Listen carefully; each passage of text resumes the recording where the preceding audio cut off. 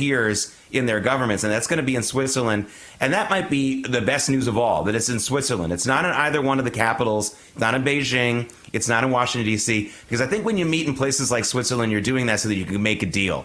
The markets like it this morning. They're not going crazy higher, but they are going higher in the pre-market. I get the feeling that, again, this narrative that the news media has been wanting to promote, that the Democrats have been wanting to promote, same thing, most of the news media and the Democrats, that nothing is going on, that there are no talks, and that Trump is lying.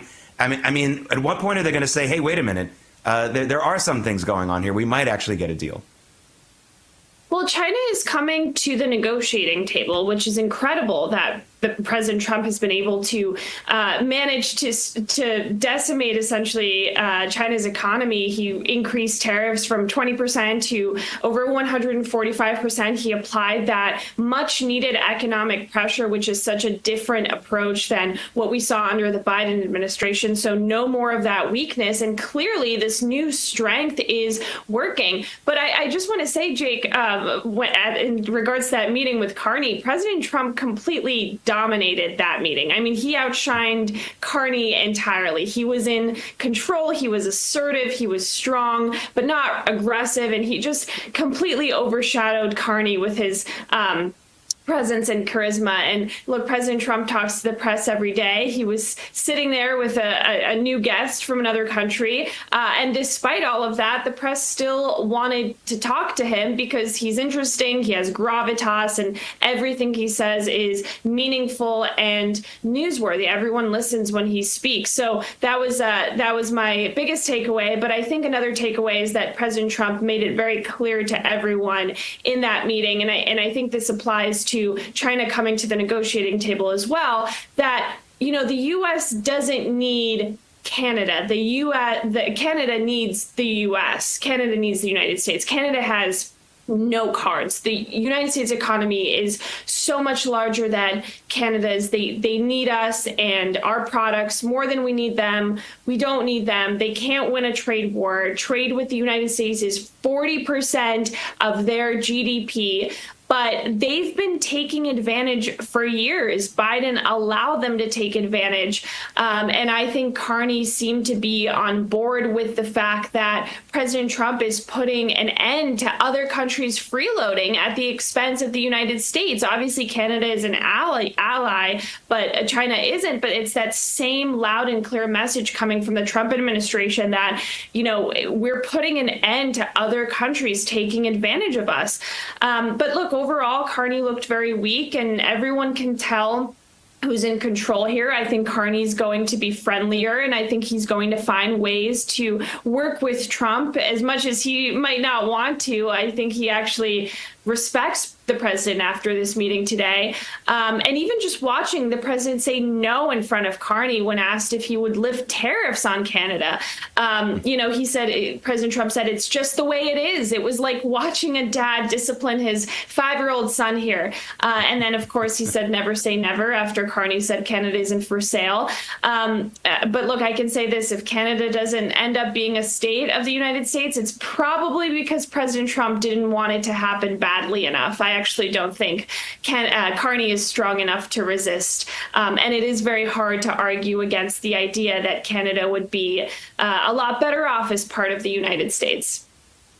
Yeah, well, I mean, I sound a little juvenile when I say this, but a lot of Americans need to understand, a lot of people here in the U.S. need to understand the Canada started it kind of truth here. Canadians and people in a lot of parts of Canada have had negative feelings about the United States. Their governments, many of them, including conservative governments in the past, have been overly protectionist against the United States, not just in trade. There's a lot of resentment going on there. It's not always been warm and fuzzy between the two of us.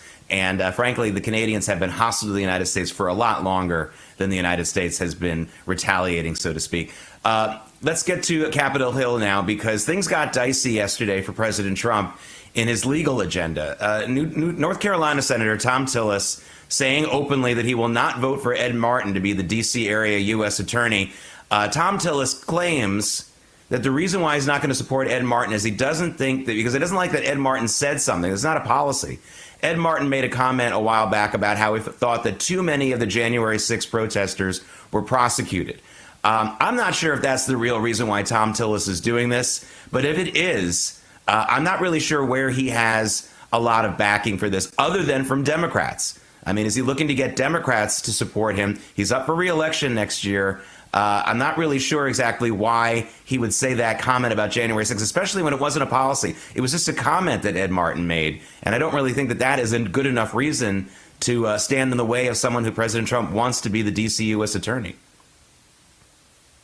I agree with you, Jake, and I actually think this is going to reflect very poorly on Tillis's political career.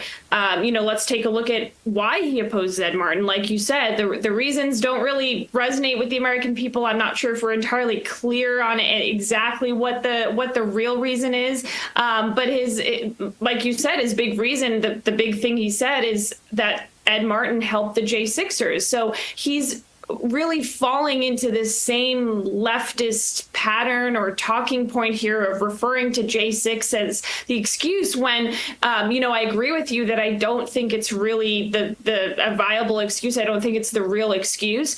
And look, a lot of these J6ers who President Trump thankfully pardoned were thrown into prison for years with essentially no due process. Their cases were grossly mishandled, and it was a major miscarriage of justice, and I think the American people are on board with that. But Tillis has nothing to say about that. He just keeps repeating that he is intolerant of anyone going into the building on January 6th, which is, again, entirely beside the point and a bit confusing here. But the other thing is, I was looking into this, and I think one big reason we're not talking about that could potentially be the real reason is that Tillis is entangled in some sort of campaign finance violations that Ed Martin would probably look into if he was confirmed. So that's something we're not talking enough about. It should be looked into more. But that sounds like perhaps a viable reason for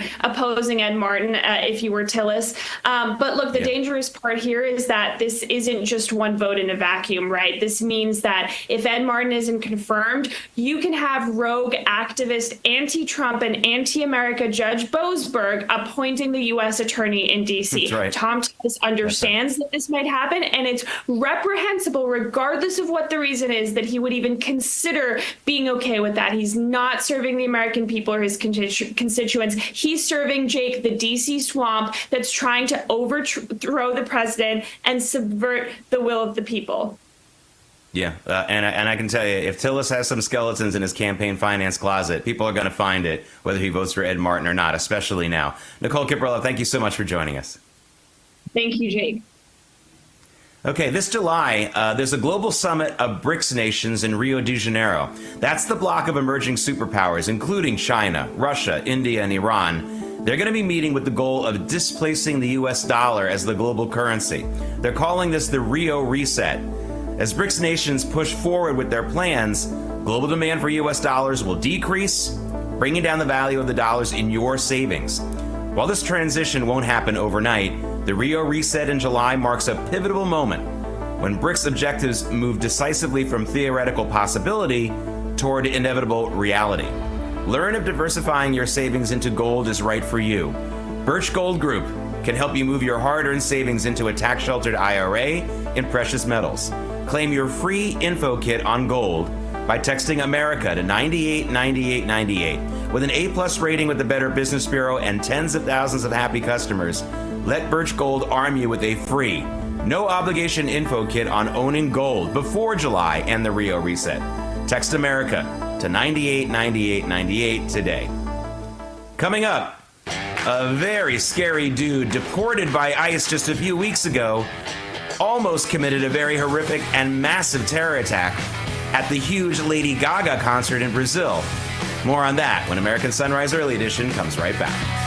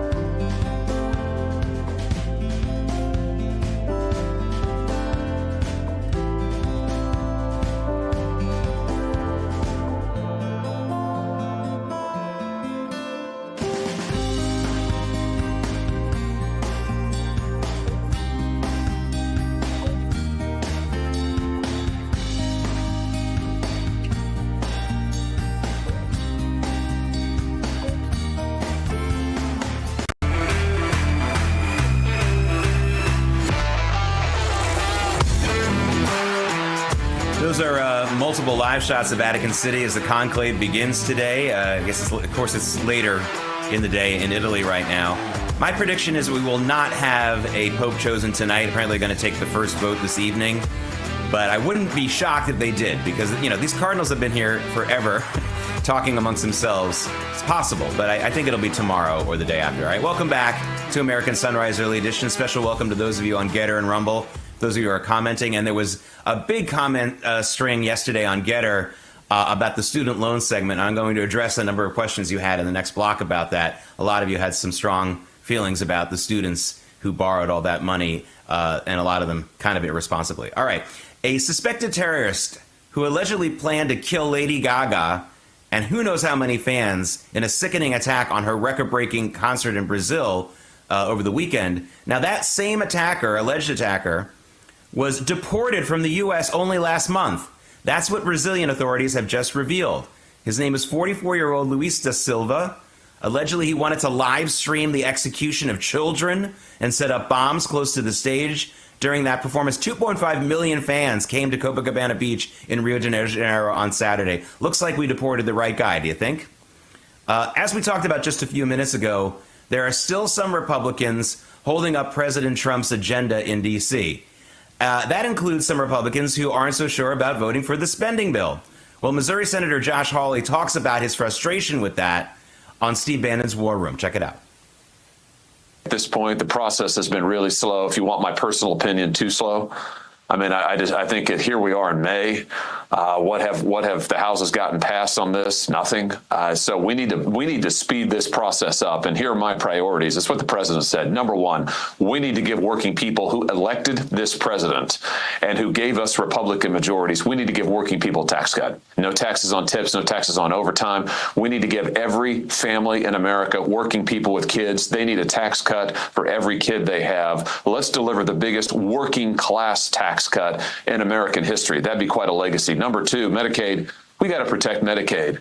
This idea that we're going to cut benefits for Medicaid like some Republicans want to do, this is the dumbest idea I've heard in a long, long time. Our voters, many of them are working folks who can't otherwise afford health care because of what the Democrats did to health care in this country. They depend on Medicaid, them and their kids. The idea that we would take that away from our people is insane. So we got to protect Medicaid benefits for folks. We got to give them a tax cut. We got to cut back on the woke spending, the Green New Deal spending. That's the ticket. And Steve Bannon's War Room starts again today at 10 a.m. Okay, let's be honest. We're not getting any younger. And if you want to look and feel your best, you need to check out Pure Health Research. They have 45 premium health supplements designed to help with every health goal. Whether it's boosting your energy, trimming belly fat, supporting healthy blood sugar, pumping your testosterone up, or even reducing swelling in your legs, Pure Health Research Supplement Store has you covered. Each formula is crafted with natural, non-GMO ingredients, backed by clinical research, and manufactured right here in the USA. And here's the best part. Pure Health Research is offering you an exclusive 35% discount. Just go to purehealthresearch.com and use coupon code EARLY at checkout. With their 365-day money-back guarantee, there's zero risk in trying something new. So why wait? Head over to purehealthresearch.com now, explore their 45 amazing supplements, and save 35% before this deal ends. Use coupon code EARLY. Don't miss this chance to feel your best. Coming up, if you're wondering why China is going to send its finance minister to meet with our Treasury Secretary Scott Bessent later this week, President Trump explained it pretty well, and you'll hear that reasoning when American Sunrise Early Edition comes right back.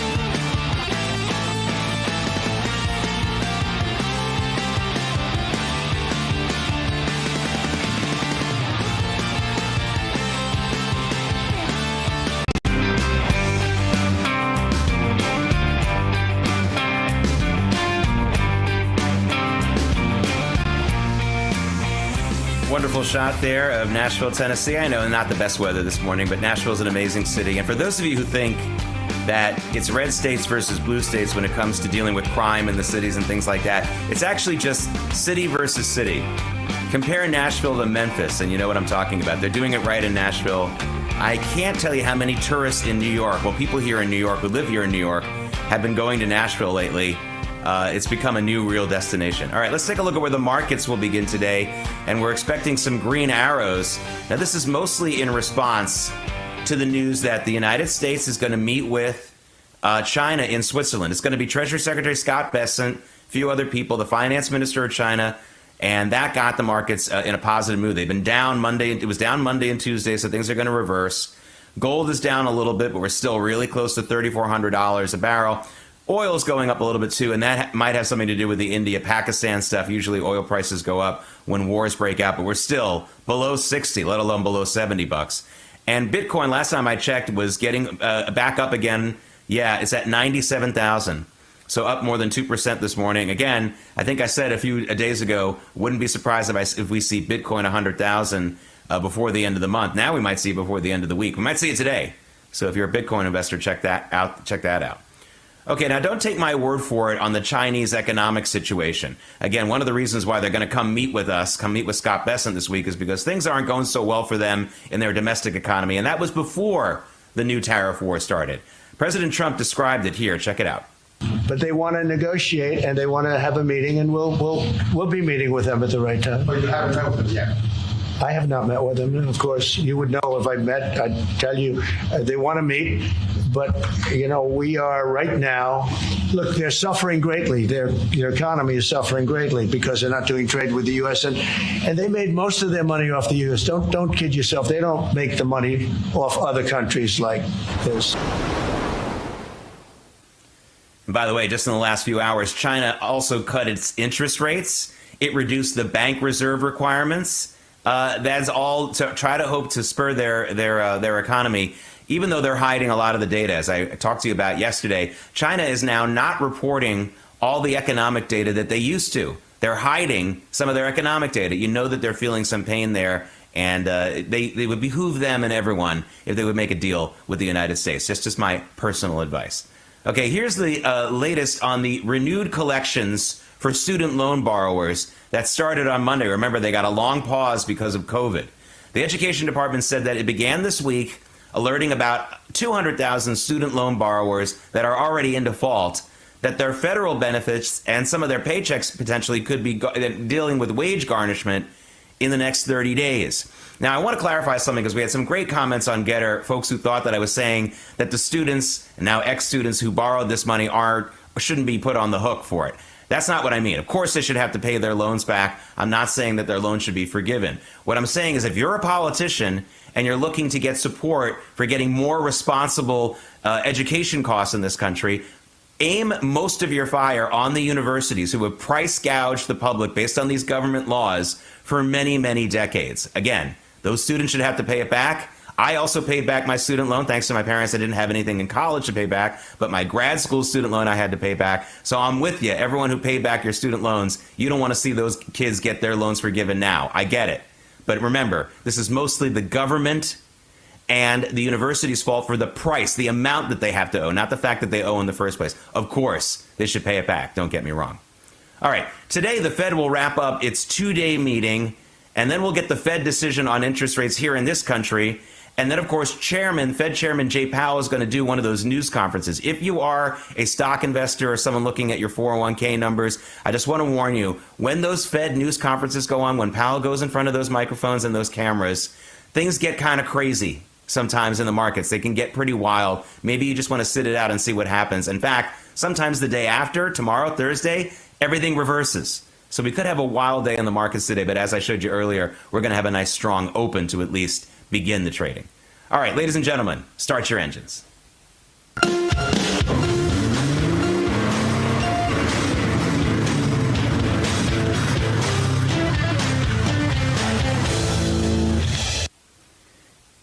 And it is Moving America, sponsored by Artillery Tea Company. ArtilleryTeaco.com. Use promo code AmericasT for 25% off of your first order Artillery tea is all natural, whole leaf. The tea bags are chemical free, and each tea bag can be used twice. Artillery Tea Company is family and veteran owned and operated, and a portion of your purchase goes to help veteran and first responder charities. ArtilleryTeaCo.com, promo code America's Tea for 25% off of your first order. Okay, I am not doing commercials for Nissan. I promise I'm not doing that, but I do like to give my viewers a little bit of an inside track, especially if you're in the car shopping mode right now. You might want to check out Nissan, because Nissan, the company itself, did something really interesting yesterday, or at least a couple of days ago, with their dealerships. Now, car companies often have incentive plans for dealers. In other words, they say, we want you to sell one particular car more than another. We want you to get a certain type of car loan going more than another. They very rarely give an incentive to just sell a number of cars, just an aggregate number of cars, and they'll give you bonuses for that. Well, that's what Nissan is doing right now. They just want to move the merchandise. So it doesn't matter whether you're selling the Infiniti luxury brand of Nissan. Doesn't matter whether you're selling more Nissan Rogues, which everybody likes. That's probably their best and most popular car. They just want you to sell the merchandise. And that could mean big, big discounts at some of those Nissan dealerships. Again, check your own dealership. I don't know what the situation is in each and every one of your individual areas, but I can tell you this. Your Nissan dealer is going to be very motivated, more motivated probably than some of the other dealers around there. Again, not doing a commercial, just letting you know that the Nissan company has done something pretty unusual. They just want to see total cars sold and not any particular car. That's unusual. Okay, self-driving tech company Waymo. This is the folks who make those self-driving cars. They are looking to expand, and they will be investing in the Mesa, Arizona area to do it. The self-driving car service company announced on its blog this week that it's teaming up with Magna, that's a Canadian auto parts supplier, to build the factory in Mesa for those parts. That's not all. Waymo also plans to build thousands of fully autonomous Jaguar I-Paces through the next year, and the Mesa plant would help them do that as well. So if you have a self-driving Jag, you can more safely look behind you on the road at all the mechanics salivating at your car. Okay, just kidding. I'm kidding. I know. There's that reputation that Jaguars break down a lot. I don't know if that's still true, but boy, ask anyone who's ever owned a Jaguar, and they'll probably tell you that. All right, and now for my occasional gratuitous excuse to show you new Ferraris on this program. The luxury car maker just reported a significant upswing in first quarter profit, citing robust demand for personalized vehicles. I don't know what personalized means. I guess maybe your own special color. Profits were up 17% in the first 3 months of this year. But here's the bad news. Looking ahead, Ferrari warned that the introduction of U.S. tariffs on EU cars imported into the U.S. could negatively impact the firm's profitability next year. But if you're rich enough to buy a custom Ferrari, why do I have a feeling that 10 or 20% more won't stop you? That's just my thought. And maybe Ferrari will figure that out. Well, here's the latest on the Cadillac Celestiq. Yes, that's the name of a Cadillac. It's a big EV. It's really big. It's actually bigger than the Escalade, I think, in the length of the car. It sells for more than $300,000, by the way. And GM only made 25 of them for this year. But so far, they haven't even sold that many, not even 25 sales yet. Now, production may amp up next year if they see more demand for those last few cars. But the plan right now is just to make 2 of these cars every day, the Cadillac Celestiq for a few days, and then they'll see where they are. It's kind of a cool car, but $300,000 for a Cadillac, that's a tough pill to swallow for a lot of folks, and you can understand why. Okay, coming up, what do the polls tell us about that primary battle heating up in Texas between Ken Paxton and incumbent John Cornyn? More importantly, what do Texans have to say about it? We'll talk to one of them just ahead. And as soon as I said Texas, a lot of you just knew I was going to have an update on that Lone Star State lottery rigging scandal, and yes, I will, when American Sunrise Early Edition returns.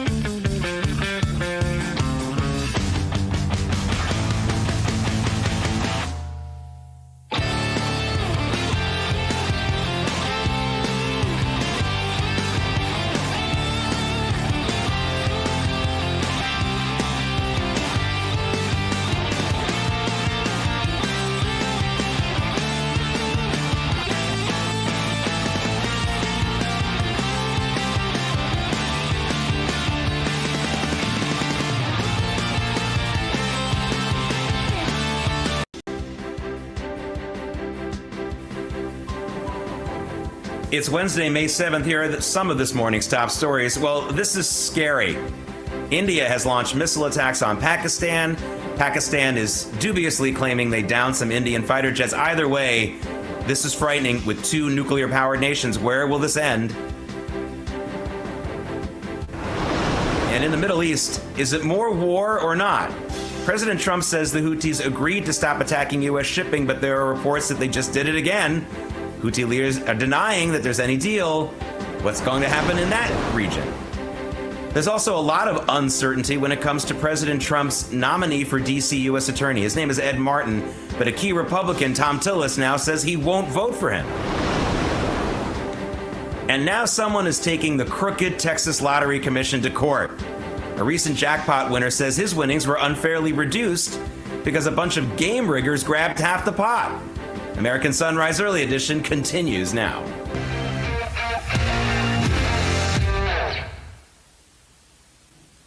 Well, as you can see, we have a lot to talk about here on American Sunrise Early Edition. Welcome to the second half hour. Special welcome to those of you on Getter and Rumble. Loving your comments, even when you call me out. And that's okay, because this is a interactive news program. Passive news watching is a thing of the past.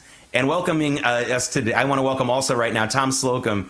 He is a former Texas Railroad Commissioner candidate. He is an oil and gas upstream consultant. He's also a small business owner. In a few minutes, he's going to be selling hot dogs to the viewer. No, just kidding. He does a lot of things. Tom Slocum joins us right now from Texas. And before we talk about just the Texas situation, I've got to get your take on this because, Tom, I hear you a lot pretty much every day, and I know you're one of the best people at calling out rhinos, whether they're in Austin or in D.C. And I got to get your take on this Tom Tillis thing and what you think might be the reason that he's standing up against Ed Martin here. To me, this is a head scratcher.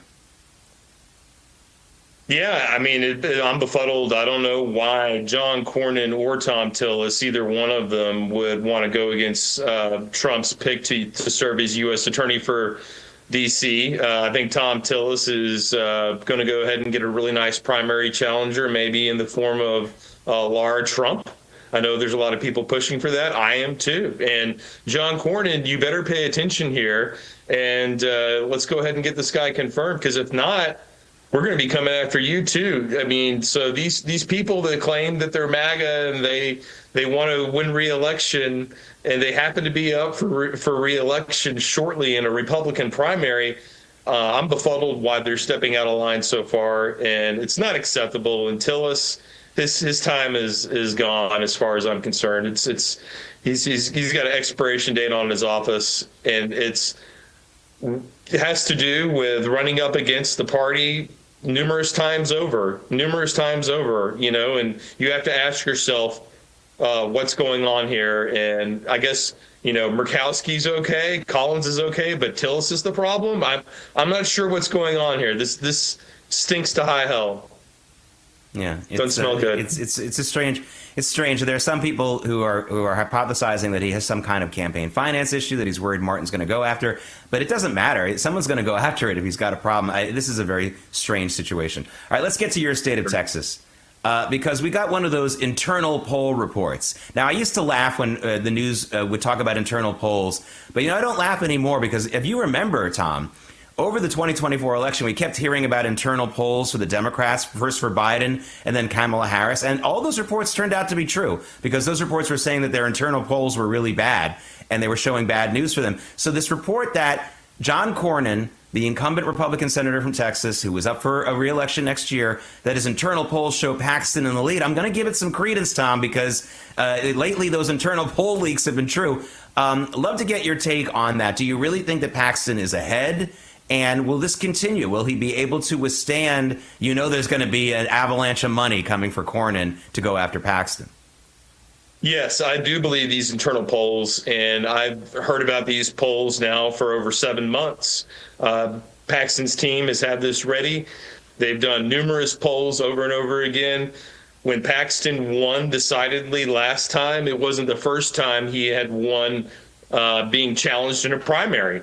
And so our attorney general is one of the strongest candidates in the party at the state level. There's a lot of people that don't want to recognize that. They don't want to recognize all the victories going back years and years. The establishment has tried to get rid of this guy. And so they'll try to poo-poo any polls that come out and say, oh, no, those are just Paxton's campaign polls. You shouldn't trust them.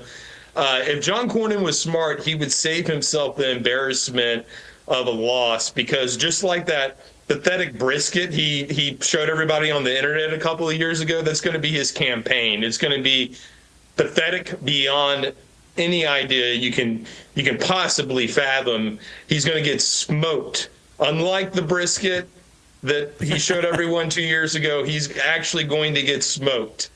He's going to get smoked hardcore, and we're all looking forward to it. Down here in Texas, we know Ken Paxton's going to be an amazing U.S. Senator. He's going to do a much better job. And let me tell you, we have a secret weapon here in Texas, and Ken Paxton has access to it. That's the program Brad Parscale created to help get Donald Trump elected. And so when that program is initiated in Ken Paxton's campaign, it's going to spell victory for Ken Paxton and defeat for John Cornyn. And there's nothing the establishment can do about it. Tom, I know you just said some really, really smart and impactful things, but I'm not sure I paid attention after you said smoked brisket. I've just been having my brisket fantasy right now. No, just kidding. I heard everything you said. I have to ask you about this one, Tom. What the heck is going on with the Texas State House? Have they? You were talking to me off air about something's going on with the speaker there, but have they really actually banned political memes? You know, those little jokes, those little pictures on the internet with cap. I mean, have they really banned that? What's going on there, Tom? Yeah, so they wanted to. Dade Phelan, this is Dade Phelan's revenge bill. So Dade Phelan was very mad that he was challenged because he was the old Speaker of the House in Texas House District 21. And his rhino friends were really upset that there were political action committees out there running hit pieces on them. And so in an attempt to silence and squelch the grassroots and those PACs that are supported by the grassroots, they decided to pass a law. Now, at first, that law, it made it against anyone in Texas sending out any kind of meme. And then they realized, well, that's not going to work. You know, people in Texas aren't going to like that. So then they changed it to where it's anyone basically that reports to the Texas Ethics Commission. That could be a candidate, that could be a political action committee. It can be numerous different entities, but it doesn't apply to normal everyday citizens, as they wrote it. But the idea is to squelch the grassroots political action committees, and they're actually going to make it harder to start political action committees in Texas. They don't want people like me starting a political action committee and ginning up the grassroots and getting a lot of those establishment candidates pushed out. That's really what this is about. It's about punishing the grassroots and rewarding lawfare and empowering the attorneys that work with establishment candidates to make sure other people, voters in general in these primaries, don't hear about everything that they've done in the past. So it's squelching freedom of speech. And I'll add that Speaker Burrows, one of his big staffers, he was the general counsel and policy director, Jimmy Skipton IV. He was just removed from his office, escorted out by DPS, by law enforcement officials, for pushing to kill bills, conservative legislation that his wife, who is a lobbyist, who works with Mike Toomey at the Texas Lobby Partners, they wanted a lot of these conservative bills in the House killed. And so he was a vehicle for that. He's been dismissed now from the office. So this session is the most liberal session. I have to say this, the most liberal text-led session really in my memory, in my lifetime. You would have to go back to Ann Richards. You would have to go back before George W. Bush was the governor of Texas to see a more liberal session. And of course, the lottery, you know, we've got big problems there. Now the FBI is involved. I wasn't sure you were aware. It's been referred to the FBI. So the corruption going on right now is just really bad. bad. Yeah. No, that was my next question. Everyone knows that this was the first television program outside of Texas to put a spotlight on this lottery thing. Again, before we even get into the new details here, folks, don't play the state or national lotteries. They are rigged now because of the technology. Again, just to go through some of the rudimentary parts of this, because the technology now exists for people with tens of millions of dollars to buy every single ticket combination, they know they're going to win. But who's really harmed? Because if you never had the winning numbers, I guess you could say, well, I couldn't have won in the first place. Well, turns out there is someone who was harmed. Someone who did just organically get the winning numbers. Not that long ago, he won a $7.5 million jackpot. But here's the problem. He had to split that in half with the game riggers, and he is suing the state of Texas, and because he's saying, hey, half of my jackpot was taken by these people who illegally rigged the game. He's got a claim. I actually have to say that now I'm not going to go on a march for him and go on a hunger strike for this guy, but he's got a point. He's got a point. If it's illegal to buy all these tickets and to rig the game like this, he should have double the jackpot. Again, I won't go for a protest for him, but he's right. So tell us more about what people are talking about in Texas about this. Do you think this could be the end of these kinds of lotteries in that state? This brings new accountability for every state in the nation concerning the lottery. We have serious corruption problems with the lottery in Texas, so I can only imagine that it's just as bad in the rest of the states. But when I found out just yesterday, when I was doing some more research to come on your program, and I found out the FBI was involved, that's when I knew that there's something very, very, very bad here going on. And Greg Abbott has been told not to comment, I assume, because there's a federal investigation now. And I don't think that Trump's FBI would open up a federal investigation into the state of Texas Lottery Commission if there wasn't serious problems going on. We have a lot of other fish to fry in America, as you know. We've got a lot of work to do, especially with the Trump administration just coming in. But they're going to take the time to iron out the situation in Texas and hopefully put some people in prison. We want to see people go to prison for what's been done here in Texas. And keep in mind, a lot of these people at the Texas Lottery Commission were appointed by none other than Greg Abbott, right? And so you have Greg Abbott appointees. One of them disappeared, we think, to Mexico. I don't know where he is. I think he's still out on the lam. So people are running away, fleeing the country. I can't imagine that what's going on here is kosher at all. And I'm looking forward to seeing lots of people put in prison. I would love to see the Texas Lotto just shut down completely. Shut it down completely. All it does is take the money out of poor people who can't afford it. And this is the reason I fight against gambling in Texas every day. And the rhinos in Texas want it. They'll defend the Texas Lottery Commission, just like they'll keep pushing for gambling in Texas. It needs to come to an end because corruption always seeps in. And that's never a good thing for anybody in America. Money goes out the back door every time. We know this. You know this, Jake. It's got to come to an end in my eyes. There's no way that we can regulate this successfully. It doesn't seem so. Yeah, I mean, decriminalizing numbers, games, and gambling is one thing, but when the state gets involved in promoting gambling and trying to get people like you and me and our kids addicted to some form of gambling, using my tax money to do it, that's really gone too far. You knew there was going to be more corruption. I'm sure this kind of stuff has been going on for a long time. I've written about it for years as well. Not the only case of lottery rigging, by the way, if you check and go on your internet searches. Anyway, Tom Slocum, thank you so much for joining us. Always wild in Texas. And please stop talking about smoked brisket before I've had my breakfast. I am super hungry now. Thank you anyway, though. Have a good one, Jake. I'll ship you some up north.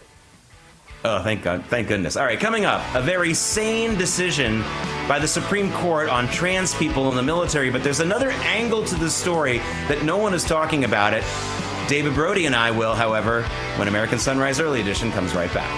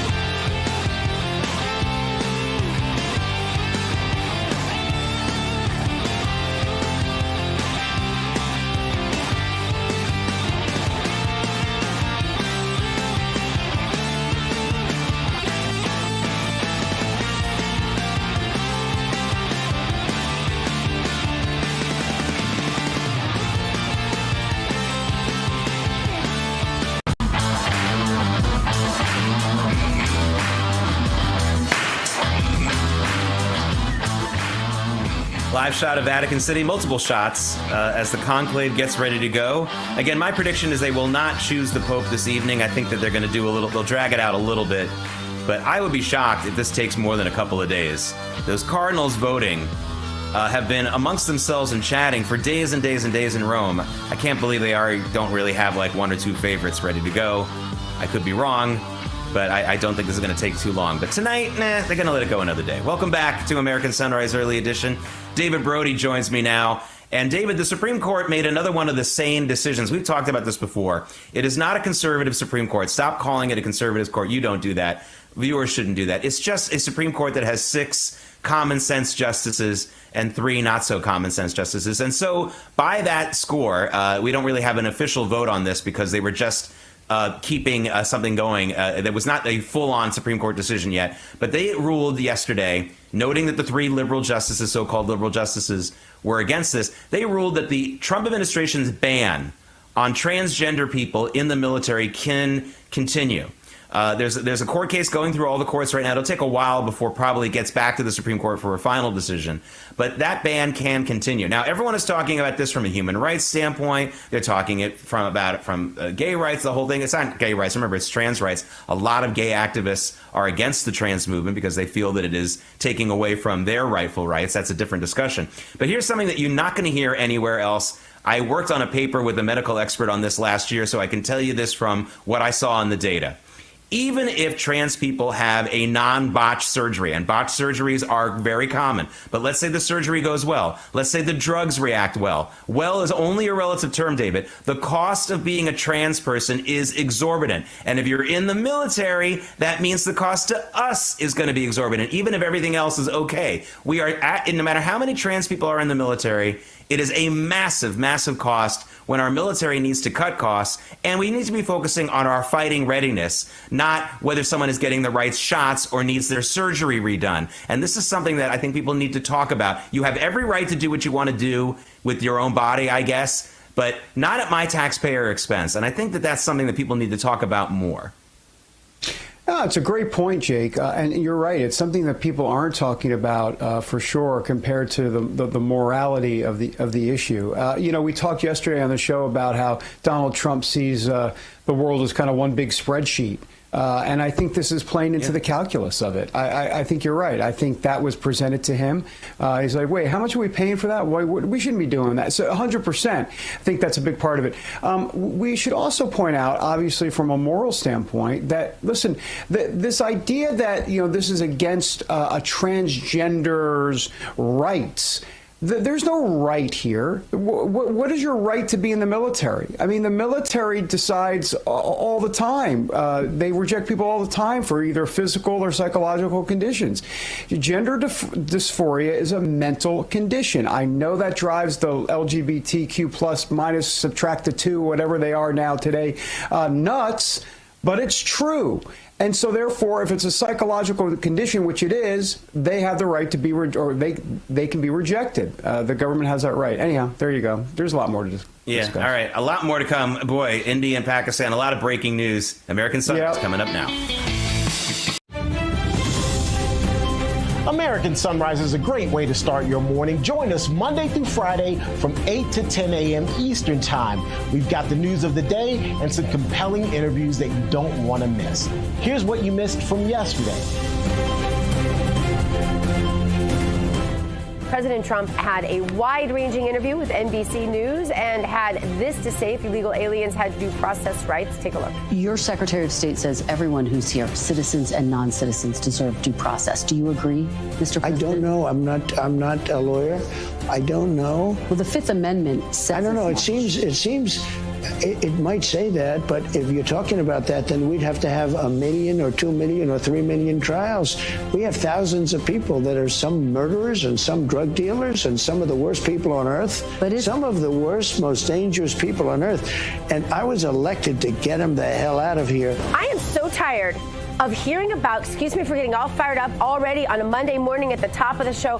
I am so tired of hearing about the constitutional right. She didn't ask a dadgum question about the constitutional rights of all of the dead American citizens because of these people. I don't care about their due process. I don't care about illegals' due process. Do they even have a constitutional right? They are not citizens. This is what I don't understand, and how he keeps his composure. I would have been screaming at that woman. We are still arguing for the release of Maryland man back to this country. I cannot believe it. That's how disenfranchised, how disconnected the Democrats and the media are from the reality of this situation. The legacy media continues to reaffirm President Trump's criticism that they are biased. Town Hall has this headline. It says, did you notice what was missing from this New York Times piece about this illegal aliens heinous crime? In short, the New York Times doesn't mention that the suspect in a subway crime is an illegal alien who had been accused of rape and abuse. This is the game that the left plays that I believe that they are losing now. It's just whether or not the people are willing to continue to support the president and his administration as they continue to do these things, because the left does spark people and put seeds in people in these stories. Do you have the power to bring Abrego Garcia back as the Supreme Court? Well, I have the power to ask for him to come back if I'm instructed by the Attorney General that it's legal to do so. But the decision as to whether or not he should come back will be the head of El Salvador. He's a very capable man. They are going through due process. They're just speeding it up. And President Trump can't reach into another country and violate the sovereignty of El Salvador. So Democrats really don't have a leg to stand on this.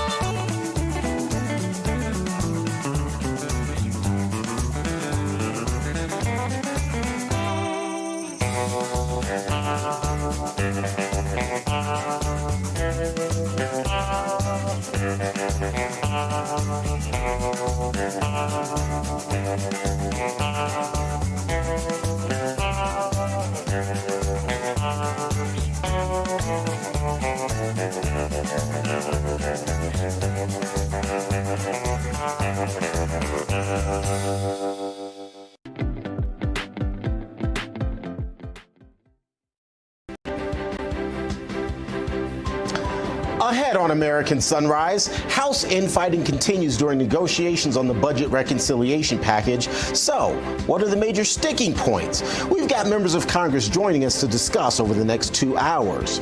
Plus, a very important hearing on ending anti-Semitism on college campuses taking place in the House today. What today's discussion could mean for keeping students across the country safer. And President Trump says strikes against the Houthis terror group will end. He's also teasing another major announcement ahead of his trip to the Middle East next week. We've got those stories and so much more right now on American Sunrise. Good morning, America. Welcome to American Sunrise. Whether it's culture, We have breaking news to share with you. politics, President Trump is joining us live now from Florida. we've got you covered. This is what it looks like to be a patriot. We have to protect the American family. The American dream is still alive. I'm David Brody. I'm Terrence. And I'm Dr. Gina.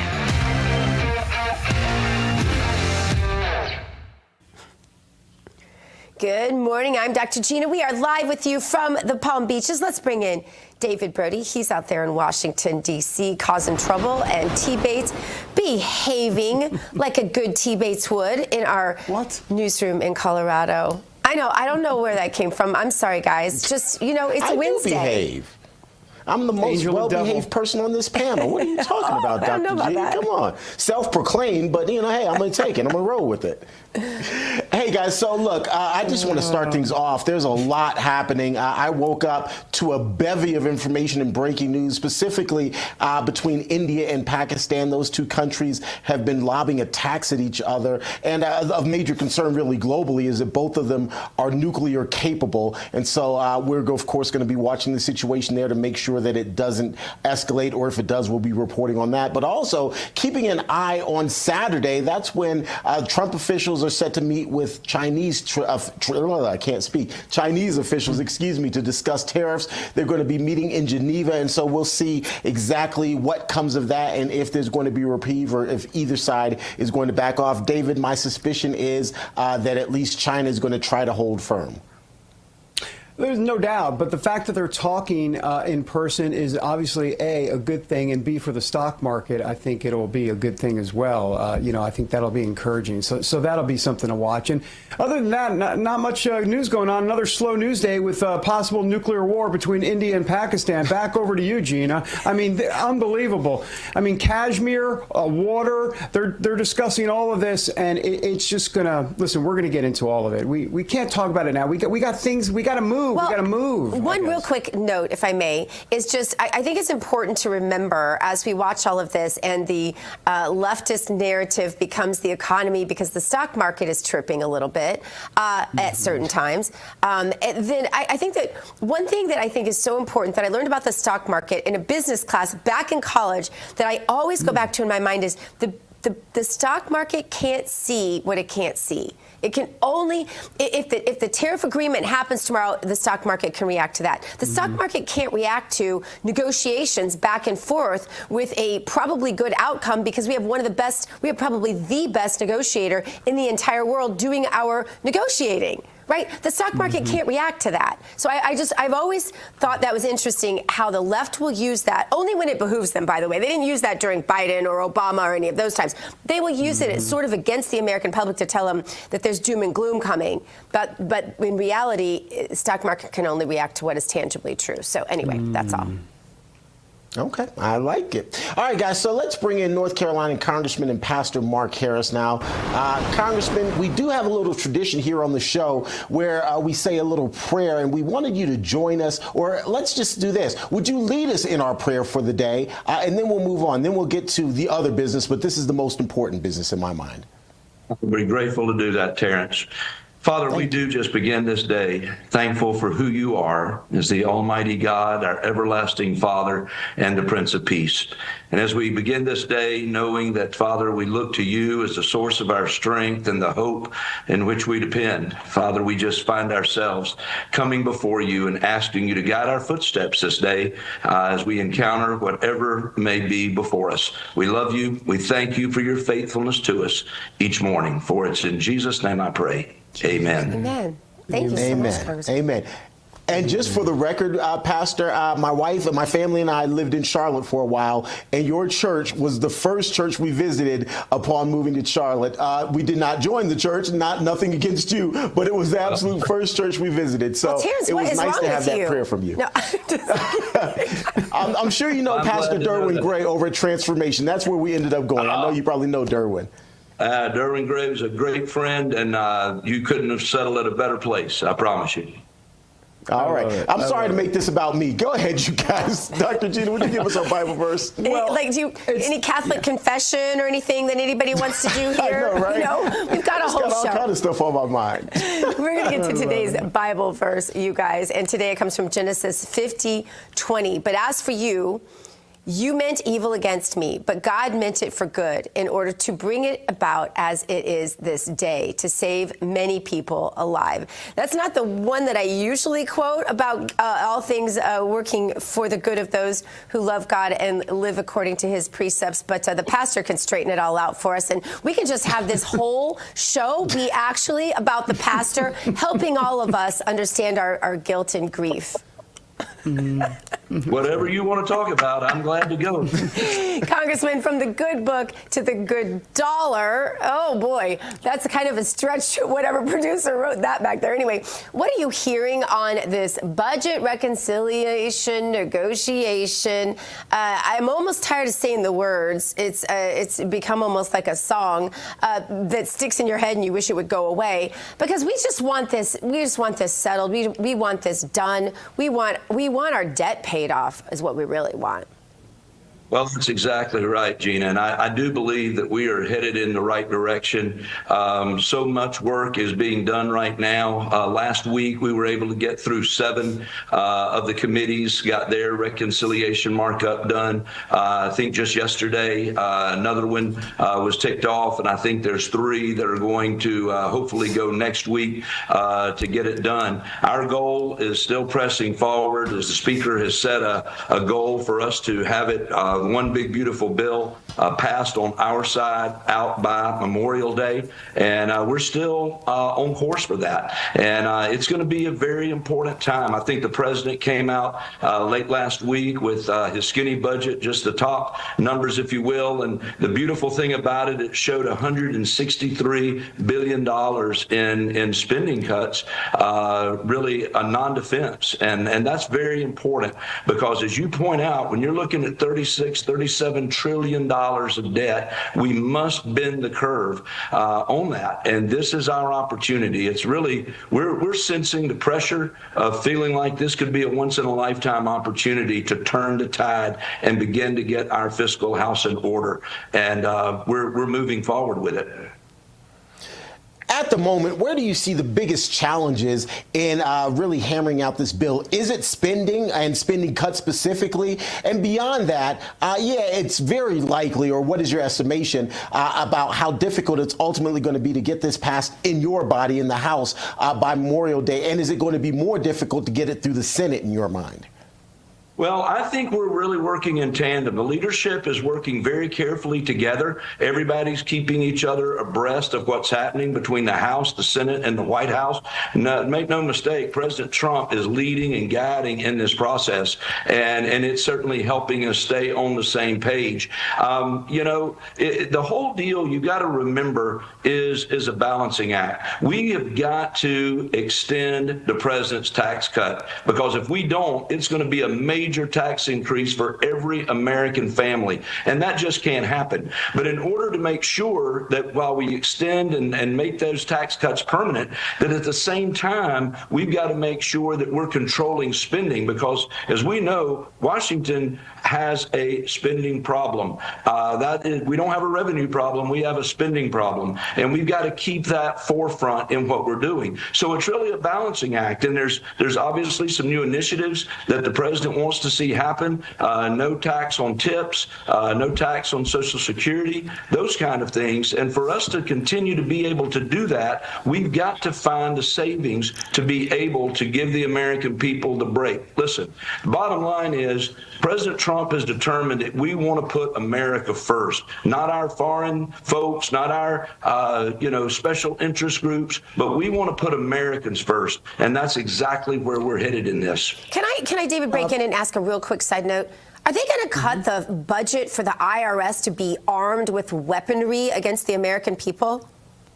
Oh, I think there's no question. When we look across the board at places that we're going to have savings, I think we have to look at the IRS. We have to look at all of these. Every agency. I've tried to tell folks, if you really go back and you look at FDR, 100 years nearly, this is the first time in 100 years that we have really gone into all of these federal agencies and really looked under the hood and see how they're spending money. That's been been the beauty of DOGE. I know DOGE is kind of falling out of the news a little bit now since Elon Musk is about to kind of slow down on the amount of time he's been spending. But the reality is we have got in Congress to take all of this incredible information that we're being provided, and that's what's helping shape the president's budget. It's going to help us shape what we do in Congress, and I think it's critically important.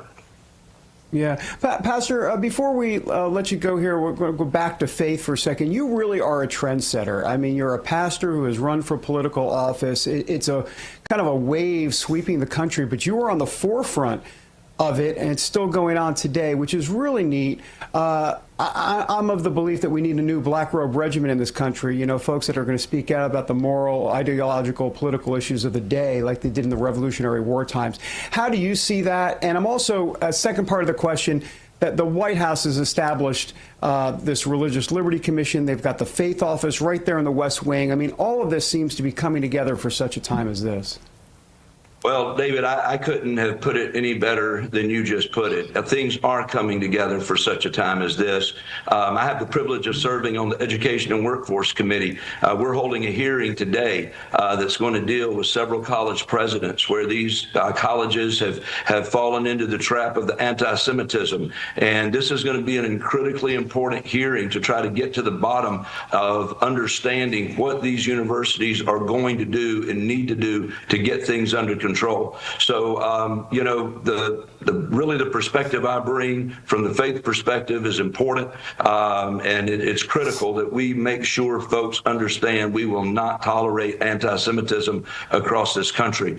But to your point, we do need a black robe regiment that's going to rise up. The president made it clear on Thursday at the National Day of Prayer that the White House is open again to people of faith, and he's got an office established there. Paula White is helping lead a lot of the work that's happening there with the president. And I'm just grateful. I mean, if you go back and you look at some of the clips from what happened Thursday on the National Day of Prayer, it was a moving time when you see the leader of the free world really heading up and leading out in this kind of environment where Amazing Grace is sweet, how sweet the sound is really what's dominating the whole spirit of what's going on there. Amen. Congressman Harris, thanks for your time. Thanks, Congressman. Thank you very much. All right, coming up, you all, we're going to check out the hottest headlines, not those cold ones, the hot ones, from the RAV newsroom with T. Bates. And later, was it terrorism? The new shocking revelations on the 2017 Congressional baseball shooting. You guys remember that? How did the FBI say the public was misled for all of these years? Whew, that's the truth on a lot of things. We're going to get to those details just ahead on American Sunrise.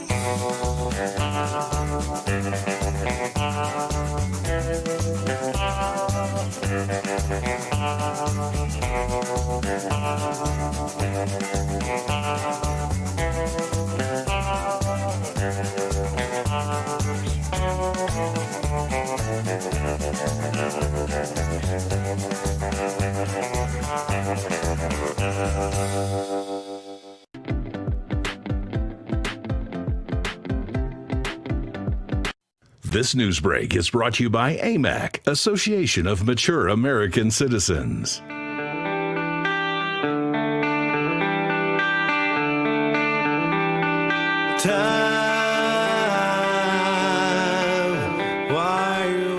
That's Atlanta, Georgia. This is nice music. This is, what, 1960s Woodstock music? Not quite sure what this is. Oh, Hootie and the Blowfish? Oh, the control room's telling me it's Hootie and the Blowfish. Sorry, I'm not up on my Hootie and the Blowfish tunes. But that is a great transition to talk about the Houthis. Not the Houthis, but the Houthis. Anyhow, they say they're going to stop, basically, they're going to lay off our ships in the Red Sea. And yeah, I don't believe anything they have to say. But President Trump says, okay, we're going to stop the bombing against you. Anyhow, we're going to discuss all of that here in a moment. First, though, T. Bates standing by with the latest headlines from the Real America's Voice newsroom, sponsored by AMAC. The Association of Mature American Citizens is the conservative voice for Americans 50 and older. AMAC is fighting for the values that you hold dear. Join today. Together, we can write the course of America. The Papal Conclave is set to get underway in a couple of hours with 133 cardinal electors from 70 countries seeking to name the next pope. The gathering is said to be the most geographically diverse in the faith's 200-year history. Before going into private and secretive deliberations, the cardinals celebrated Mass this morning at St. Peter's Basilica. The dean of the College of Cardinals presided over the Mass, encouraging his colleagues to find a pope who prizes unity and sets aside all personal interests. Recently, deceased Pope Francis named 108 of the 133 so-called princes of the church who will choose his successor. Now, the eyes of the world will watch the chimney over the Sistine Chapel for smoke. Black smoke means a vote has failed to determine a new pope.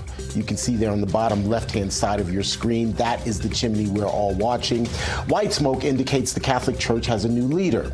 The electors will spend the next 3 days balloting and trying to seat a new pontiff. If there is no decision after 3 days, balloting will be suspended for 24 hours in order to allow the cardinal electors time to reflect. By the way, no conclave has lasted longer than 4 days since 1831. What could have been a contentious meeting between President Trump and Canadian Prime Minister Mark Carney on Tuesday turned out to be a civil and respectful conversation. The two leaders have been trading across the border verbal jabs for weeks now, largely related to President Trump's tariffs on Canadian goods and Canada's response. During their first sit-down in the Oval Office, President Trump doubled down on his assertion that making Canada the 51st state is what would be in the best interest of our northern neighbor. Would really be a wonderful marriage because it's two places that get along very well. They like each other a lot. Well, if I may, as you know from real estate, there are some places that are never for sale. That's true. We're sitting in one right now, Buckingham Palace that you visited as well. That's true. And having met with the owners of Canada over the course of the campaign last several months, it's not for sale, won't be for sale ever. But the opportunity is in the partnership and what we can build together. We have done that in the past, and part of that, as the president just said, is with respect to our own security. And my government is committed for a step change in our investment in Canadian security and our partnership. And I'll say this as well, that the president has revitalized international security, revitalized NATO, and us playing our full weight in NATO, and that will be part of it. Following the meeting, Prime Minister Carney called the conversation with President Trump wide-ranging and constructive, saying he expects positive negotiations in the future, but believes there will be, quote, zigs and zags. Pakistan is calling an overnight attack by India an act of war. At least 26 people are dead after India fired missiles into Pakistani-controlled territory of Kashmir. Women and children are said to be among the dead. India is claiming it struck infrastructure used by militants linked to last month's massacre of terrorists in the Indian-controlled section of Kashmir. In retaliation, Pakistan says it shot down several Indian fighter jets. The planes reportedly fell into small towns in the region, killing a number of people on the ground. The geographical neighbors are both nuclear armed, raising the concern that the conflict could escalate into something much worse. In a statement, Pakistan's prime minister says, and I'm quoting here, Pakistan has every right to give a robust response to this act of war imposed by India, and a strong response is indeed being given. That's a quick check of your headlines. We'll, of course, continue to monitor all of those developing stories throughout the day. But next, the Taliban has been raking in billions of dollars since the disastrous Afghanistan withdrawal. So what does that mean for the Middle East security? We'll take a look. First, though, a quick look at this day in history.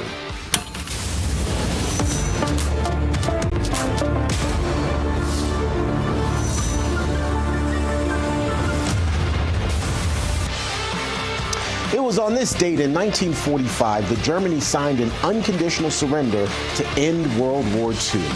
General Dwight D. Eisenhower demanded the unconditional surrender for all forces fighting on the Eastern and Western fronts. Fighting on the Eastern Front carried on for about another day, but that was quickly stopped. More American Sunrise coming your way in 2 minutes.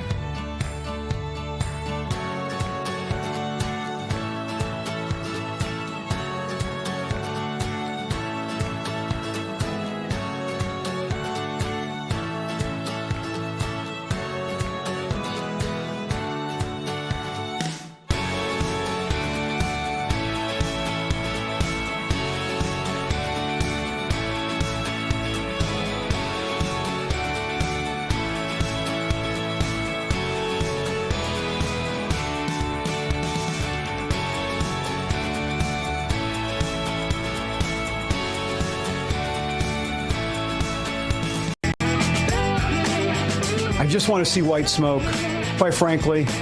That's all. Vatican City. I'm waiting for the white smoke. It's getting, they're going to start this thing. I say this thing. It's called the Conclave. My bad. Sorry, was that not respectful? This thing. Yeah, this thing in the Vatican tonight. And let's get this done, okay? You know who you're going to pick. So let's move it along. Welcome back, everybody, to American Sunrise. I'm David Brody. All right, after nearly 2 months of campaign strikes, President Trump says he's stopping the assault against the Houthi terror group. Take a listen. The Houthis have announced that they are not, or they've announced to us at least, that they don't want to fight anymore. They just don't want to fight. And we will honor that. And we will stop the bombings. And they have capitulated, but more importantly, we will take their word. They say they will not be blowing up ships anymore. And that's what the purpose of what we were doing. So that's just news. We just found out about that. All right, for more, let's bring in former DHS advisor and the Supervisory Secret Service agent. Can I just speak this morning? Charles Marino. I know Charles. You're on the show all the time. Can I get it right? My goodness. Charles, good to see you.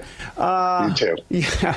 Yeah, listen, so we understand Iran played a role here. Apparently they were convincing the Houthis to lay down their fight against the U.S. assets over in the Red Sea. So so that, I guess, the Iran-U.S. nuclear talks could continue to progress. Look, I mean, I don't trust the Houthis. I don't trust Iran. I'm curious to get your thoughts here. Yeah, we definitely can't trust Iran. We can't trust any of their proxies, the Houthis being one of them. You know, what did not get a lot of coverage, interestingly enough, was the amount of bombing we were doing against the Houthis in Yemen, reported 800 to 1,000 precision strikes against the Houthis just since March. I mean, that is a lot of military action, and I think that is what got Iran's attention. Iran is definitely behind the Houthis, approves of their actions, finances them, and it was ultimately Iran that told the Houthis to take a step back. Now, how valid is that promise to stop bombing ships in the Red Sea? Not valid at all. So we'll have to take it day by day. Right. Yeah, I'm with you. Of course, all of this coming as President Trump will be heading to the Middle East next week. He'll be visiting Saudi Arabia, the United Arab Emirates, and some other countries. There's this headline I'd like to bring your attention to from the Washington Free Beacon. It says the Taliban is earning billions giving American weaponry to terrorist groups as Afghanistan once again becomes jihadi hotbed. So says a report, of course. The Biden administration left billions of dollars worth of weapons following its botched withdrawal from Afghanistan. Taliban took about $3.4 billion in. What do you say to all of this? And how can we counteract this? Like, is it too late already since the weapons and all of the equipment is already there since it was left? Yeah, I mean, just to give the viewers an idea, we're talking about $19 billion in equipment and $8 billion in weapons in a country that's got over 24 active terrorist organizations. You know, I chalk this one up as what could possibly go wrong. Right. And the answer is everything. And you got to really hand it to the Biden administration. They were absent the day in national security school when they taught national security because to the botched withdrawal left Afghanistan weaker, and it certainly left the entire region weaker. And now you've got the United States that has to worry about all of U.S. military equipment being sold on the black market. I mean, there are reports that we have seen some of this equipment. Again, these reports have not been confirmed, but there are reports that this type of equipment is making its way towards Mexico. In the hands of the cartels, this is going to be a problem. Good grief. DHS Secretary, I'm in keeping with you, David Brody, trying to keep up with you. Leave it to Beaver language this morning. Good grief. DHS Secretary Kristi Noem was on Capitol Hill yesterday, where she ended up in a pretty contentious exchange with Democrat Congresswoman Lauren Underwood. Take a listen to this. It is also violating the fundamental right of individuals. Do you believe that the Constitution grants everyone in our country the right to due process, including non-citizens? The administration has the authority to. Ma'am, I'm looking for a yes or no question. Yes or no. Do you believe the Constitution? Yes, ma'am. Do you, we have not conducted reclaiming my time, Mr. Chairman. Time is yours. Okay. Secretary Noem, I'm just looking for a yes or no here. Do you believe the Constitution guarantees due process to everyone in America? Due process is exactly what this Congress lays out. Yes or no?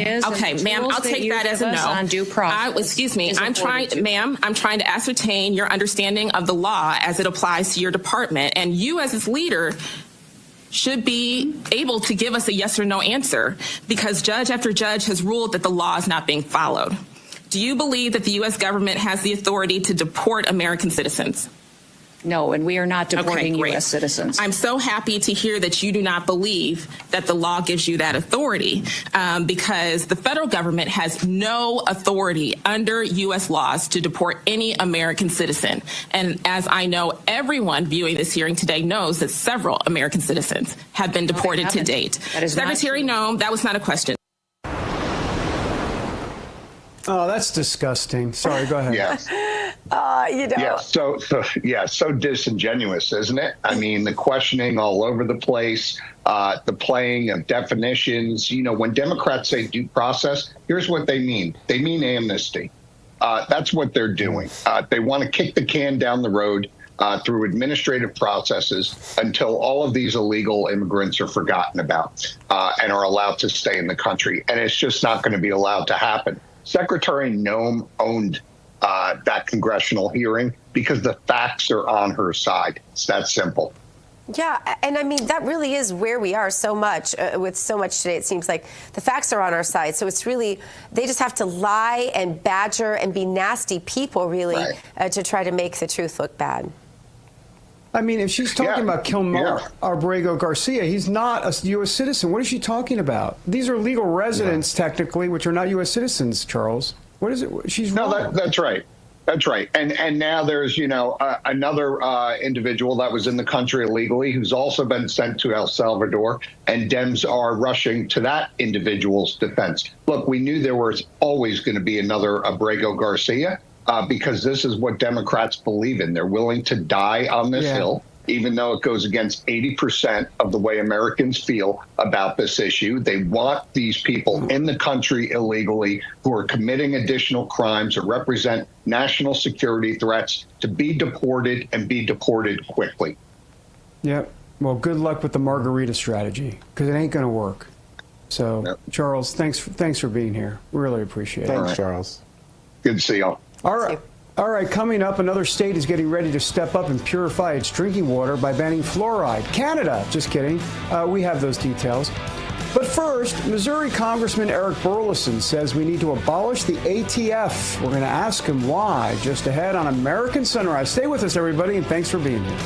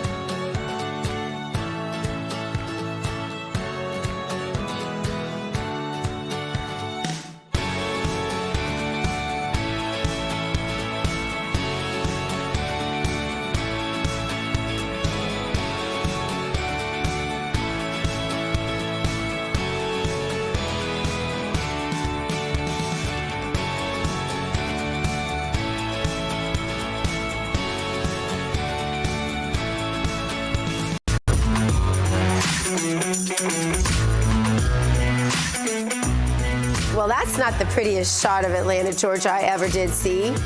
Maybe you can go with a not-so-live shot for the next time. A little rainy there. Welcome back to American Sunrise. I'm Dr. Gina. Thanks for joining us. Time now for today's health news, sponsored by the Wellness Company. And under the microscope today, another state ready to ban fluoride in its drinking water. Florida getting ready to join Utah in banning fluoride in drinking water. The bill is now awaiting Governor Ron DeSantis to sign. Proponents of the bill say fluoride has major health risks, including fluorosis, increased risk of osteosarcoma, which is bone cancer, and impaired brain development, while opponents say it will hurt lower-income people who use it to fight cavities.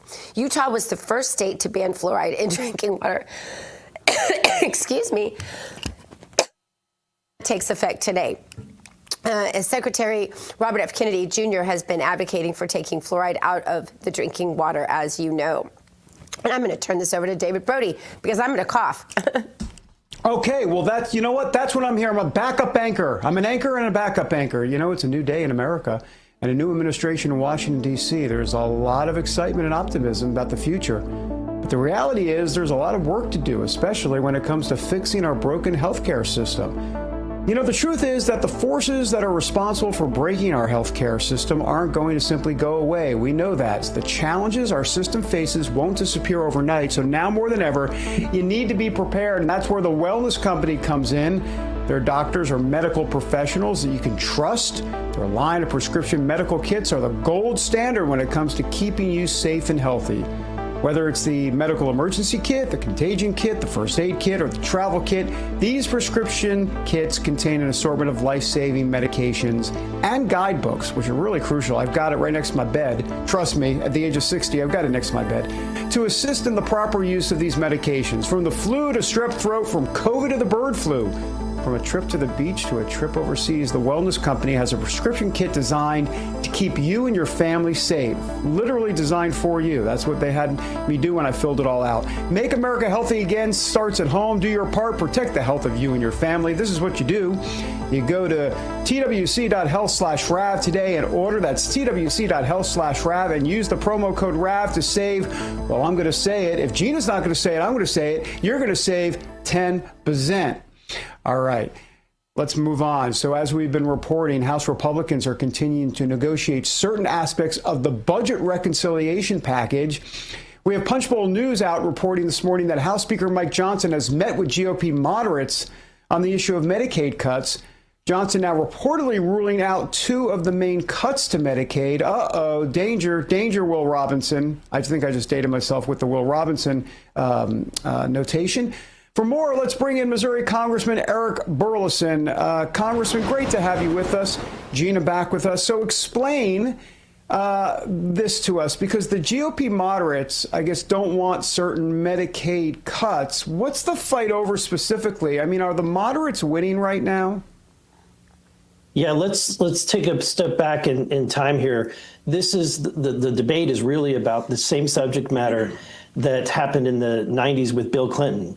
When government got too big, even Bill Clinton and Al Gore suggested that we should put and impose work requirements on a certain population, the able-bodied young adult population that is seeking Medicaid, making sure that these individuals are not deadbeats, that they're actually trying to get a job and they're actually trying to be part of our working class. Fast forward to Obama, he expanded Medicaid, right? He expanded that population, and then Joe Biden eliminated a lot of the work requirements and rolled it back to before the Clinton era. So that's where we are today. The Medicaid system has exploded, and its costs are going through the roof, and you've got several problems. You've got the expanded population, which is really being bloated by people that are young, working age adults who really don't, these are not people that are disabled. These are the people that should be out there getting a job to support those people that are vulnerable. But instead, they're taking from the government. And then the second problem is we have states like California, like New York, that are manipulating the financial mechanism to draw down federal dollars. They're basically money laundering, and that's what we're trying to do. And that's what a lot of the proposals are trying to address. But unfortunately, we've got a lot of Republicans from New York and maybe California that are fighting us on this because their state is the worst actors in money laundering. Yeah. Well, this is a tweet by my buddy, Rep. Burleson, and it says the ATF has turned into a political weapon, targeting law-abiding Americans while ignoring real criminals. It is time to shut it down and return the power to the people. I mean, this is really true. I remember seeing this going way back when you and I knew each other in Missouri. This has been going on for a while. How are you going to return the power to the people?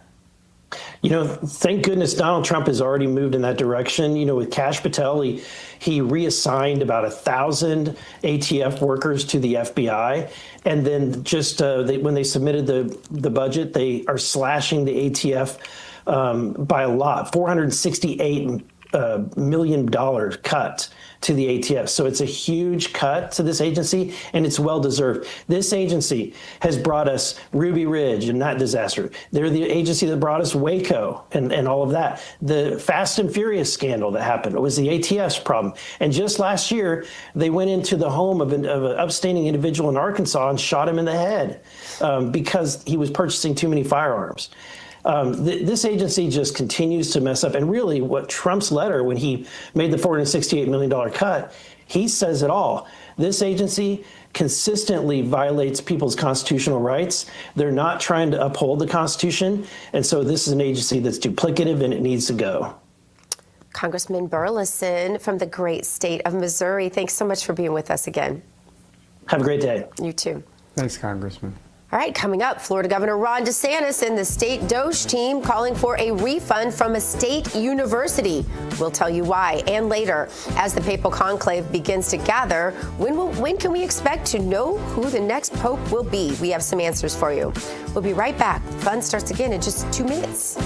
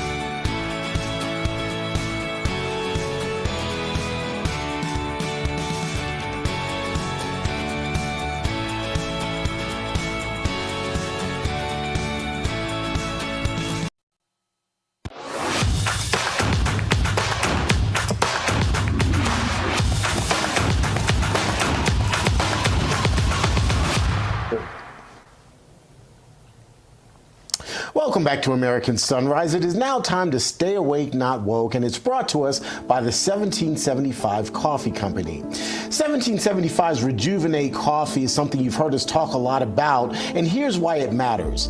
AKG is a compound that your body naturally produces, but by the time you hit 40, been there, done that, those levels start dropping fast, and by 80, they can decline by up to 90%.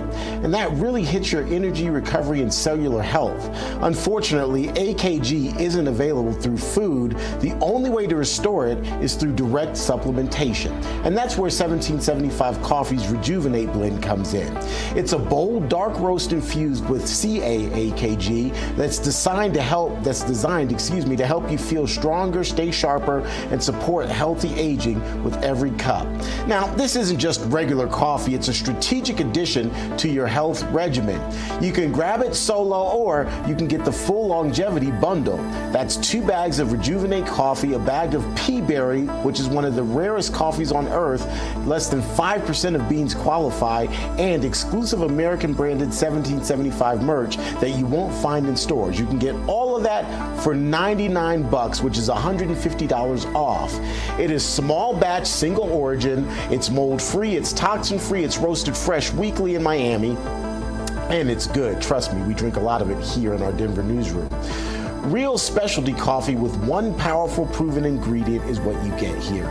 And after this week, the bundle deal will be gone. So go to 1775coffee.com/Rav and grab your longevity bundle while you still can.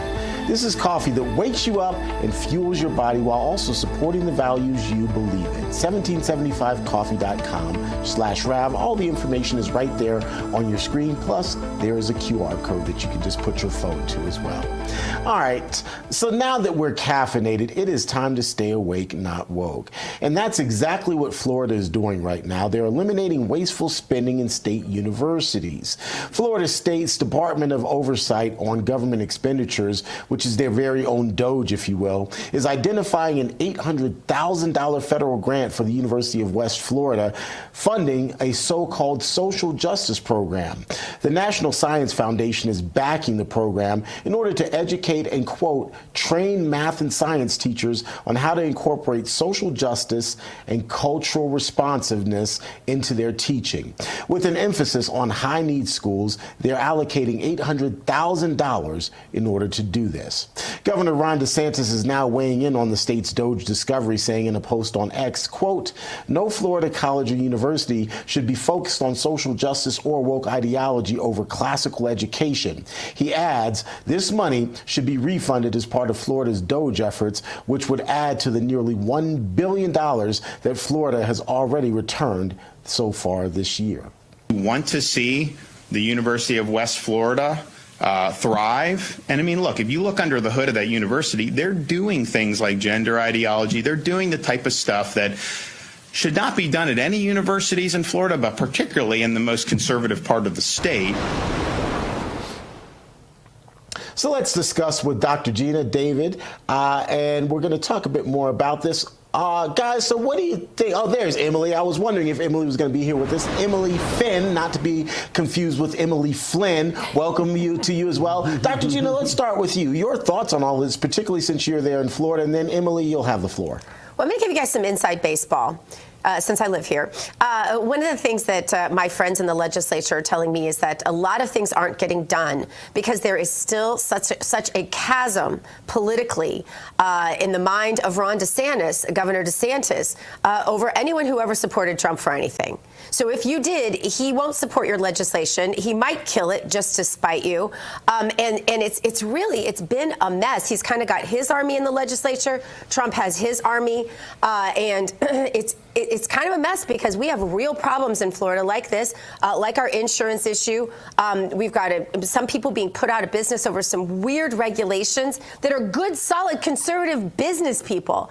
And it can't get fixed because of this. I just really hope these two, especially Governor DeSantis, can just put away the weapons and just work with the legislature, no matter who they supported for president. But this really is a problem in the state of Florida, and it shouldn't be happening here. This is a very red state. We don't want DEI. We don't want any of this malarkey happening here. And yet, we're seeing more of it, not less, Terrence. More of it is cropping its ugly head because the left is on to the fact that there is this squabble going on in our legislature, and it's dividing Republicans, and they can't use their majority to get things done. Well, hopefully DeSantis is able to work with whoever is in the legislature to do more things like this. I think what they're doing with University of West Florida is much needed. You don't want them mishandling federal funding like this. I think it's also cool to see the state of Florida have kind of like a trickle down of the federal DOGE, Department of Government Efficiency. They have their own DOGE here in Florida, trying to eliminate some of this wasteful spending. But diving a little bit deeper, some inside baseball on this university here, Gina. University of West Florida actually has two specific scholarships just for DEI. So I don't think this is the last time that Governor Ron DeSantis will be knocking on their door to have some questions about what they're doing over at this school, David. Oh, good point. And Gina, kudos to using the word malarkey, by the way. I just want to give you, you know. I didn't say kerfuffle. Someone in the chat was wanting me to say kerfuffle. I should have said that, but malarkey, I got it. You did not. You did not. Hey, listen, if you hear social justice, here's what you do. Run for the hills. Run for the hills. I mean, we know what it's code for. It's code for identity politics, and quite frankly, it's code for power. I mean, this is what they do. They cloak it in social justice because who's they, right? Well, we're talking about the Marxists, the cultural Marxists out there who want power. That would include, by the way, most of the Democrat Party today, or a lot of the Democrat Party. And what does that power mean? Well, that means that, and this is from their playbook, you know, whites have privileges, so we need to level the playing field. But it's not just whites, right? Males have privileges. We got to level the playing field. Heterosexuals have privileges. We got to level the playing field. It goes on and on. The grievances go on. And if you're a white, male, heterosexual, watch out. You got the triple going on there. And Terrence, that's just going to be, basically you're the devil at that point, according to the cultural Marxists. Did you just call me the devil? No, not at all. I didn't say that. Did I? Wait, I what know, did I I'm just just messing say? with I you. don't know what I said. I'm just messing with you. A lot of dastardly deeds happening there in Florida, and we're uncovering them all. I figured I'd just jump in as well since we're talking about these old school terms. Well, guys, coming up, as the Papal Conclave begins, what can we expect in the coming days for the Papal selection process? We've got the very latest from the Vatican just ahead. Plus, former Vice President Mike Pence continues to slam President Trump. So what's he saying now? Find out. We've got those comments coming up a little bit later in the show. More American Sunrise coming your way in 2 minutes.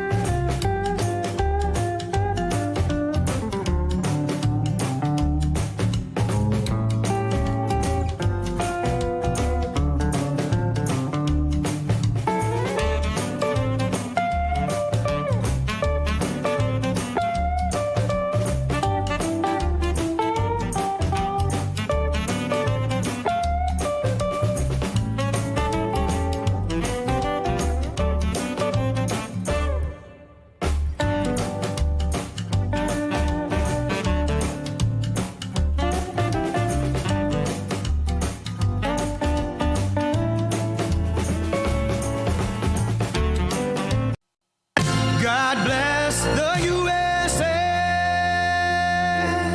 In the beginning, God created the heaven and the earth.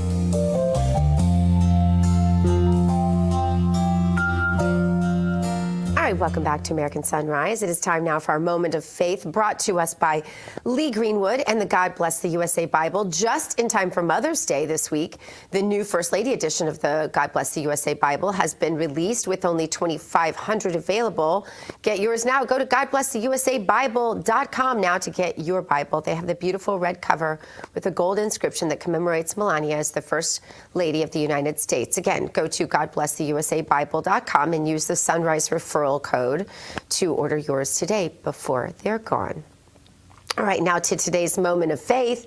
We are keeping our eyes on the Vatican as the College of Cardinals is meeting right now to decide who will be the next pope. For more, let's bring in one of our favorite guests here at American Sunrise, the Director of Priests for Life, Father Frank Pavone. What is the timeline, Father, in your opinion, for this election of new pope? I'm hearing most people think it'll go rather quickly, but I don't know. I kind of think if I'm those cardinals and if I'm the hierarchy of the Catholic Church, and let's just not hide from the fact that it's a hierarchy, putting it mildly, I want to kind of drag it out because all eyes right now are on Rome. Every news channel has a camera pointed at the Basilica. So why would they want this to go quickly? Well, there's no telling how long it'll take. You know, recent conclaves have only taken 24 to 48 hours. We could know tomorrow. We could know on Friday. But one of the factors is that these cardinals don't know each other as well as previous groups of cardinals. So in that sense, it could prolong things. And secondly, we are at a pivotal moment. You know, Gina, I keep thinking of the choice America made, the choice that many other nations have made politically has been in this recent year, a rejection of the woke agenda, right? Yes. And so hopefully now the cardinals will make a similar decision because frankly, we've had a pope who has encouraged wokeness instead of slapping it down where it belongs. Right. So this could divide the cardinals because some of these men are just, you know, they're worse than Biden. And others, of course, would think just like we do. So who knows? Could that prolong it? Yes, it could. But I wouldn't put much weight one way or the other on any of these kinds of predictions. Okay, real quick, I've got to ask you this because it's driving me crazy. So we all know that the former pope who just passed, that he put in many of his own cardinals. Some are saying that doesn't necessarily mean they were politically aligned with him, though. Can you explain that? That's correct, because a lot of these cardinals are from, you know, smaller conservative countries, that they don't necessarily think the way that he did, and they're not necessarily going to govern the way that he did. They see what we see. Then why did he add them? I'm sorry? Why did he add them? Well, he adds them for many different reasons, and primarily he wants to show the diversity of the church, and he wants to have a lot of different input from people in very diverse parts of the world. Fascinating. Father Frank Pavone, always interesting to talk to you. I just want you to have your priesthood reinstated, and I'm not even Catholic, but if they ask me, Gina, what do you want out of this? That would be my answer, because you do more for unborn babies than many in this entire country. So, Father Frank Pavone, we thank you for that. Thanks so much, Gina. Talk to you soon. Back with the second hour of American Sunrise in 2 minutes. Stick around.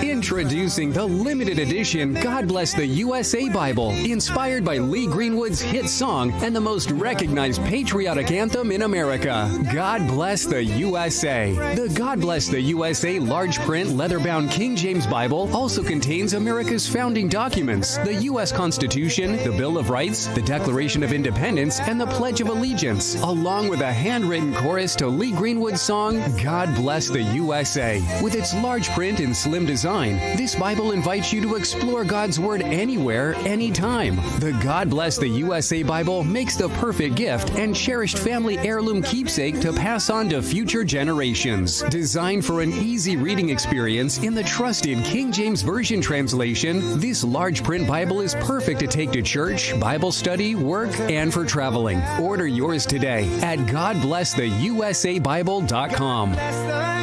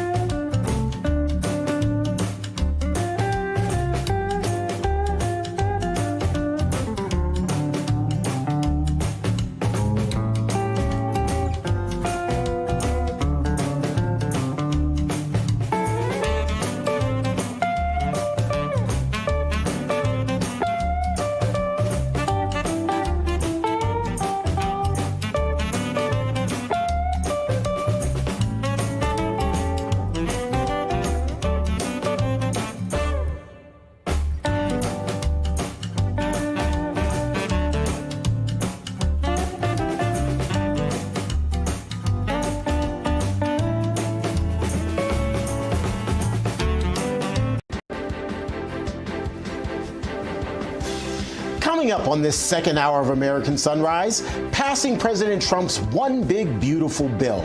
Will it take longer than expected?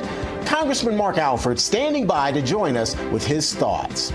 Plus, Republicans have been pushing back against rogue judges who block and deny President Trump's agenda. So what new action could the GOP take? And President Trump tells the new Canadian Prime Minister, Mark Carney, that it takes two to tango. So would Canada become the 51st U.S. state? And would it be a wonderful marriage or a disaster? Hear what Carney had to say about that coming up. The details of all of that and so much more on this second hour of American Sunrise, which starts now. Good morning, America. Welcome to American Sunrise. Whether it's culture, we have breaking news to share with you. Politics. President Trump is joining us live now from Florida. We've got you covered. This is what it looks like to be a patriot. We have to protect the American family. The American dream is still alive. I'm David Brody. I'm Terrence. And I'm Dr. Gina.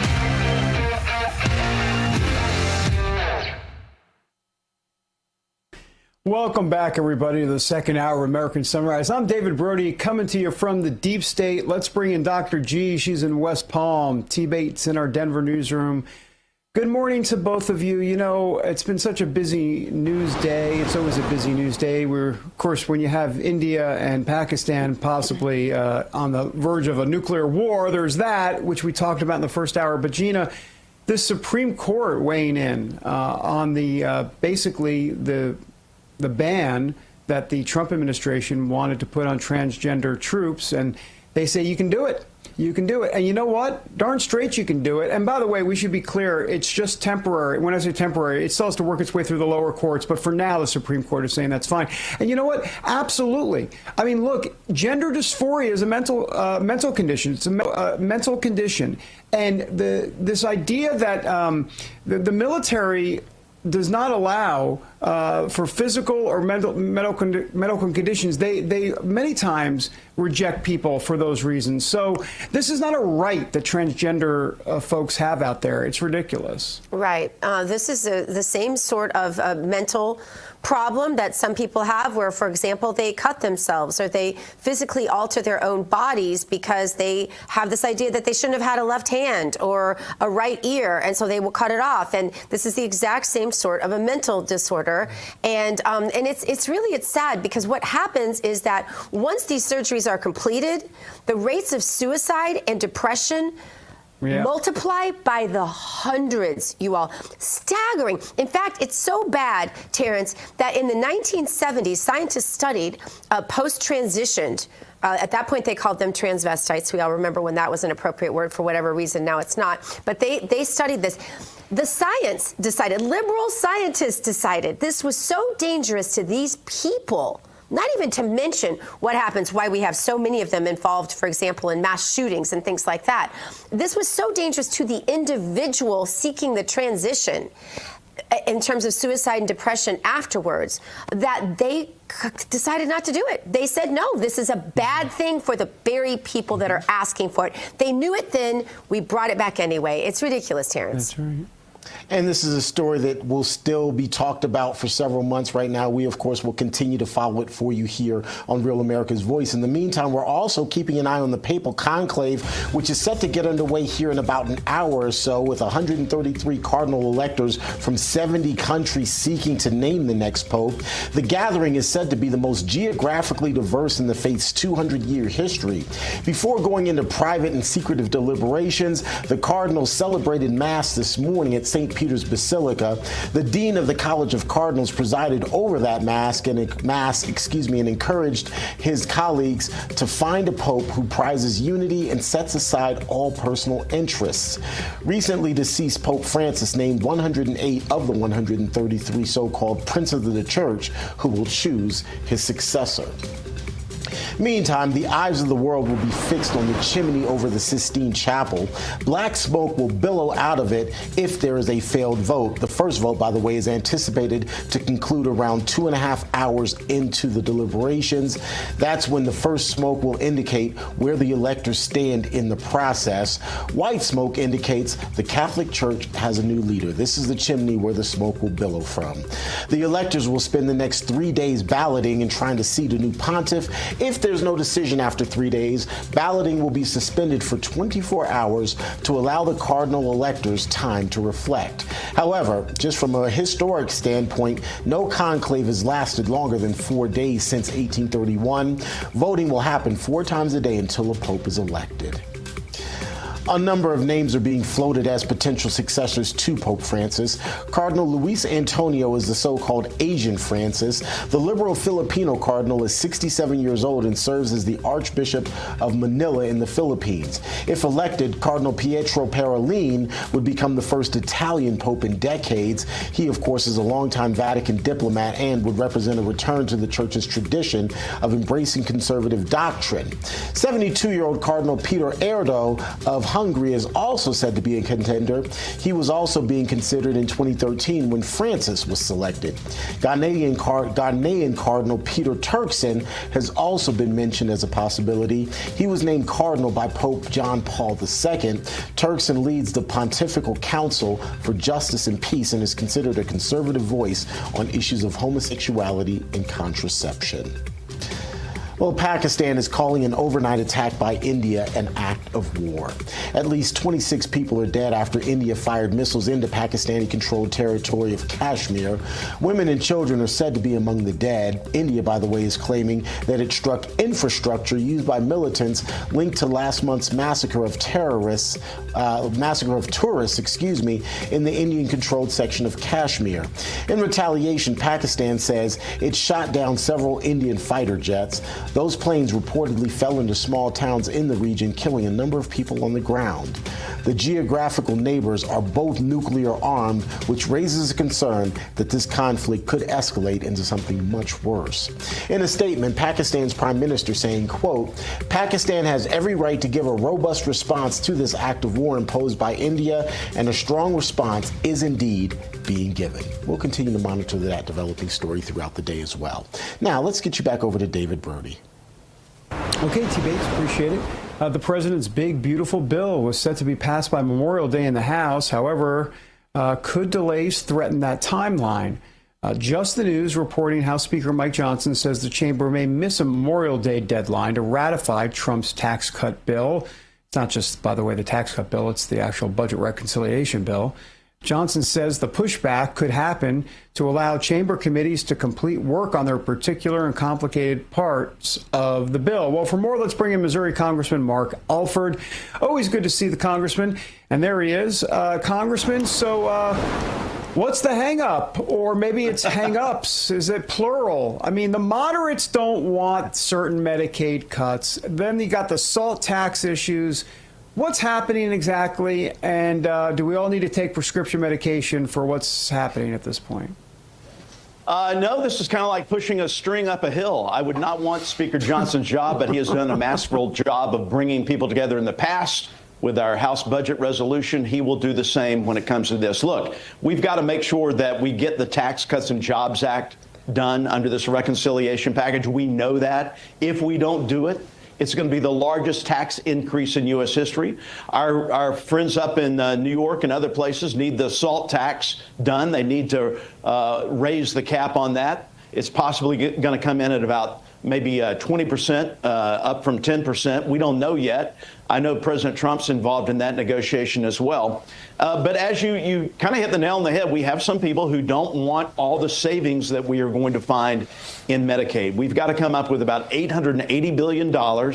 Energy and Commerce is working on that. Brett Guthrie, the masterful chair of that committee, is finding those savings. And he's going to work with other members, as will Speaker Johnson, to make sure that these savings don't impact the districts where these Congress people are really concerned about. Congressman, the reality is the pressure is on for you and your colleagues, particularly your Republican colleagues, to get this deal done, to pass a budget. America's watching. But because that pressure is on, I guess that leads to my question. Because there is so much pressure, do you think that we might ultimately have a more watered down bill just in order to appease some of the outliers and get this thing over the finish line? Well, look, I don't like to use the term watered down or compromised. When I come to office, I told people I'm not going to compromise. I will negotiate to get the best deal for our district, state of Missouri, and the American people. And I think our speaker is on the same level as that. This is a negotiation process. We have a diverse conference, Republicans, with some who are a little bit more moderate than others. Of course, we have the Freedom Caucus that Speaker Johnson's trying to deal with as well. We're going to come somewhere in between some of these proposed numbers. The reality is, though, Terrence, is President Trump wants this on his desk in the Oval Office by July 4th. We will get that done. We may push the deadline to get it out of the House a little bit past Memorial Day, but that's giving the Speaker time to make these negotiations happen. Well, some of the things that are holding things up that frustrate this audience are these rogue judges. Just the News headline says that Grassley has pushed to end rogue judges through congressional action. The Senate Judiciary Chairman, Chuck Grassley, said, "I'm continuing to work with my colleagues to advance my critical Judicial Relief Clarification Act." It's called JRCA, and put an end to universal injunctions. SCOTUS is to hear birthright citizenship case on May 15th. Mark, how does all this culminate? Well, look, you know, the House did our part last month, the No Rogue Rulings Act. We passed that. A majority of the congressional members in the House felt like the judges are really out of control. They need to stay in their lane. I think it's a violation of the Constitution. We definitely have Article 1 authority to do what we're doing, and the president has Article 2 authority to do what he's doing, and the judges need to stay out of it. They have taken over, and one district judge should not have the power to determine the course of action for the executive branch when it comes to especially our national security. That is vested in the chief executive. And right now is Donald J. Trump. So I'm looking forward to seeing what Senator Grassley has in his bill exactly. And it will probably come down to a process to where we may go to conference on these, but come to some sort of negotiation where we get the best deal for the American people. I'm confident that's going to happen because the American people have had enough of these district judges running roughshod over the American people. Absolutely. Congressman Mark Alford, great to see you. By the way, we've been having like Leave It to Beaver language on the show today, like the words neat and malarkey. Well, that's very snazzy. That's snazzy, let me just say. So good stuff. Well, thank you, Wally. Oh, so classic. We are so if you see Larry Mondello, tell him hi, will you? Okay. Oh gosh, sadly, only we get that. Yeah, we old people. We're none of the young whippersnappers. All right, thank you, sir. Coming up on American Sunrise, former Vice President Mike Pence unleashes on the new Trump administration's policies during a CNN interview. Find out why he is critical of the president's recent tariffs when we return. Plus, DHS Secretary Kristi Noem calling out Congresswoman AOC's recent efforts to help illegals evade deportation. Why she believes the DOJ needs to investigate the squad member. That's later. Stay with us.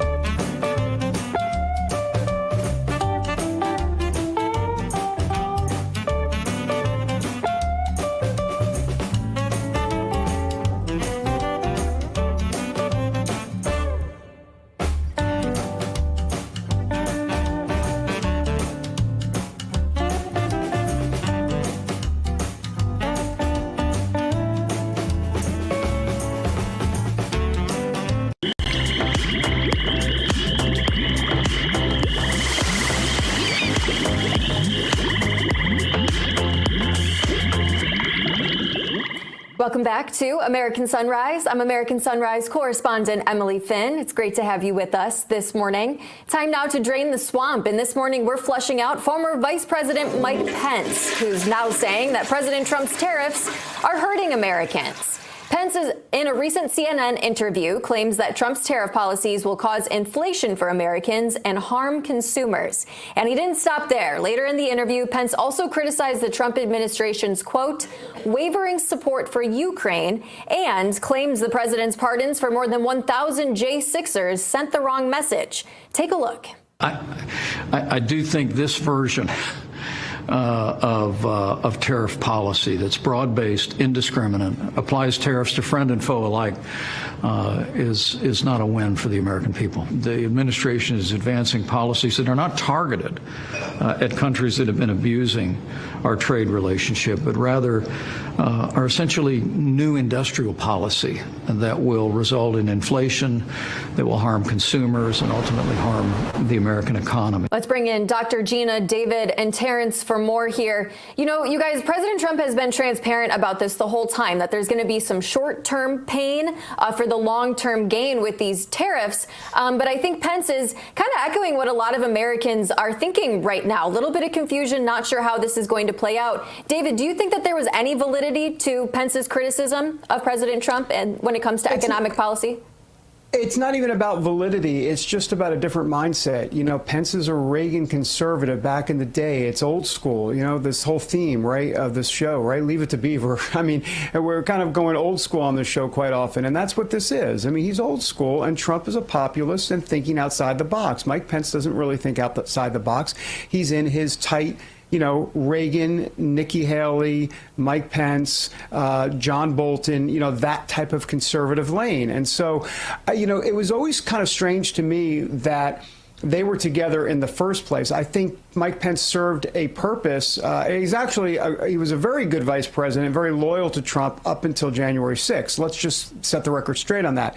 But the problem is that he specifically had a very different mindset, Gina, than the president on quite a few things. Even on the tariff stuff that Trump did in the first administration, he went along with it because he was a loyal VP, but he didn't really believe it. That's the truth.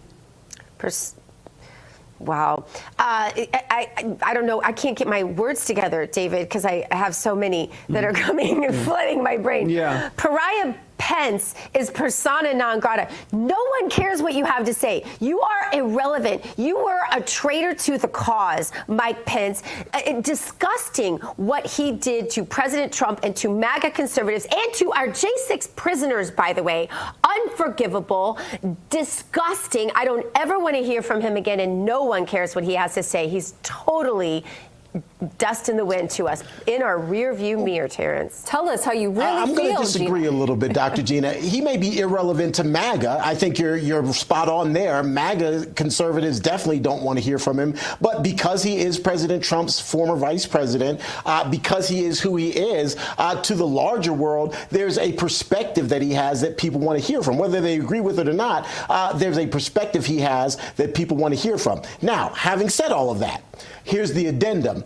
I think it's important. My mom used to always say it's not what you say, but it's how you say it and sometimes who says it. And in this particular case, because of the position that Mike Pence once occupied as President Trump's second in charge, I would have preferred that he be quiet and allow President Trump's tariff policies to work out and to play out a little bit longer before jumping into the mix and offering up a perspective, because then you add more doubt and it doesn't do the greater good, or it does more harm than it does greater good when you add to the perspective, particularly when you're refuting or challenging some of President Trump's policies. So I would have rathered that if he had something to say, he would have waited until we really get more into the President Trump's tariff policies, say after the first 90 days. But the thing is, after these 90 if I can just finish, after these 90 days, my preference would have been after the 90 days were up and some of the deals were made, then maybe he'd dive into it, David. That's the final point I was trying to make. Go ahead. No, I totally get you. I get you. Here's the thing. He has no loyalty to Trump. He has no loyalty at all, obviously, there. And not only that, he's just he's got a think tank, and he wants to, contribute to the ideas out there. So he doesn't really care. I mean, he's not your loyal to Trump Republican that would care about waiting, is my point. Yeah. Sure. Yeah. May have shared his perspective a little too early, and no one really cares about his perspective, according to Dr. Gina. No one really cares what Mike Pence has to say on the right anyway. By that. All right. I stand by that. All right. Now, coming up on American Sunrise, electing a new pope and the rituals behind it. How long will it take for the world to see white smoke rise from a chimney atop the Sistine Chapel announcing a new pontiff has been elected? What does black smoke mean? We'll discuss it all with the Catholic Church's centuries-old rites ahead.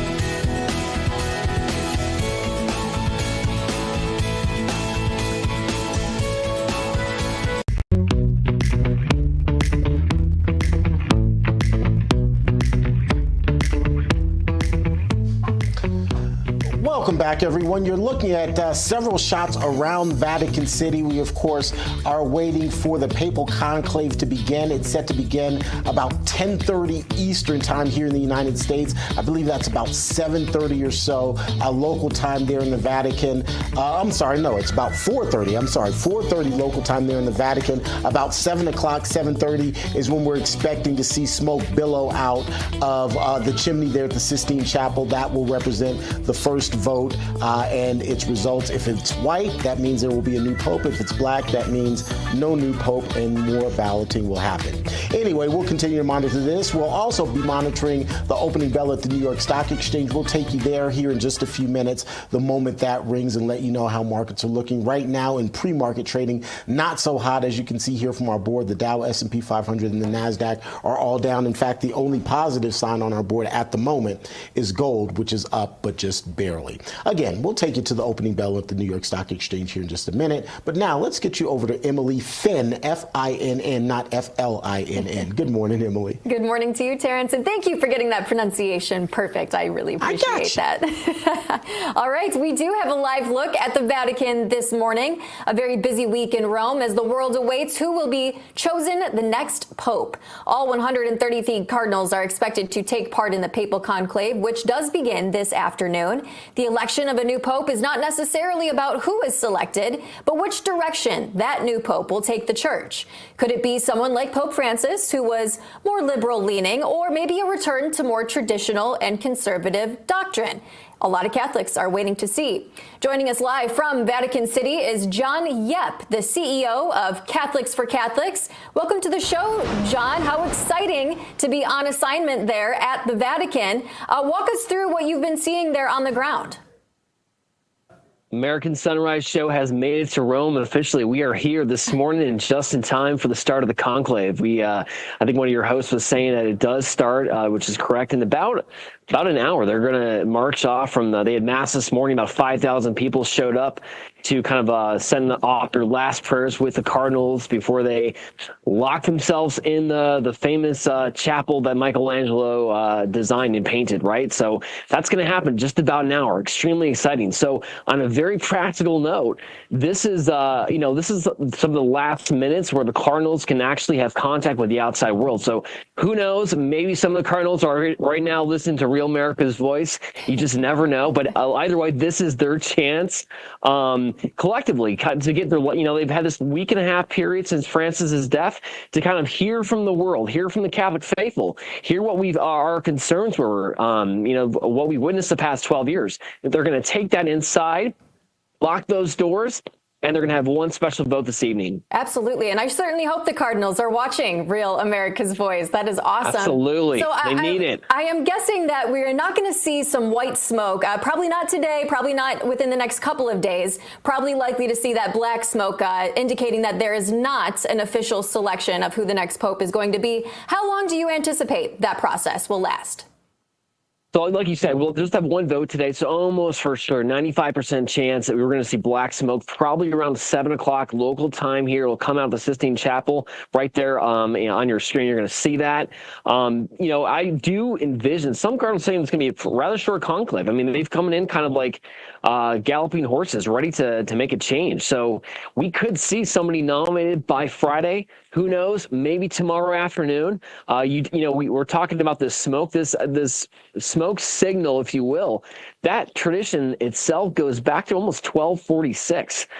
So this is an age-old kind of thing we're witnessing, history taking place right before our eyes as the leader of 1.2 billion faithful Catholics across the world will be chosen shortly. Yeah, it certainly is exciting there, John. Give us, what is the insight that you've been hearing into who could potentially be the next pope? We heard Cardinal Sarah's name thrown around a couple of times. What is going on there? What are you hearing? Really, the Italians are deadlocked. That's kind of the word on the street, and that's significant because the Italians traditionally have always had the most amount of cardinals. So they go into the running right off the first ballot, kind of showing who they want. Well, this time they're deadlocked, primarily between Parolin and also Zuppi as another candidate. So that will be interesting to see on that first initial vote. Tonight's vote is, while it won't produce a result, it's extremely important to know who do they need to coalesce around tomorrow, talk tonight, and figure out who's going to lead the church.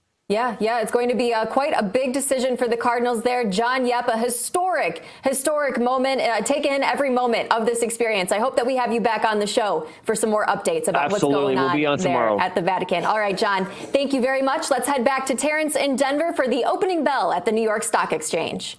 The Association of Mature American Citizens is the conservative voice for Americans 50 and older. AMAC is fighting for the values that you hold dear. Join today. Together, we can write the course of America. The applause is underway, which means the bell is going to ring here momentarily, and then the markets will officially be open. Well, there you have it, right on cue. The bell is ringing, which means the markets are now open. And just like that, we've had a pretty significant change, literally in the last 5 minutes in terms of how the markets are looking. Look at that. The last time we talked, it was about 5 minutes ago. Everything was in the red for the most part. Now we're back in the green that the markets are officially open. The Dow was up, as is the S&P 500 and the NASDAQ. Gold is also up. The only two blemishes on our board are silver and crude oil. So we'll, of course, continue to monitor all of this for you throughout the day. In the meantime, this July, there's going to be a global summit of BRICS nations in Rio de Janeiro. The bloc of emerging superpowers includes China, Russia, India, and Iran, and they're meeting with the goal of displacing the U.S. dollar as the global currency. They're calling this the Rio Reset. As BRICS nations push forward with their plans, global demand for U.S. dollars dollars will decrease, bringing down the value of dollars in your savings. While this transition won't happen overnight, the Rio reset in July marks a pivotal moment when BRICS objectives move decisively from theoretical possibility towards inevitable reality. Learn if diversifying your savings into gold is right for you. The Birch Gold Group can help you move your hard-earned savings into a tax-sheltered IRA in precious metals.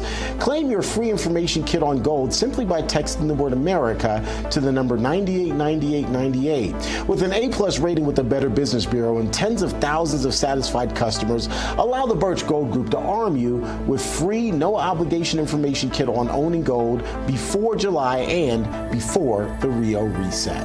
Again, to get this information, simply text the word America to the number 989898. Do so today.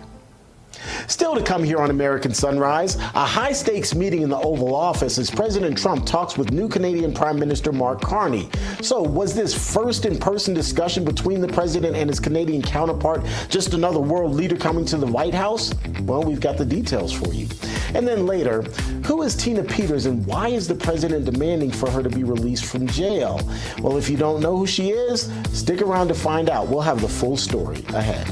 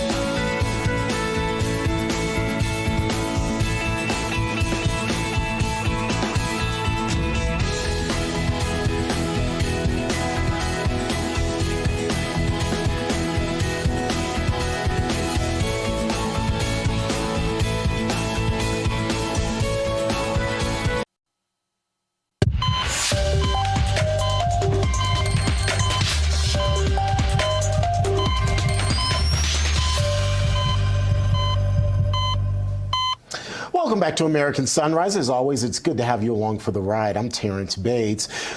So look, we want to invite you to join our conversation on Get On Rumble. Many of you are already in the chat, and of course, we appreciate you being there. Some good conversation being had there. But topping our political pulse of America this morning, President Trump's White House meeting with new Canadian Prime Minister Mark Carney.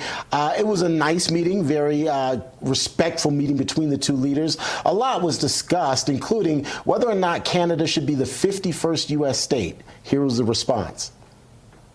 There are tremendous benefits to the Canadian citizens, tremendously lower taxes, free military, which honestly we give you essentially anyway because we're protecting Canada if you ever had a problem.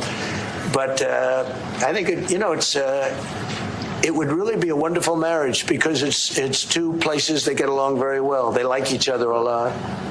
Well, if I may, as you know from real estate, there are some places that are never for sale. That's true. We're sitting in one right now, Buckingham Palace that you visited as well. That's true. And having met with the owners of Canada over the course of the campaign last several months, it's not for sale, won't be for sale ever.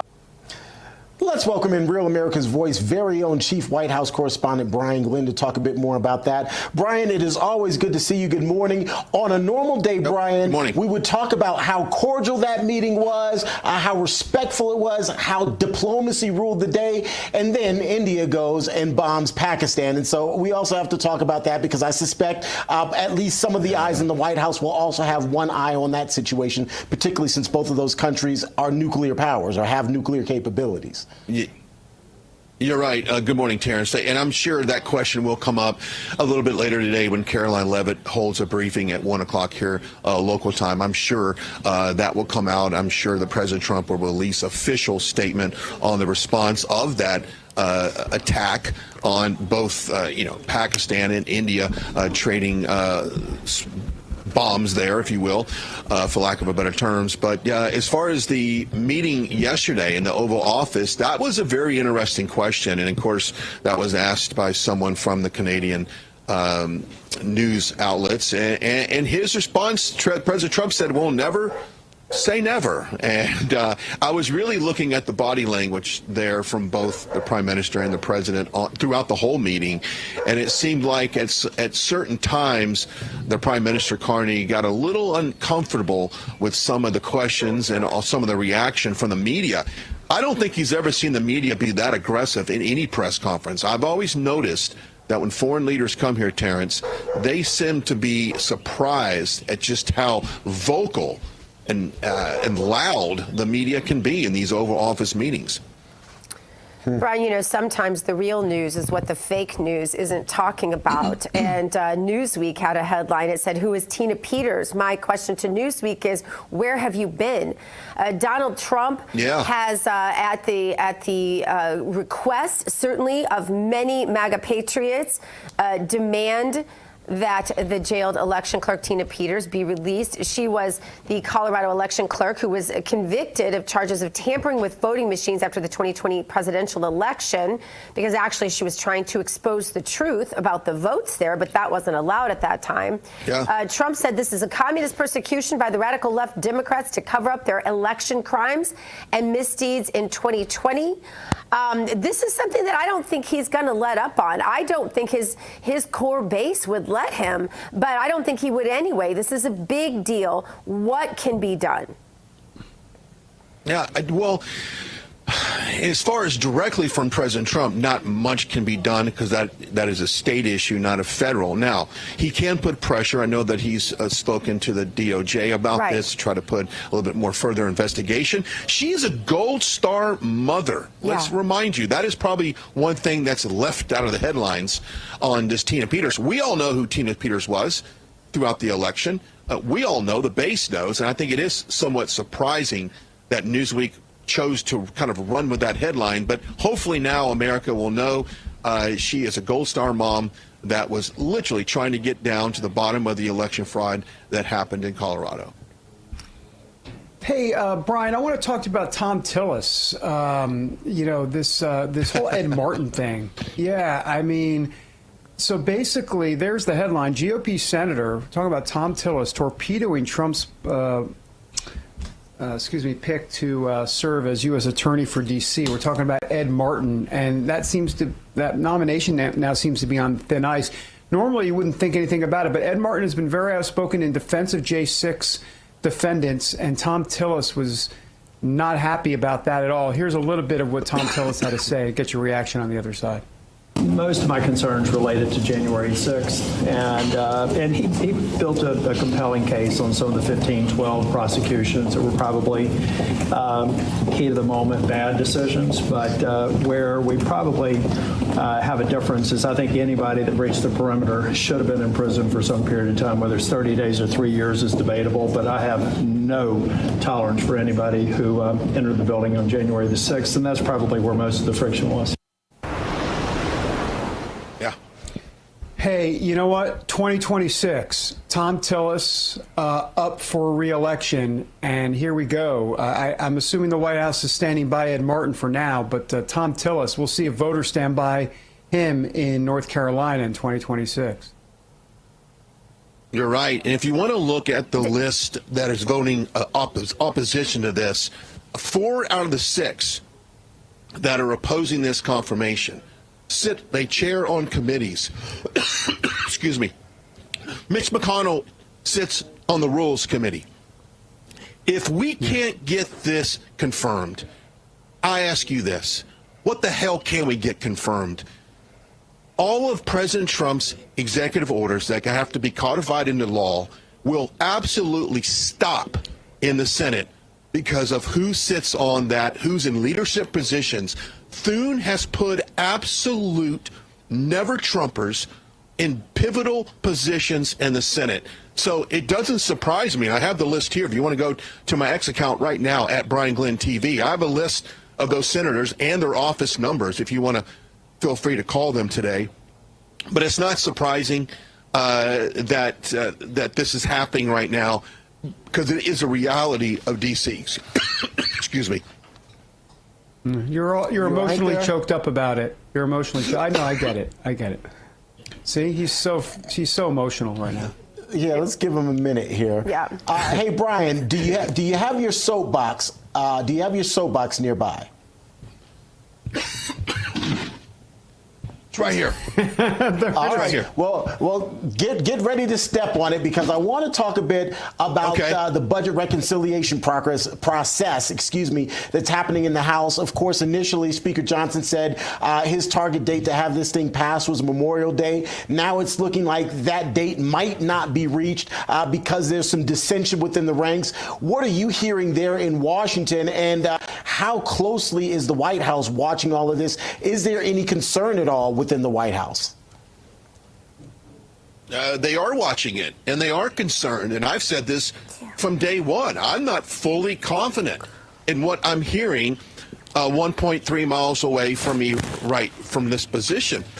I don't feel confident. We have people in there that quite honestly want to stop the progression of these policies. And I do not understand it. But that's where we're at right now. Let's see if a little bit of political pressure coming from the White House can persuade some of these people. But, you know, I really wish the American people, you know, it's great to celebrate the victories that we're having in the Oval Office, but they do not get codified into legislation. The budget, it's what, $36 trillion in debt. It's a mess. It's a mess. Yep. Yep, I think we'll end it that way, Brian. It's a mess, you're right, and somebody's got to clean it up. Brian Glenn, Chief White House Correspondent, reporting from right outside the White House. Always good to see you, my friend. Get yourself a cup of water. Thank you. Or a whiskey. Right. I will do. Or whiskey, Doctor. There you go. Or what Dr. Gina said, get yourself some whiskey. All right, well, tax day may have passed, but for millions of Americans, the real trouble is just now beginning. If you missed the April 15th deadline, or if you still owe back taxes, the IRS is ramping up enforcement. Every single day you wait only makes things worse.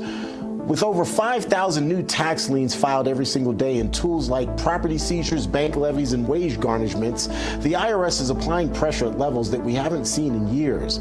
Increased administrative scrutiny means that collections are moving fast. But here's the good news. There's still time for Tax Network USA to help you out. If you're self-employed or if you're a business owner, even if your books are a mess, they've got it covered for you. Tax Network USA specializes in cleaning up financial chaos and getting you back on track fast. Even after the deadline, it's not too late to regain control. Your consultation is completely free, and acting now could stop penalties, threatening letters, and surprise levies before they escalate. Here's the number to call for more information, 800-905-8000, or you can visit tnusa.com/RAV. You may have missed April 15th, but you haven't run out of options just yet. Let the folks over at Tax Network USA help you out before the IRA makes their next move. That's a quick check of all of today's news. Coming up, though, DHS Secretary Kristi Noem says the DOJ might be taking a closer look at AOC, after the Congresswoman tried to help illegals evade ICE. We'll have the details on that story after the break.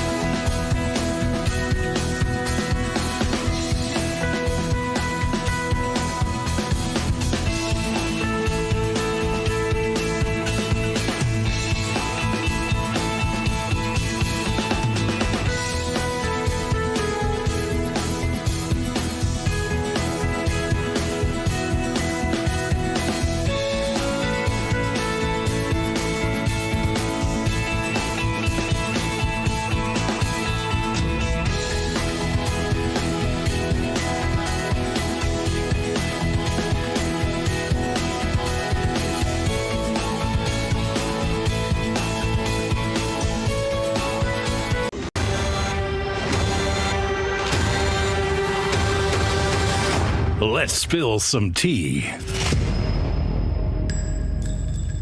Welcome back, everybody. Let's spill some tea. Sponsored by Artillery Tea Company, artilleryteaco.com. Use the promo code America's Tea for 25% off of your first order. Artillery Tea, all natural, whole leaf. The bags are chemical free and each bag can be used 2 times. Artillery Tea Company is family and veteran owned and operated, and a portion of your purchase goes to help veteran and first responder charities. artilleryteaco.com, promo code America's Tea for 25% off of your first order. All right, it is time, you all, to spill some tea. And in the cup today, Kristi Noem unleashing the power of the DOJ on AOC. DOJ on AOC, saying the Congresswoman from New York should be investigated for her latest stunt. During a recent interview, Noem said it is quite absolutely appropriate for the Department of Justice to look into AOC's latest advice to illegals, telling them how to avoid being deported if approached by law enforcement.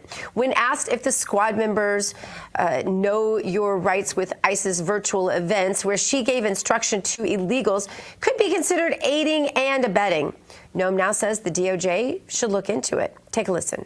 I think the Department of Justice absolutely should look into this situation. We've seen not just those that serve in public office be willing to break the law to facilitate the invasion that has happened and allow criminals to stay here. We've also seen judges take radical action to help protect these criminals.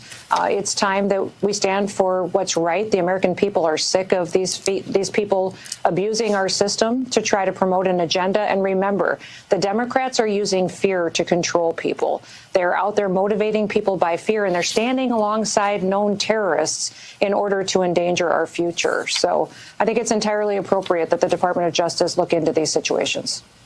All right, let's bring in David, Terrence, and Emily for a little bit more. This comes after she told Trump's border czar, Tom Homan, to come for her, meaning AOC, of course, and not Secretary Noem anyway. You guys, This is grandstanding, as I've said, on the part of AOC. She and Bernie make a lot of money doing this. I'm sure it's Soros money, but they make a lot of money doing it, and they're not going to stop. They have a cult of personality, right? The way they make their brand and their money is by saying outlandish things like "come for me," David. Yeah, here's the thing. She held this town hall, and it was called "Know Your Rights." That was the name of the town hall that or the seminar that she gave. And so I guarantee you every single word of what she said, not just on the PowerPoint presentation, but what she said specifically is going to be dissected. Because if there's anything for aiding and abetting an illegal alien, you know, if you go to U.S. Code Title 8, Section 1324, you can get up to 10 years in prison for aiding and abetting illegal aliens in this country. So that's why the words are going to be important. And to be clear, not just what's on the PowerPoint, but what she actually said as well, in addition to those PowerPoint slides, T. Bates. I think that's going to be crucial going forward here. Right, and I think this referral, if you will, to the DOJ is absolutely appropriate to investigate. You know, I think that's absolutely appropriate. And I would just say, David, I would have liked to see AOC rebrand the Know Your Rights to, instead of KNOW, NO, comma, your, YOU apostrophe RE RIGHT to the Biden, to the Trump administration, excuse me. No, you are right. I mean, may need a full rebranding there, Terrence. But, David, I think if the DOJ does decide to, in fact, investigate AOC, it's not only going to be the specific language that she used in this presentation, these virtual events, to try to see if she was aiding and abetting. I think Tom Homan and his testimony is actually going to come into play as well. Gina, as you said, you know, AOC at that event had told Tom Homan to come for her. But the only reason that they're having this tiff is because of these virtual events. Tom Homan said that ICE operations were being thwarted, that the things that he was trying to do, he was having a hard time getting some of these processes, you know, through because of the things that AOC, Bernie Sanders, people on the left, like you said, potentially aiding and abetting these illegals and trying to empower them to commit more crimes. I think there's going to be a lot of things that are going to have to come to light if the DOJ does decide to investigate this. So I just want to understand, Emily, so what are you're saying, because what I was talking about was dissecting every single word that she said at the original Know Your Rights rally, not the town hall one where she said come for her or come for me. But are you saying the same thing? Or are you? Yeah, so this is exactly what Tom Homan was saying, that what she was saying in these virtual events, that this was directly impacting ICE. And so if he can provide evidence of that, that is definitely going to play in this DOJ investigation. Right, that's what I'm talking about too. And right. And sometimes you get what you ask for. You say, come for me if you want to. Well, now they're coming for you, AOC. You're getting what you asked for, and they're going to investigate you. You're getting what you. That's why you should have said no, N-O, you're right, rather than know your rights. Yeah, well, the plot's getting as Shut thick those as, dogs up, David. as the burgers I'm craving. All right, we want to know, though, what you think. Let us know on Rumble or Getter. Hop on and let your voice be heard. Still to come on American Sunrise. Imagine waking up to this sight in the middle of the night. Find out how much damage this bear, you heard me correctly, did to a California family's car. That's just ahead. We'll be right back here on American Sunrise.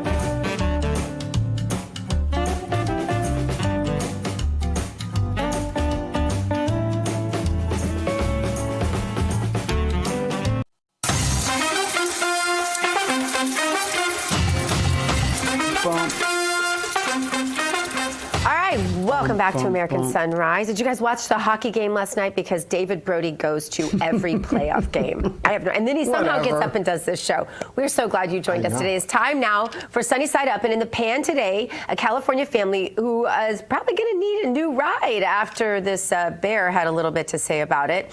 Look at all of this damage. This bear broke into the car in the middle of the night and was trapped for 2.5 hours. She says the bear tore off all the panels, destroyed the seats, caused major damage to the car's interior.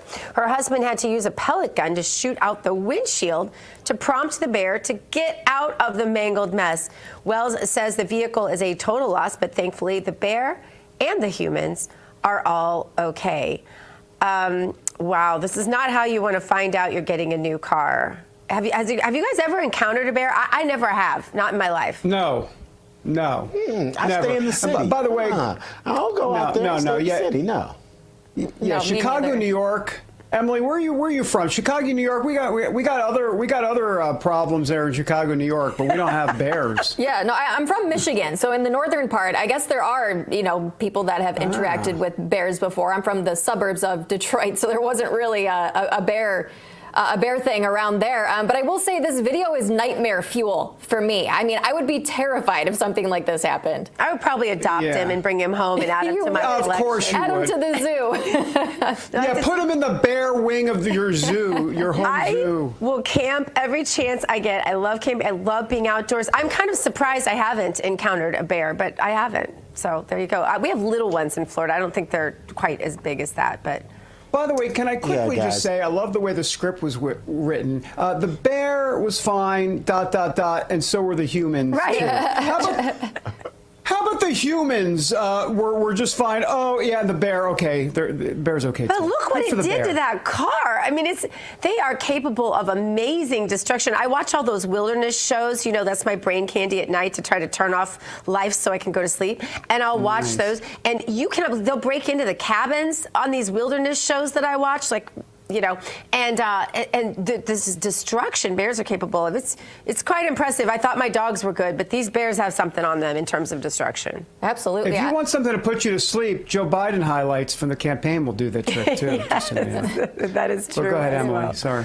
This is my Gen Z contribution to the show today, but have you guys been seeing this meme online circulating on social media about 100 men versus one bear? What would happen? I don't know. After we saw what that bear did to that car, I don't know if 100 men really stand a chance. That would be tough. It's kind of like David's hockey team last night. Oh, well, there it is. And they be fighting words. I'm going to storm off the set now for a viral moment. Stand by. Here I go. Well, David, we wish them better luck tonight. Does your team play again tonight? They play tomorrow, so looking forward to that. Yeah, okay, whatever. We wish them better luck against the Bear tomorrow night. Anyway, great show, you guys, today. Thanks for joining us. Go get a burger. That's what we were talking about in the chat. That's why that came up. Anyway, we have so much more for you every morning. It all starts at 8 a.m. Jake Novak, 7 a.m. for the early show. War Room up next. Hug your children, love your God. You go boldly now and live the truth. We'll see you tomorrow.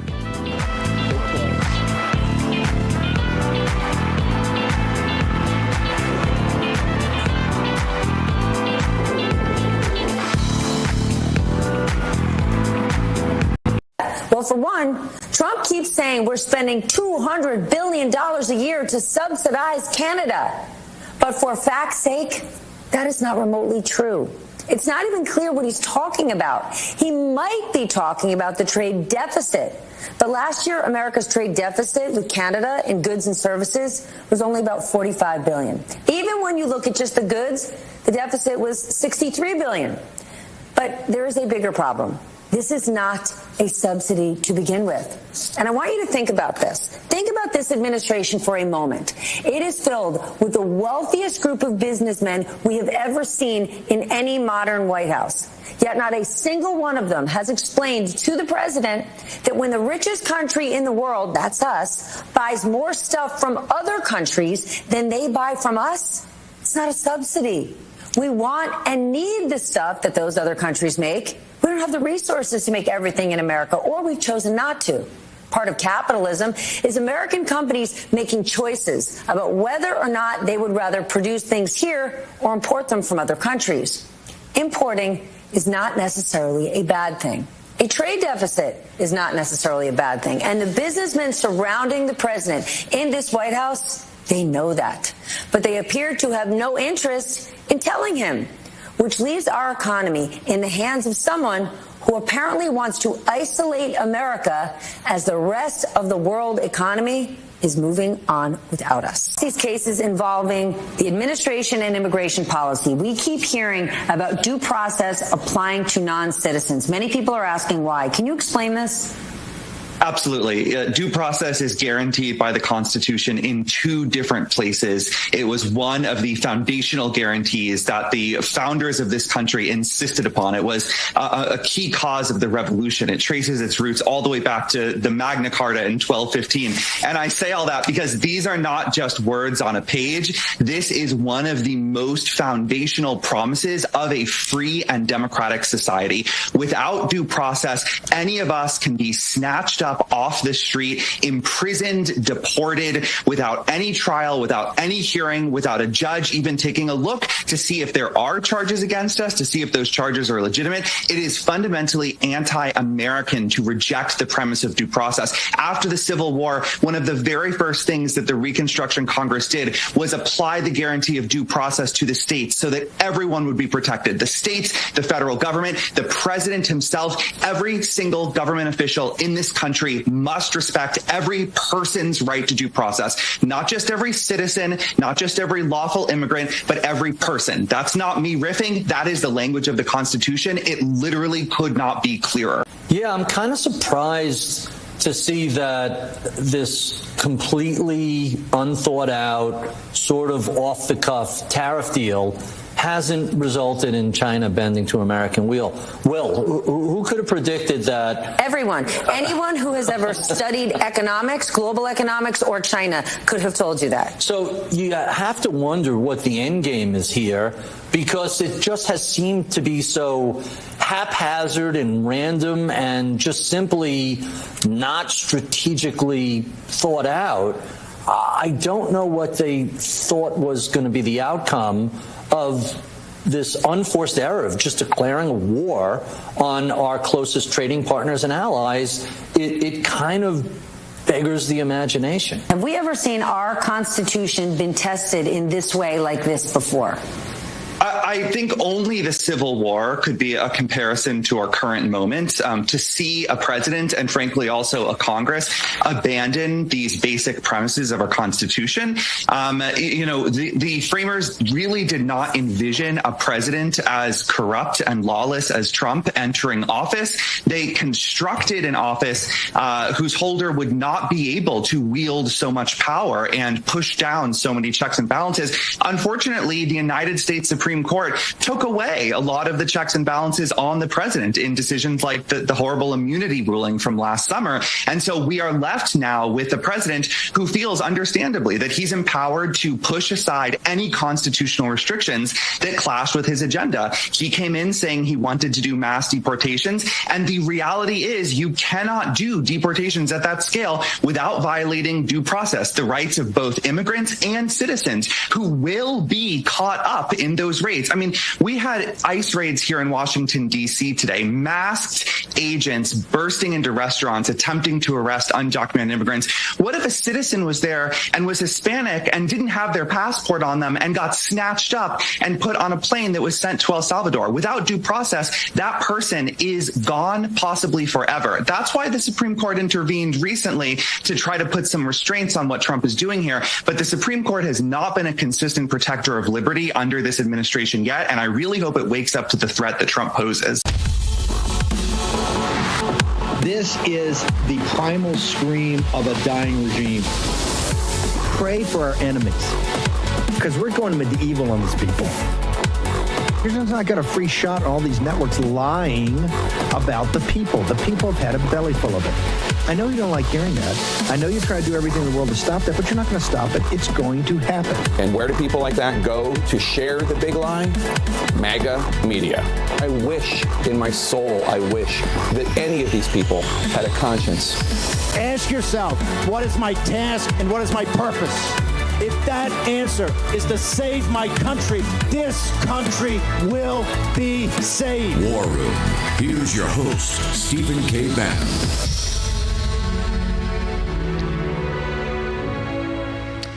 All right, morning, everyone. Dave Brett sitting in with the great Stephen K. Bannon. He's out on assignment today, so I got 1,000 newspapers in front of me. Yesterday was a little bit slower news day. Today is absolutely huge. I'll just start off with a few remarks. Stephanie Ruel from MSNBC there. The whole world is moving on without us. The whole world is moving on without us. I was in a room with 20 ambassadors last night who love the United States and are in trade talks with us.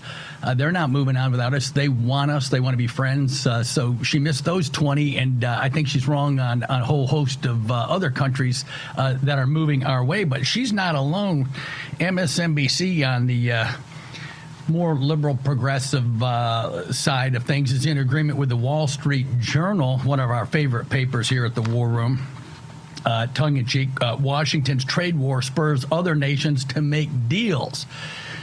So here's the Wall Street Journal. You think they would know their business and economics. Here, let me read a couple lines. The U.S. is backing away from free trade under President Trump, but much of the rest of the world is not. The U.S. is backing away from free trade. With whom? Dear Wall Street Journal, with China? Can you do free trade with a country that's a communist, totalitarian surveillance state? Wall Street Journal, I'd love to hear a response to this. Are you serious that you can do, that we can do, the U.S. can do free trade with China? Please just answer me just that one, right? And that's a good start. The rest of the countries, the G20, people, the Trump chart that came up that's, the kind of correlated with the size of the trade deficits is mirrored by exactly Bank of America with a similar chart. Bank of America, World Bank, PricewaterhouseCoopers, I think. All the G20 countries have 200 to 300% higher tariff and non-tariff barriers against us than we have on them. 2 to 3 times, 300%. All of the G20 rich countries, tariffs against us. Are they free trade? We're backing away from free trade, and now they're moving toward free trade. They're lowering their tariff and non-tariff barriers. And the Wall Street Journal, I mean, come on, guys. This is just really bad. Who wrote this thing? Max Colchester and Kim Macreal. Quote, the U.S. is acting as an accelerant to the lowering of tariffs by everyone else. Later in the story. I mean, these guys, economic theory, and when you do science, the theory is supposed to, try to match the data or have tell a story that matches the data. And that's what theory is. You guys are not shooting straight here. And this reporting by the Wall Street Journal, it seems similar in tone. You can tell I hope you can tell when I'm joking. No one can match the great Steve Bannon, and so I try to use humor as my source. But the Wall Street Journal, let me shift over to another great newspaper that the Wall Street Journal seems to be mind-melding with is the China Daily paper. China. Their headline today, Tariff Barrage Hits Harder in Washington. Washington's so-called reciprocal tariffs, this is China writing, by the way, right, are hurting the U.S. more than China. I don't think so, because if you go out on YouTube right now, you're going to see riots and rebellions and marching in the streets of people who are not getting paid. They're not getting their wages. They're not getting their retirement benefits. They're not getting paid. Their jobs have laid them off. They're moving on to other people. In China, what they do to solve that problem is they arrest the employer. That's a novel idea. So all the people concerned about civil liberties and justice in the news clips you just saw, you might want to contact China on that one. In an exclusive interview with China Daily, Justin Yifu Lin, Dean of the Institute of the New Structural Economics at Peking University, said that the U.S. ignores basic economic rules when it claims to suffer losses from trade with China. The U.S. Is missing the rules. So we've set up the rules-based order that made the whole world rich after World War II. Those rules are great. We follow them. We put them in place, right? We founded the World Bank, the IMF, the United Nations, all of it. We allow China into our trade regimes. They cheat. They steal our intellectual property rights. They violated every trade agreement we've had. Navarro's gone over that. He's got books on it. And China writes the following. Trade is mutually beneficial. Different countries have different comparative advantages. The U.S. buys Chinese products because they are of better quality and cheaper than those produced in the U.S. and vice versa, et cetera. It does not make any sense for the U.S. administration to claim it suffers losses from trade with China. Look at our trade deficits. Look at the gutting of 5 million manufacturing jobs. The United States of America is only doing $2.5 trillion of manufacturing this year. China is doing $5 trillion worth of manufacturing. A lot of that came from the United States. That's why Trump is doing what he's doing. He is moving manufacturing and therefore capital equipment back. As we said on the show yesterday, we have $2 trillion commitments from U.S. firms, as Steve pointed out, and $7 trillion total capital investment promises, commitments made to President Trump. $7 trillion. The last administration, no other administration I've never even heard of a strategy that's in the ballpark here. So there's going to be a few ripples along the way. It'd be nice if the Federal Reserve would accommodate that, right, to give American people jobs. They accommodate $2.5 trillion government spending deficits every year without question. They accommodated Wall Street bailouts without question. But their dual mandate, which includes jobs and employment, it seems to be good to put the American worker back to work at wages that matter. So that's the China Daily. And then just one other piece of interest. If you want to know who China likes and who they don't like, and this is a hint for the politicians in the U.S. I've heard a lot of folks not talking polite and not being nice to our war room friends around town here when I get up here. And so here's another headline. I want you to see it because, as Steve says, the print matters. This is China Daily again. Navarro still up to his anti-China tricks. So who do they name? Who does China name by name when they want to play hardball and make a point and they're spending money on this print? Peter Navarro seems to be over the target. China is upset with Peter Navarro, not the old establishment. In Congress, right, the congressman in this town, they always say, well, there's the Freedom Caucus. They're a bunch of show horses. We're the workhorses. Well, those workhorses on the intelligence committees, et cetera, have missed a thing called China for the past 30 years. That's why we're in the ditch. Those workhorses in Congress and the Senate have also put us $37 trillion in debt. So the next time you hear your congressman or woman or senator mention it, they're the workhorse. They're working hard. Well, these show horses are just out making noise. You may want to educate them, and you might want to ask them for their statements in writing, right? Ask them, where have you put in writing your commitment on this new budget deal for $7 trillion in spending? Let's see what the workhorses have to say on paper on the endless wars, on the 10 billion border invasion, on the 37 trillion in debt. Make sure they use numbers when they make their promises to you. Ask them for it in writing, and then share that with all your friends. If you've got a good congressman, woman, or senator, that's great. But the war room is keeping an eye on everybody. Back in a second after the break.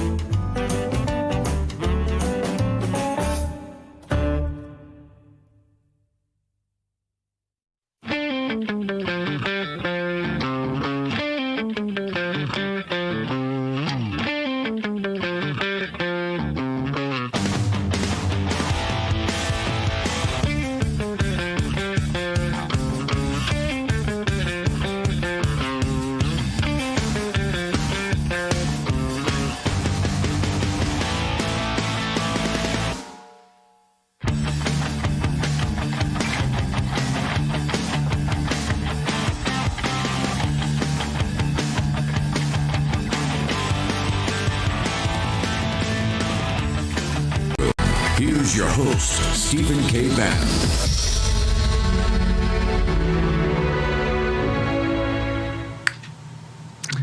All right, everybody, back in the war room. We've got EJ and Tony on the economics coming up. Eric Tizzo with the Russ Vote Group on the budget. Eric, why don't you set the table for us on updates on the budget talks? What can we expect? The war room's been all over that. Bannon's been all over the debt and the bond market vigilantes paying attention to the debt. And so bring us up to speed. Eric, thank you. Yeah, thanks, Dave. It's great to be with you. You know, the American people hired the president again because they're fed up with this woke and weaponized government, and they're looking for somebody who's going to get into it and rip it down from the inside. And that is exactly what is reflected in the president's budget proposal that just came out late last week. You're talking about a 17% net cut in spending year over year compared to FY25. That's unprecedented. I know people are thinking 17%. How about 70? Trust me, we share your view. We'd like to get there. And in some cases, this budget actually does get there. When we say it's a net 17% cut, that includes a massive investment in national security. You know, the one thing that the federal government is like supposed to do, defend the American people and secure the border. The president is investing in an unprecedented way in national defense while also cutting the woke and weaponized government along the way. This would be spending levels, non-defense discretionary federal spending at the same level as 2017. So people talk about getting to pre-COVID spending levels. This is actually the spending levels under Barack Obama's last year in office, before the first President Trump term had his opportunity to get in there and sort of make his mark on spending. If you include inflation over the years, this would be the lowest level of non-defense discretionary spending since the early aughts when I was still in college. So this is exactly what the people elected the president to do.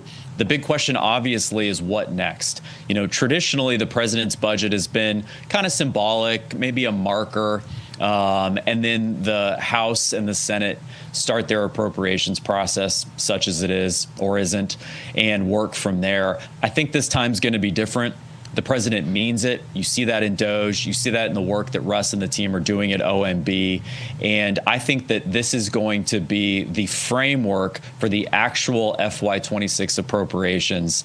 And we should expect nothing less than this budget from the members of the House and Senate.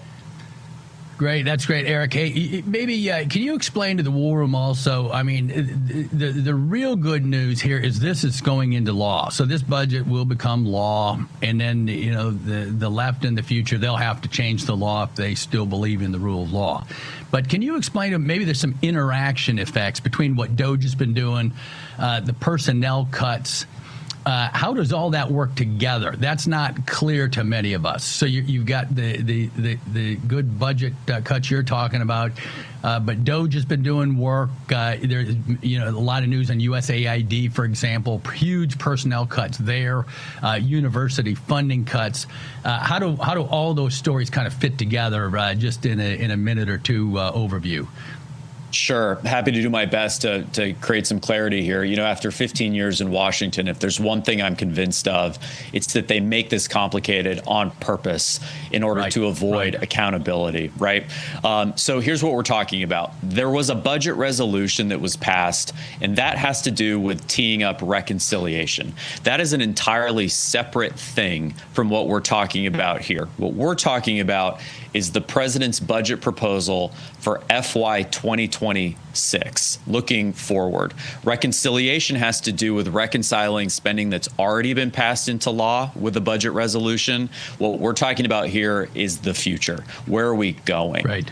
And what Congress is supposed to do now is take this budget that the president has proposed and use it as the framework for the FY 2026 appropriations process that they'll go through. In an actual world, that means that the 12 appropriation subcommittees go through the budget line by line and figure out exactly how they want to spend taxpayer money, right, moving forward. This is the president saying, I think you should do it this way. And when it comes to DOGE, what you see in this president's budget is the DOGE identified opportunities for cuts put into law, put into writing. So when the president says we got to get rid of all of this weaponized and wasteful and progressive money that's going to NGOs through international aid programs, that is reflected in the cuts that he's proposed in this budget, and so on and so forth. And now, as I said, it becomes incumbent on Congress to actually take that proposal and make it real. Right. Very good. Excellent. Outstanding. Eric, hang with us. EJ Antoni is also with us. He's got a bombshell. Your heads are gonna explode on this one. EJ, let us have it. David, I tell you what, the big downward revisions for Biden administration era data keep coming in thick and fast. The latest that we literally just got this morning at 10 a.m. from the Bureau of Labor Statistics shows that in the third quarter of last year, a period when we were previously told the economy added 399,000 jobs, it turns out that private sector job growth in that quarter was precisely 0. We added no private sector jobs during that time. As again, Steve that's would say, the latest data. Hit rewind. Say that one again. In the third quarter of last year, so that's the period from the end of June through the end of September, we were told that last year the economy added 399,000 jobs after all the already existing downward revisions. We supposedly added almost 400,000 non-farm payrolls, as they're called. And now the latest data from the Business Employment Dynamics report from the Bureau of Labor Statistics, these are official government numbers, shows the private sector added exactly 0 jobs on net during that time. In other words, all the job losses equaled the job gains, a net 0 change. So there goes 399,000 jobs that we supposedly had. Once again, David, this is an example of where we got data that was inaccurate. Of course, it was inaccurate to the upside. In other words, things looked better than they actually were. And this is a big reason why President Trump got reelected last November. People could only be told so much, don't believe your lying eyes and don't believe your empty wallets. It didn't matter how many times the media told us everyone has jobs. There were a lot of people sitting there who couldn't get jobs, at least not very good ones. And this report confirms that. Now, of course, these data that we got today are essentially going to be part of the annual revisions. But those annual revisions don't come out right away. As the name implies, annual, they only come out once a year. And they cover a period from March of one year to March of the next. So that means that we're not actually going to get these data until next year. In other words, we're not going to see the total impact on the jobs numbers during the entirety of the Biden administration what was last year? Until 2026. What was last year's revision, just as a reminder to the War Room? It was a downward revision of 800,000. I mean, it was absolutely massive. And what that essentially covers, though, is just so people understand, these aren't calendar years. The way the Bureau of Labor Statistics does this is from March of one year to March of the next. So it essentially includes quarter one of a certain year and quarter 2, 3, and 4 of the previous year. Again, it runs from March of one year to March of the next. So it doesn't quite line up with the calendar. Yep, outstanding. EJ, give me, and then Eric, if you're still with us, give us, we cover the downers and the reality of the papers, but President Trump, $2 trillion capital investment committed by U.S. firms, $7 trillion overall from other countries coming this way. How would you frame that good news for the American workers, for manufacturing, for jobs back? EJ and then Eric.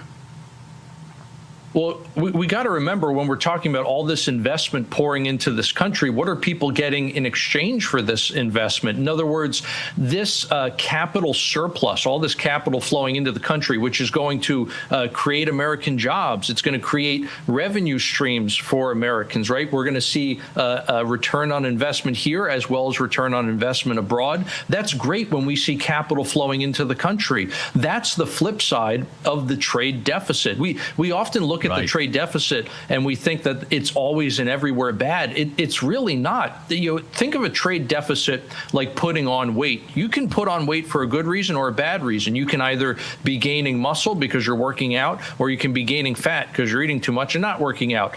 When we talk about all this investment pouring into the country, that's like putting on muscle. Conversely, when we're selling off all of our farmland to the Chinese Communist Party, that's like putting on fat. So when we talk about trade and we talk about all these trade negotiations, remember, we're trying to get a better deal for American exporters and for American workers. We are not trying to eliminate the trade deficit. The trade deficit very oftentimes gets a bad rap. But the flip side of the trade deficit right now is an investment surplus, and that's a good thing. We don't want to see that go away, because that investment surplus is how we get, again, more American jobs and more return on investment. Hey, Eric, why don't you close us out? 1 minute left. Eric, why don't you close us out?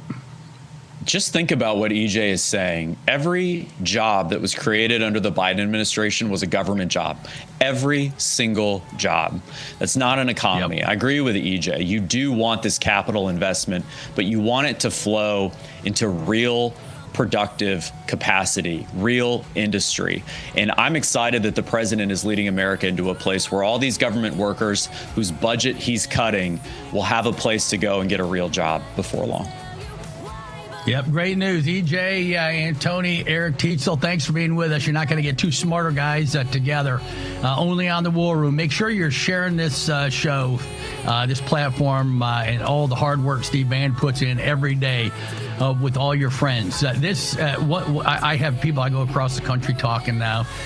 And everywhere I go, people, once they watch this show, the other news shows are just weak. It's the only way to put it.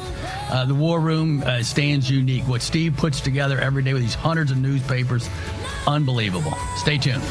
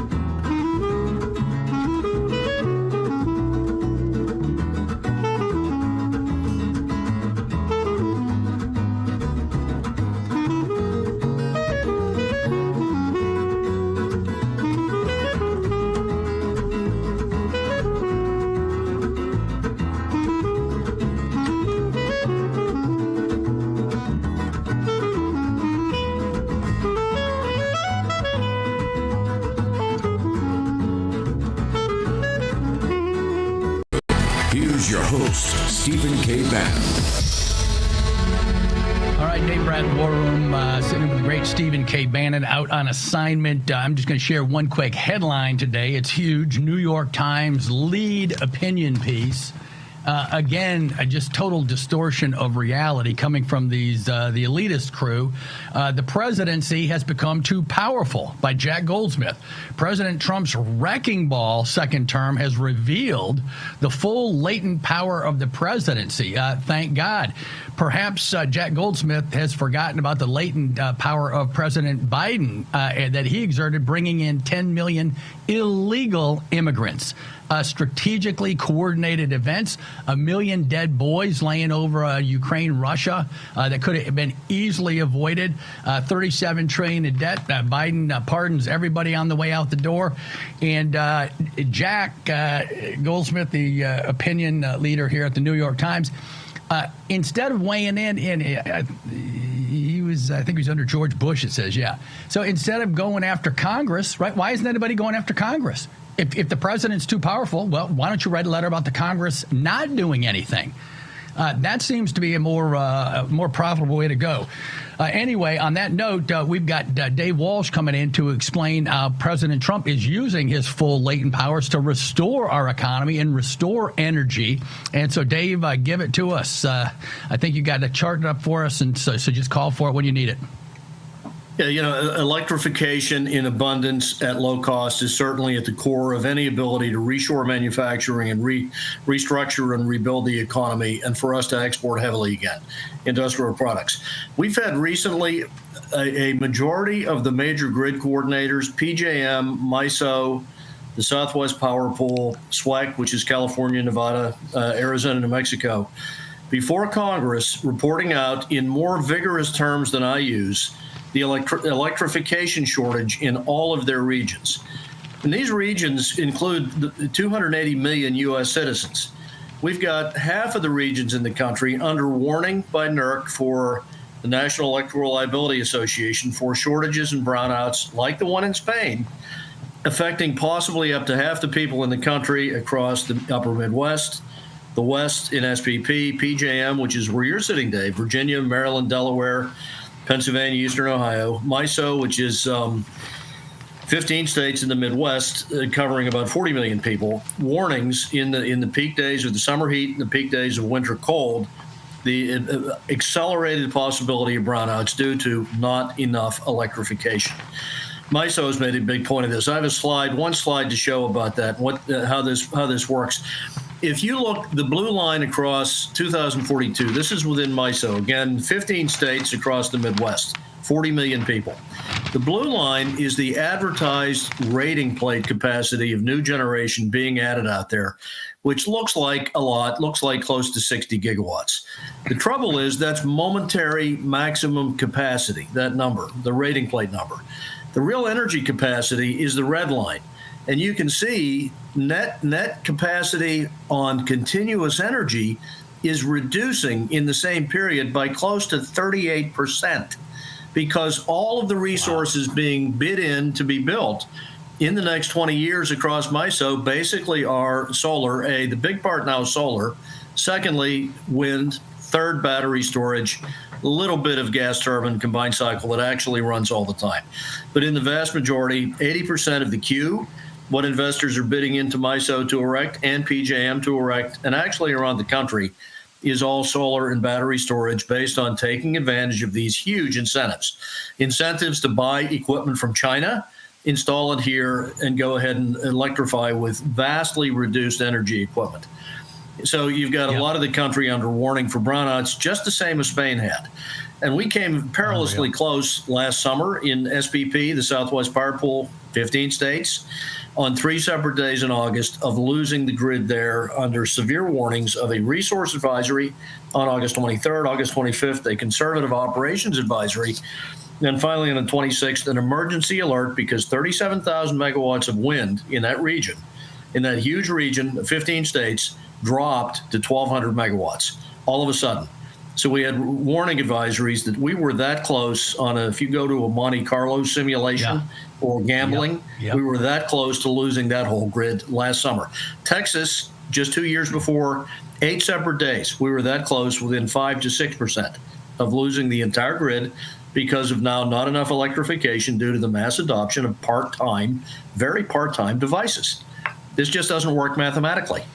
And the grid management are saying it very loud and clear. Yep, good. Dave, give us a closing minute. How did we get here? The border, right? The border invasion, 10 million, orchestrated. This almost, no one's this incompetent. How did this happen, and how long will it take us to turn it around in about a minute? The left in Sierra Club put a wrecking ball to nuclear power about 35 years ago. Basically, we stopped erecting new nuclear in this country that we now love again, thank God. We stopped erecting it 35 years ago. The capacity to build that now is very, very limited here. Then, under the Obama administration, his 8 years in office put a wrecking ball, this is well documented through his DOE and EPA, to the coal industry. So where we were about 53% coal-fired, continuous duty, base load, coal pile equals storage, 4 months worth of storage, put a wrecking ball to that industry, wanted to terminate coal. And those were the words of his EPA, which helped us attack the Clean Power Plan via SCOTUS, that they were overreaching their power and their charter in doing so. But he put a wrecking ball to coal. Biden, during his administration, put a wrecking ball to gas-fired combined cycle power plants, which is now 42% of the electrification of the country, stuff that runs all the time, based on American natural gas. He put in place EPA mandates to discontinue, unless carbon capture were applied, natural gas-fired power within about 6 years. So the Democrats have consistently made moves under the guise of no strategy, only a carbon reduction strategy. Nothing about added energy, to sap the electrification of the country. So look at the last 6 years. We've added supposedly 330,000 megawatts of equipment, adding only 0.4% growth in energy because it's all part-time stuff. It's 90% of it's battery storage and solar, which operates 5 hours a day and 2 hours a day, respectively. That's a disaster. Very outstanding. Dave, we got to bring in Eric Prince on the latest India-Pakistan news. How do people get you, Dave? Okay, Dave, you can reach me on Getter, Truth Social, and X at Dave Walsh Energy. Thank you, Dave. Thanks. Hugely important. Dave Walsh, follow him. Eric Prince in the headline, Washington Post today, India hits Pakistan in retaliatory strikes. Pakistan says they're going to punch back. How serious is this? Eric Prince with us. He's one of the most knowledgeable guys about all things military in the world. Lucky to have him on the War Room. Welcome, Eric. What's going on over in India, Pakistan? That's quite an intro, Dave. Thank you. Look, the last time that India hit back at Pakistan some years ago, all of their bombs missed. They had spent a lot of money, and it's very dangerous when you spend a lot of money to think that spending money equals capacity. Because clearly the last time they hit, the targeting data, the geocoordinates and elevation have to be exactly right for the bomb to hit where it's supposed to. I think in this case, the attacks, which were obviously done by Muslim extremists inside India, I'm not convinced that it was with any kind of actual Pakistani government sponsorship. The fact is the Pakistani military is battling the Pakistani Taliban, takes up about 60% of the military's efforts, combating them along the Afghan border. I would not be surprised if those same Pakistani Taliban stimulated this attack to cause this level of trouble with India. But both the Indian military is not very capable, not very serious. And Pakistan will try to hit back. I don't see this going anywhere because both of those countries would suffer massively if they got into an actual dust-up with tens of millions of refugees on top of, displaced people, casualties, and mayhem. Both of those countries are kind of living on the edge as it is. The last thing they need is a war. Good. Well, hey, that's positive. More positive news. You won't hear it on any of the mainstream media. The Wall Street Journal I just covered today, just total misinformation on the progress Trump's making on trade. One of the biggest moves is with India. Modi, they had a great meeting. It looks like India has made a bunch of moves that are pro-U.S. Trump likes win-wins. Are you following India? How do you think we're doing with India? And then any more you want to report on the trade wars and how that's going to make the U.S. great again? You know, I would not be that excited if we got to a 0-0 trade deal with India, because their cost of labor is a micro fraction of what ours is in the United States. Their cost of environmental compliance is zero compared to what it is in the United States. It would put a lot of U.S. manufacturing at a significant disadvantage. Look, Dave, I'm very old school on tariffs. I think a flat 10 or 15% tariff on anything coming into the United States is a good thing. I think protecting domestic manufacturing is a very good thing. And until the idea of free trade with a country where less than 50% of the people actually use toilets is a fool's errand. And the last time I was in Delhi was 4 years ago, and there was a big billboard in the airport from the National Ministry of Health saying, help us reach our goal this year of 50% toilet use across the country. So I don't get all excited about anything to do with India. Culturally not like us at all, and a long ways to go until their manufacturing has the same cost structure that America's does. And I would rather protect the American heartland versus in any way making India great. Yeah, I agree with you. I think that's all spot on, and I think that is part of the trade framework. It's trade, non-trade, unfair practices, all that's in the negotiation. I think you know all that, and that's why you said the 10%, there's a buffer until we get there.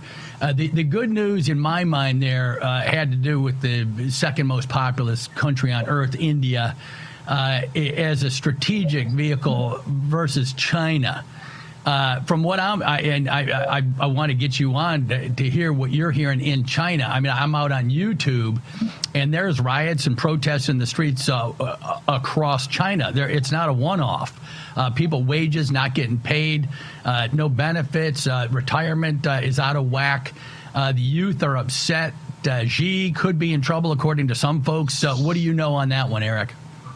Even before this trade dust up, what I can even tell you from Trump administration 45, the Chinese Communist Party was very concerned about Trump's policy on trade and actually getting tough with them. Now that he's actually clearly gotten tough with them, it is a massive threat that the Chinese people kind of have this deal with the Chinese Communist Party that they're supposed to deliver economic development, and in exchange, people have effectively no rights and no actual freedoms. And now that the economic growth is very much in peril in the short term, there's going to be major unrest because of it. So, and on top of that, Xi's war on corruption before that really crushed a lot of the entrepreneur class and created the small, medium enterprises, which were creating the jobs. That's all largely dried up. And when you take Jack Ma, who's the Bezos, Steve Jobs of China, and you disappear him from society, and he reemerges 6 months later having embraced supervision because he said something negative against his state, that's a problem. So China has, they rode a wave of massive economic expansion for years, and Xi has crushed that innovation, that kind of freedom of maneuver the entrepreneur. Can you hold with us over the break, Eric? We're going to break. I'd love to get you back. I want to see if there's other, even more hardline power brokers in line to replace Xi. Your comments on that after the break. Stay tuned. War Room Posse back in 1 minute.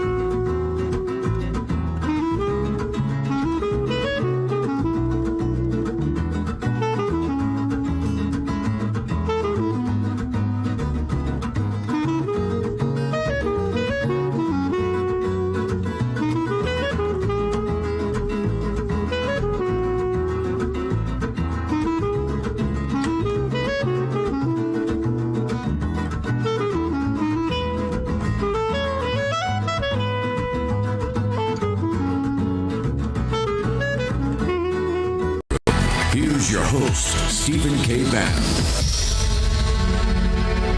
All right, Dave Bratt, the War Room, the great Stephen K. Bannon. Today, one of the War Room favorites, Eric Prince.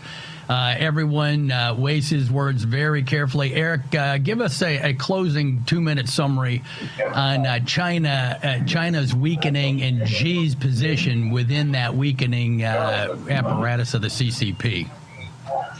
So even in China, there's political factions. Xi is part of the young princelings. His father literally rolled with Mao back in the day for the Long March.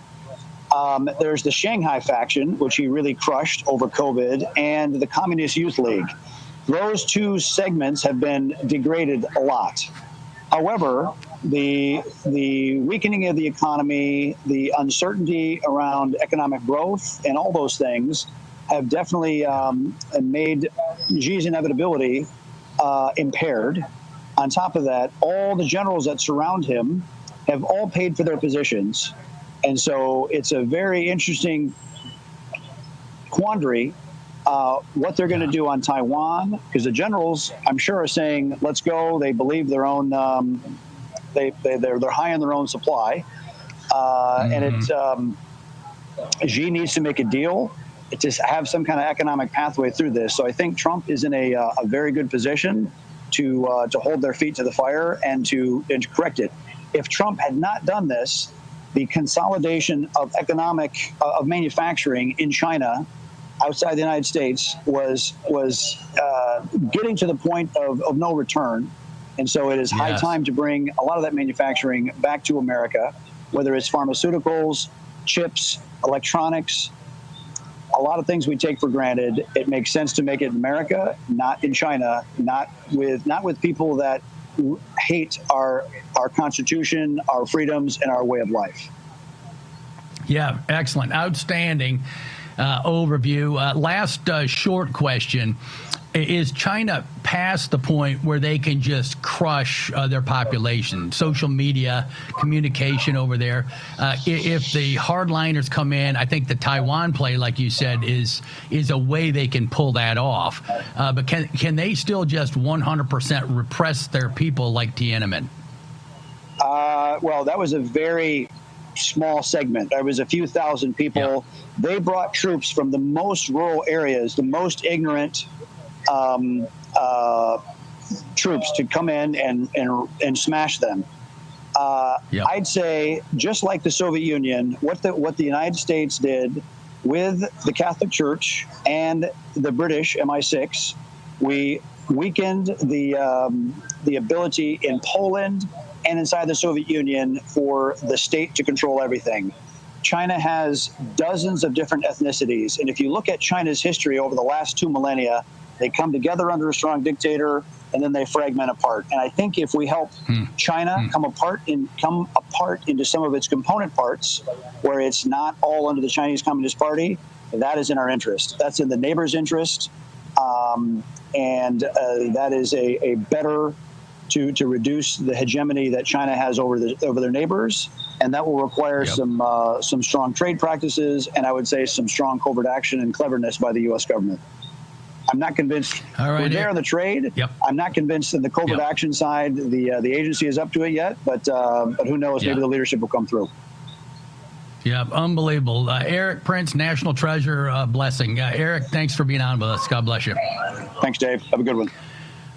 You too. All right, Mark Lucas on deck. Mark, you with us? And if so, if you want to comment on anything you just heard, and I think you got an ad we're going to play, and you can explain that one. But any comment on the previous? Yes, Dave, thanks for having me on. We sure live in a very volatile world, and I think it's just a testimony to the complete freedom of maneuver that Joe Biden gave to America's enemies. You know, I saw this in Afghanistan. I came in 2010, and the enemy was given quite the freedom of maneuver, and we had to stir up a hornet's nest. So President Trump has America first foreign policy. It's going to take some time to get its footing, whether it's with the Houthis or with the Ukraine war. But I'm very optimistic that President Trump is also our negotiator in chief. Looks like he landed a solid deal with the Houthis because we want peace, and veteran action and warfighters like myself, we do not want to get entangled in these forever wars. Yep. Yeah, you got a clip. Why don't you set us up for the clip before you play it? Give us 10 seconds on what we're about ready to see and why veteran action is what you're doing. Pete Buttigieg is coming to my home state of Iowa next week for a veteran town hall, and we want to remind Iowans and the whole country about Pete Buttigieg's woke and radical agenda for the Department of Veterans Affairs. Denver, you want to roll it? Pete Buttigieg is fighting Donald Trump's VA reforms, and he's pushing a woke agenda. He backed taxpayer-funded sex changes and wanted to rewrite Lincoln's VA motto, making it more gender inclusive. Buttigieg wants to take us back to Joe Biden's broken, woke VA. Veterans deserve better, not woke politics. All right, Mark, give us the overview, what you're up to with your group. And all political views are my own, but Mark, have at it. Well, Veteran Action, I built this to be a smash-mouth, grassroots political organization that fights for our veterans and promotes President Donald Trump's America First foreign policy. And we're not going to allow these radical leftists like Pete Buttigieg to come to Iowa to attack President Trump and his VA agenda. You know, Pete Buttigieg, he won the Iowa caucus in 2020. He narrowly lost the New Hampshire primary. He was a very formidable candidate, and he turned in to be one of the most effective surrogates for Joe Biden. So no Democrat is going to come into Iowa uncontested, and Veteran Action is going to bring this smash-mouth philosophy that I learned with my good friend Mike Davis. You know, Mike Davis and I went to college together at the University of Iowa. He's my senior counsel at Veteran Action, and I helped build the A3P Action Center, which I'm bringing that same approach to Veteran Action. So not only can you see that ad, but we're encouraging the War Room Posse to go to veteranaction.org, click on the Take Action button, and contact your lawmakers. Tell them to pass the Veteran Access Act. We believe that veterans deserve choice in their health care. They should get expedient care. We shouldn't have to wait for arbitrary wait times like a 30-minute drive or a 20-day wait. So Veteran Action, you can contact your lawmaker via phone, email, and on social media. You can take all three of those actions in less than 5 minutes. This strategy is proven. We used it to promote President Trump's cabinet. Kash Patel and Pete Hegseth, they told Mike Davis and I that those nominees were dead on arrival. A3P changed the politics, and now Veteran Action is doing the same thing for vets. Great. Hey, Mark, we're going to hold you over the break. Stay with us for a minute. You can close it up, and we thank you for what you're doing for the veterans. Get your comments right after the break. Stay with us.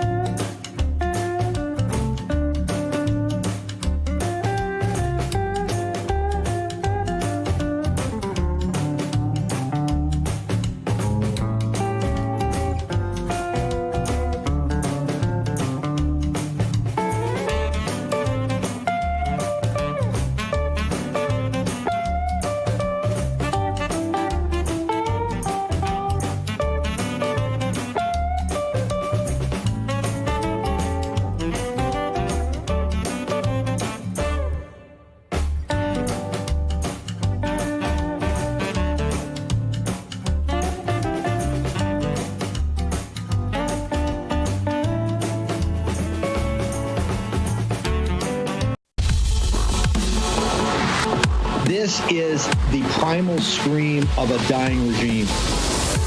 Pray for our enemies, because we're going medieval on these people. You're just not got a free shot on all these networks lying about the people. The people have had a belly full of it. I know you don't like hearing that. I know you try to do everything in the world to stop that, but you're not going to stop it. It's going to happen. And where do people like that go to share the big lie? MAGA media. I wish in my soul, I wish that any of these people had a conscience. Ask yourself, what is my task and what is my purpose? If that answer is to save my country, this country will be saved. War Room. Here's your host, Stephen K. Bannon. All right, back in the War Room, Dave Bratt sitting with great Stephen K. Bannon. Want to do a shout out to our friends at Birch Gold. You've been following Steve every day. The world is full of volatility. President Trump is actually trying to stabilize the world and bring some sanity back to it. The globalists are fighting by the day, and that is they are creating the instability. They have created the wars. They have created the debt. They have created the inflation. They have created the border invasion. None of that is our policy on the War Room. We want peace and prosperity for the U.S. first and for the rest of the world. And so in these times of volatility, make sure you check out gold and its place in your portfolio. And so contact our friends at Birch Gold, birchgold.com/Bannon. Or text Bannon to 989898. Get a free copy of the Ultimate Guide for Gold in the Trump Era. You hear Steve in the War Room, and I was on yesterday, and we've been talking about the bond market, the stock market, gold. Gold is outperforming. We don't sell it. We don't push it as an investment vehicle, but it is and always has been for millennia a source of stability in your portfolio. So call up Birch Gold. They're friends of the show. They're good friends of me personally. And so give them a ring today.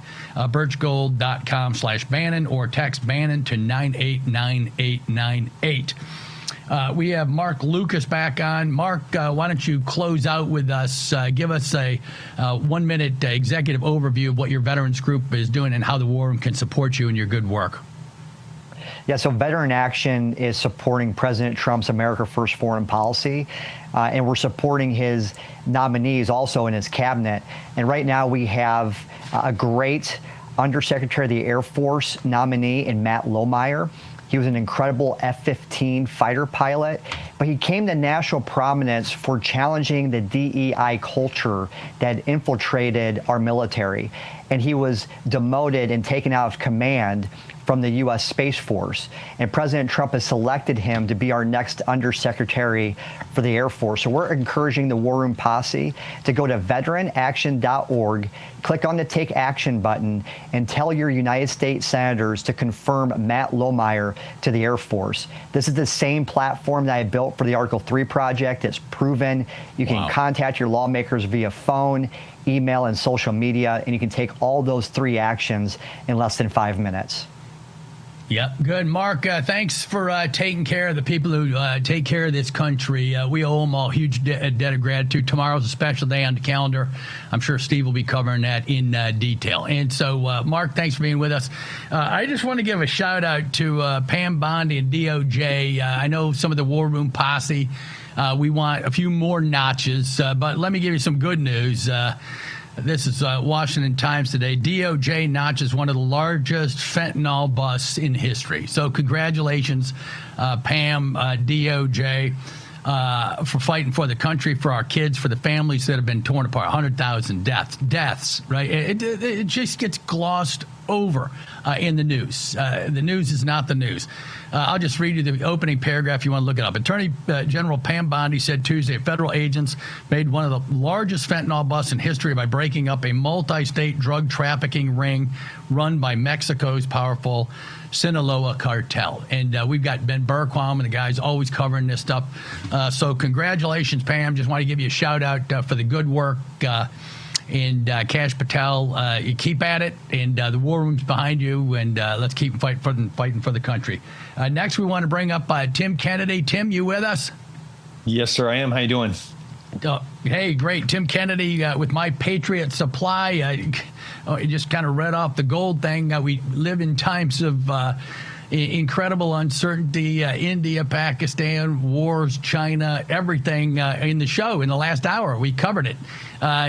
Give us a sense of what you're doing to prepare people. Yeah, I'm part of a bunch of organizations that work overseas in conflict areas and war zones. 20-year Green Beret, a Ranger, a sniper. Wow, thank you. Most recently on the Save Our Allies side, going to Afghanistan during the withdrawal, Ukraine during the initial invasion. It's just been a mess for the past 5 years. There's a sense of stability right now. But if you take a step back and look at the landscape of the world, it is more chaos and anarchy than ever before. Portugal and Spain just had a power outage, from atmospheric disturbances. The power grids are super sensitive and very vulnerable right now. And when you look to Pakistan, China, India, there's conflicts at every door. So we still don't know what the cartel is going to be doing, but the American infrastructure is in a very dangerous place. Love that you had Eric Prince on. That man has more fingers and more pies trying to stabilize and secure this world than maybe any other private person on the planet. But it's wild. And My Patriot Supply is one of those companies that provide a bunch of resources to the individual to make sure that you take care of yours. Both on the food side, on the power side, on the water purification side. It's spring in a lot of places right now, so it's time for planting. If you're in the appropriate zones, you can go to mypatriotsupply.com and you'll see that they have seed bundles to be able to grow your own food. That self-reliance, individual responsibility, I think it's embedded in our DNA as Americans, and we've gotten away from that a little bit, and it's time for us to put that back on the individual. Nobody's going to provide for my family but me. It's my responsibility. Yeah, that's super work, brother. Tell people how do they get a hold of you? How do they spread the word for what you're doing? Why is it so important at this point to take some action? Yeah, we're at a really pivotal point in history. This administration has a lot of work to do just up until the midterms. If we don't make changes that will be long lasting, we'll just be back in the same situation that we were 18 months ago. So we're in a race against the clock to make sure that we are really creating stability and security for America and our allies. Ultimately, it's in human nature. There will be chaos. There will be conflict. There will be war. All the way back to two brothers, one of them picking up a rock. This is it's unfortunately part of the way that humans interact, and we have to be responsible and make sure that we have everything to take care of our families. Water, power, and food being some very basic principles. On the Save Our Allies side, you can follow me on Tim Kennedy MMA on Instagram or Twitter, or Facebook, all of the things. Save Our Allies, heaven forbid, we're the bat call, we're the bat signal up to come and help people get out of a conflict area, and we're always standing ready.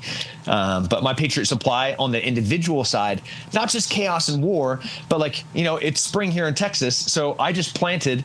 I have jalapenos, and I have habaneros, and I have oregano, and I have all my little herb garden. I have my water purification. I have my Grid Doctor battery wall. So no matter what happens, I'm safe. My family is safe. I have 4 kids. I got a beautiful wife. I am prepared for whatever's going to happen. We don't know what the next thing is going to be, whether it's going to be COVID, if it's going to be a grid collapse, if it's going to be atmospheric conditions, if it's going to be a solar flare. But regardless, I'm going to be able to take care of mine. I think every American should take that approach. Yeah, very good. Very good, brother. Well, yeah, we just had Dave Walsh on with the number of grid collapses that could have been catastrophic and permanent for the regions. And so give people your coordinates one more time, and thanks for being on, and thanks for supporting the War Room Posse. Yeah, I appreciate you, Dave. Appreciate War Room and everything you guys fight for. That Constitution is it's one to be defended. You find me on Tim Kennedy MMA, but you can go to mypatriotsupply.com to get all the things that you need for your home, for your family, for your level of preparedness. Everybody's lifestyle is different, but ultimately you have to be able to take care of you and your family. Very good. Awesome. Thanks for serving your country, Tim. Thanks for what you're doing now. Yeah. God bless you. Thank you. My pleasure. Thank you. All right, you bet. We've got Jack Poso coming up after the break. I'm going to just cover a few more headlines. This is Wall Street Journal A3, Harvard president on his resistance to Trump. You can read through this kind of black subheading. Students at Harvard no longer feel comfortable disagreeing. Notice the Oprah Winfrey language I'm about ready to mention throughout this article. It's a summary of our culture, right? Students at Harvard no longer feel comfortable about whatever. The university wants more diverse viewpoints on its faculty. They're using the word diversity to saying they want more conservatives. He's trying to dig himself out of a hole a little bit, and they don't even know how to do it. Right? The university wants more diverse viewpoints on its faculty. I don't know what diverse means. Why don't you go back to the founder? There's a guy named John Harvard. He founded your school. If you want diverse viewpoints, right? John Harvard came from Cambridge, one of the greatest Christian universities in the world. Especially at the time, then starts Harvard University. The motto, I don't know if you know the motto, the president, but it was truth for Christ and church. I guess that would fit under a diverse point of view at Harvard right now, right? Truth for Christ and church.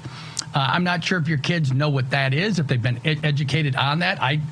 I'd love to come up and be the dean of your divinity school if you need that. I doubt I'll make the cut. But I would foster that point of view, a historic, intellectual point of view. Here's a few other words in the article. To diversify the faculty, the university is seeking to hire people with an intellectual range, whatever that means. We want multiple points of view. We want to have more perspectives, different from the mainstream, more perspectives. This is all just kind of psychological mumbo-jumbo word salad. None of this sounds academically serious. What happened to the great books? What happened to the classic liberal arts curriculum? What happened to knowledge and science and verification? All the great thinkers in the canon. And they don't mention, why don't you teach some of that? And then I think people will be happy. I've got some friends who have said, we're losing research funding. What can you do for us? And da-da-da-da-da. I said, I think it's pretty simple. Why don't you just have your president write a letter to the administration, say, hey, we're going to get back to teaching this thing called knowledge. We're going to do education. And that's all we're going to do. And then I think the whole country's really going to be happy with that outcome. If we get back to education, it's fine to disagree. The Constitution was built up on the assumption in Madisonian logic that there's going to be a multiple view factions fighting against each other. That's fine. The Constitution guarantees only a few things in its original form. Life, liberty, and the pursuit of happiness. None of it provided by the government, right? It's protected by the government, but those are the original rights: life, liberty, and the pursuit of happiness. You can differ with your opponent. The thing with the left now is they want to have radical thoughts, and that kind of was okay with traditional folks for a time until the left started imposing those views on us. And then they said, we want your tax money to fund our crazy ideas. Now, that's not the original constitutional logic. So I just wanted to share a little news with you from Harvard. And then the Washington Post today, on their lead page of their opinion section, it is nice that they reported some news from one of their person responding to one of their opinions. We're Catholic. This is not what we want from a pope and a president. Regarding the May 4 front page article, Church's Soul on the Line Ahead of the Conclave, the Post the Washington Post chose to frame its recent article about preparations for the conclave to select the next pope in political terms: progressive, liberal, conservative, traditional. As a Catholic, I don't want to hear any of that. That's what they said. That's what this writer said. And I think they're kind of spot on. The Washington Post frames everything politically, except the headline: "We're Catholic. This is what we want from a pope and a president." And they called their article, the Post did, "The Church's Soul." Right, so they refer to religious language to be clever, but then they only do politics within their article. And so, not a shocker. We got Jack Posobiec coming to address precisely these points right after the break. Stick with us. America's heart.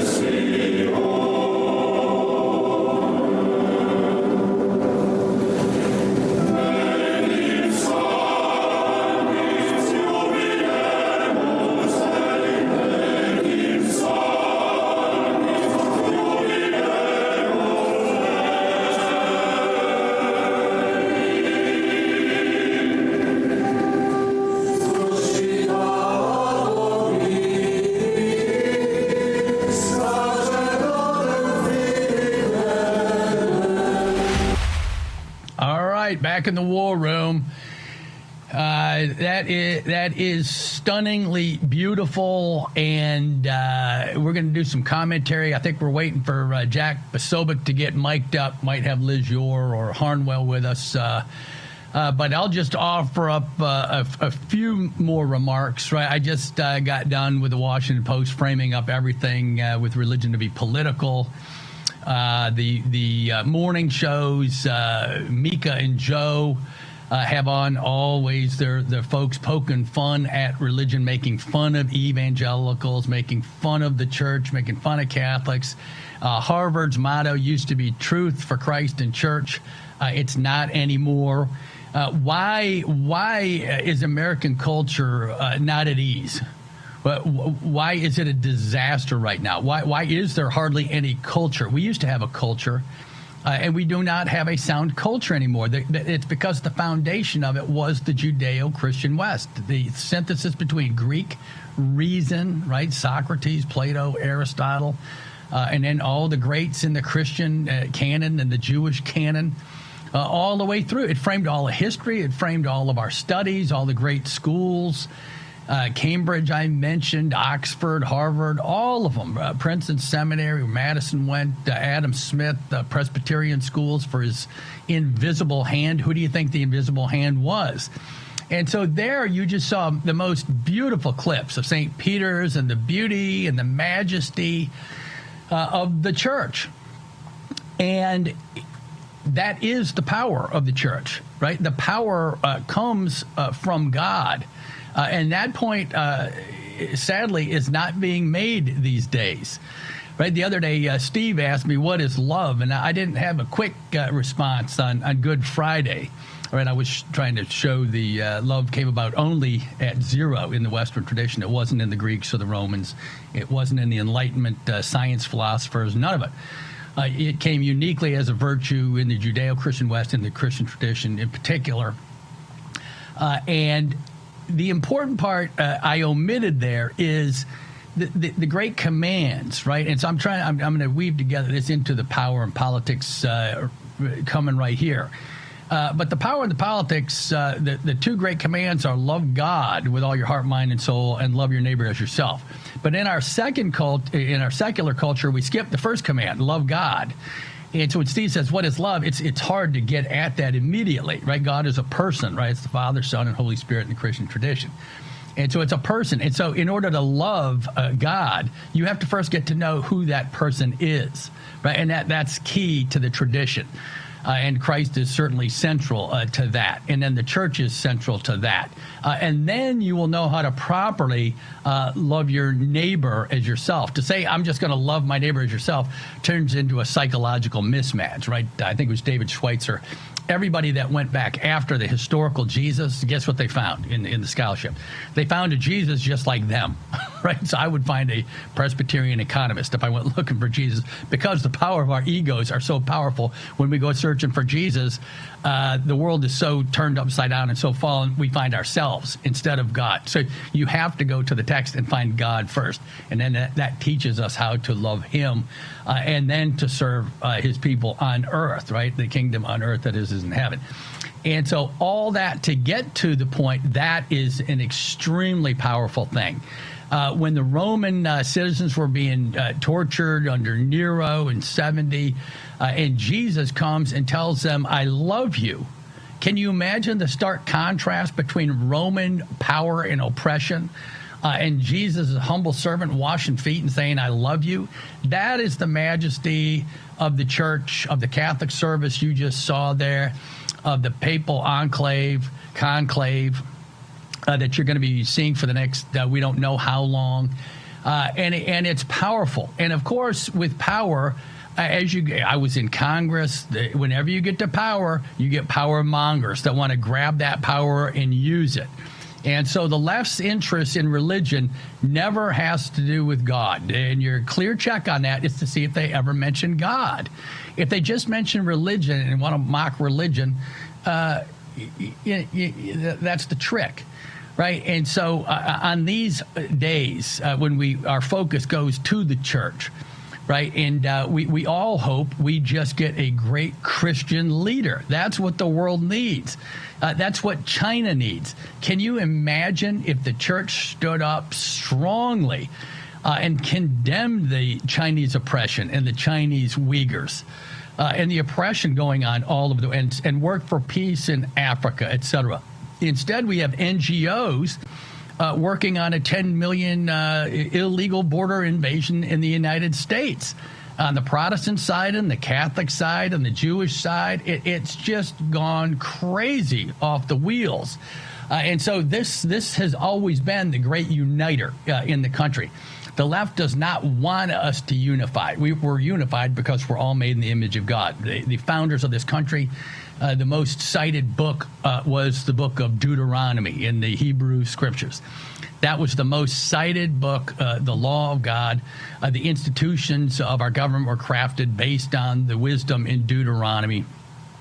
And all that has served our country great. And the basic insight is we're all equal, only in one regard.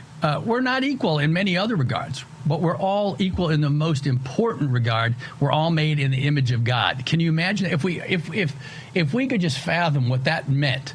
And none of us do. We don't wake up in the morning and see the person sitting across from us and say, that person, every single person I meet is made in the image of God. That sentence is transformational. That sentence helped transform and found this country.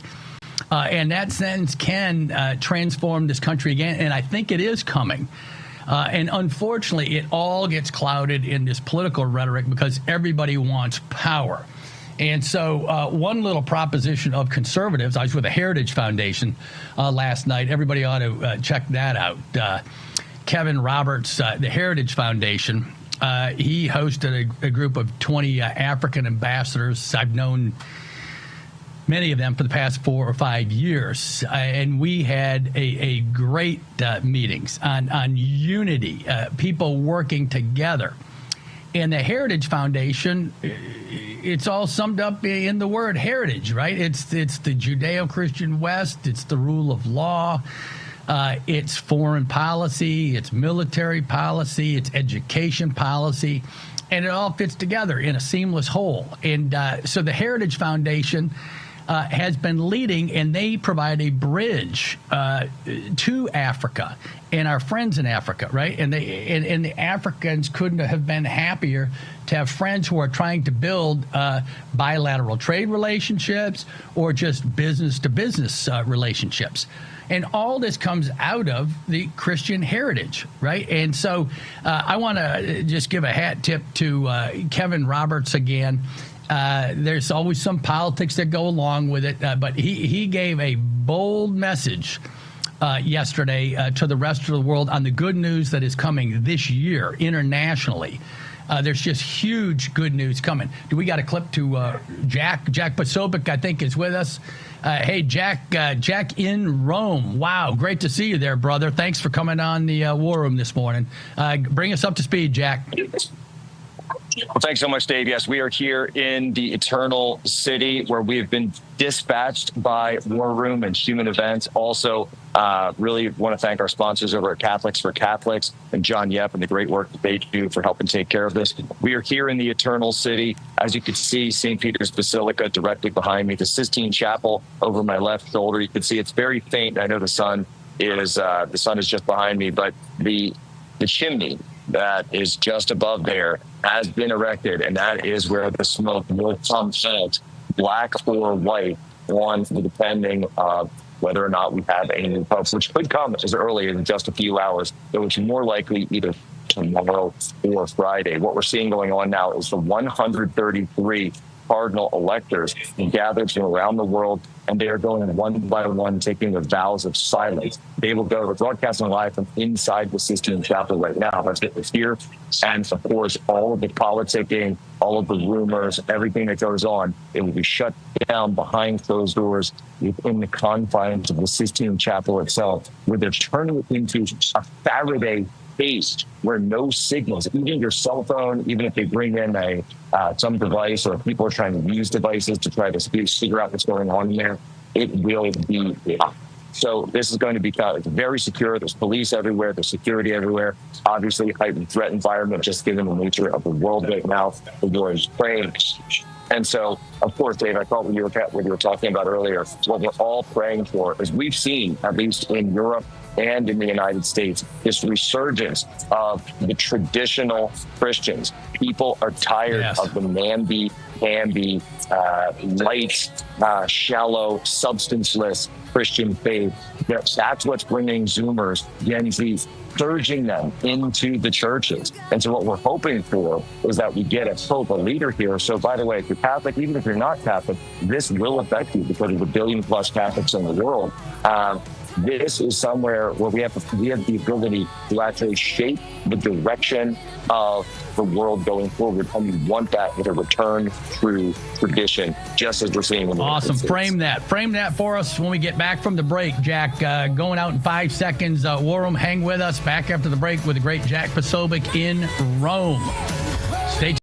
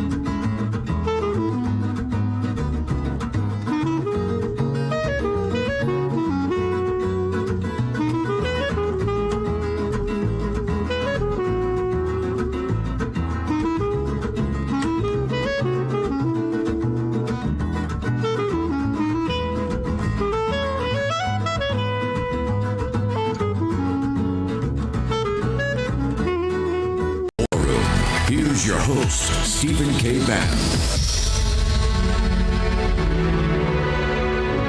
All right, everybody, welcome back to War Room. What a great show. What a bunch of history. We're living in history, right? As Steve always says, there's weeks when centuries happen, we're living them. And the War Room, there's no better platform to track what's going on in the world. I want to call out to one of the best analysts financially of the world, Rickards. If Denver wants to pull up Rickards, rickardswarroom.com with a free book deal, Money GPT.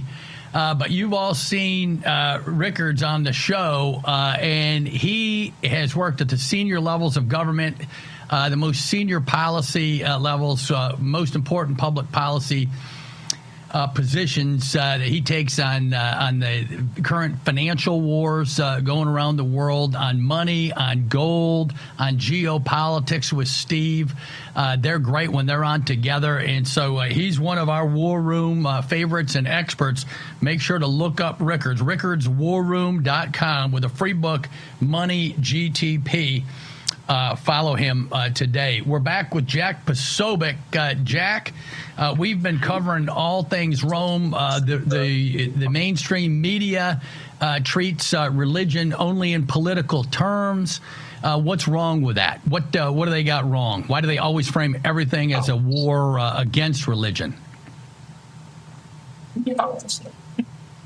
Because, Dave, to understand the war against religion, it's because to them, religion is not real. To them, religion is something that is actually in their way.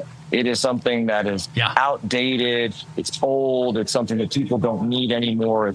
It's something that people don't, that is in the way of new laws and new beliefs. I'll give you a great example out in Washington State right now. This huge controversy that's going on, one that hits very close to heart for me. So there's a new law that's been passed in Washington State requiring priests to have to divulge the content of confession to the authorities in certain cases. And by the way, that doesn't mean when someone says, hey, I might go out and commit something. Okay, we all understand that. But actually to divulge things that have been said in the past. And I would certainly call on any priest who put in that situation, do not comply with that law, which is a direct abridgment of the First Amendment. But of course, they have no problem whatsoever with writing laws and passing laws in a liberal state that completely abrogate the right to practice your religion freely, the free exercise of religion in the United States. Why? Because they view their own ideology the same way that we view religion. To the left, their belief system is actually theocratic. That is what they are trying to put up. And if you don't believe me, well, just say that you don't think that trans women are real women and see the response that you get. Of course, you will get a response that is akin to blasphemy, heresy, some Christian saying something like that about Christ. And so the situation is they've always targeted Christianity, every revolutionary movement, whether it's France, whether it's China, whether it's Bolshevik Russia, or even in Spain. Who was the first group that they always go after? It was the Christians and it was the believers, because they know deep down that only the Christian and godly belief system can stand in the way of theirs. And if you go back to the 1960s, really when all of this counter-revolution started getting going, or I should say the counterculture revolution got going in the United States, who was it? What was it? That was the very first target. God in the public square. God in the public square was the first cornerstone they targeted. Why? Because if you remove God, and you remove the Bible from schools, and then you remove prayer from schools, and then you go after the Ten Commandments in courthouses, then suddenly our entire system, which rests on those beliefs. America's always been a Christian majority country, and it's still a Christian majority country. But if you take away that bedrock, suddenly it's all just a bunch of words, and you can twist it to your own designs. Yeah, Jack Posobiec's in the public square literally right now. Jack, I don't know if you know it, but you have a ray of divine sunlight shining across your face. It looks like it's coming from the top of St. Peter's. So you must have been saying your prayers this morning. Why don't, instead of covering the negative, let's cover the positive. What is the true power? I was going to say that dome that you see behind me that you mentioned, that was designed by Michelangelo himself, as well as as we know, the roof of the Sistine Chapel. And in fact, the Pietà, the great sculpture of Jesus in his mother's arms, is just inside those doors right behind them. Unbelievable.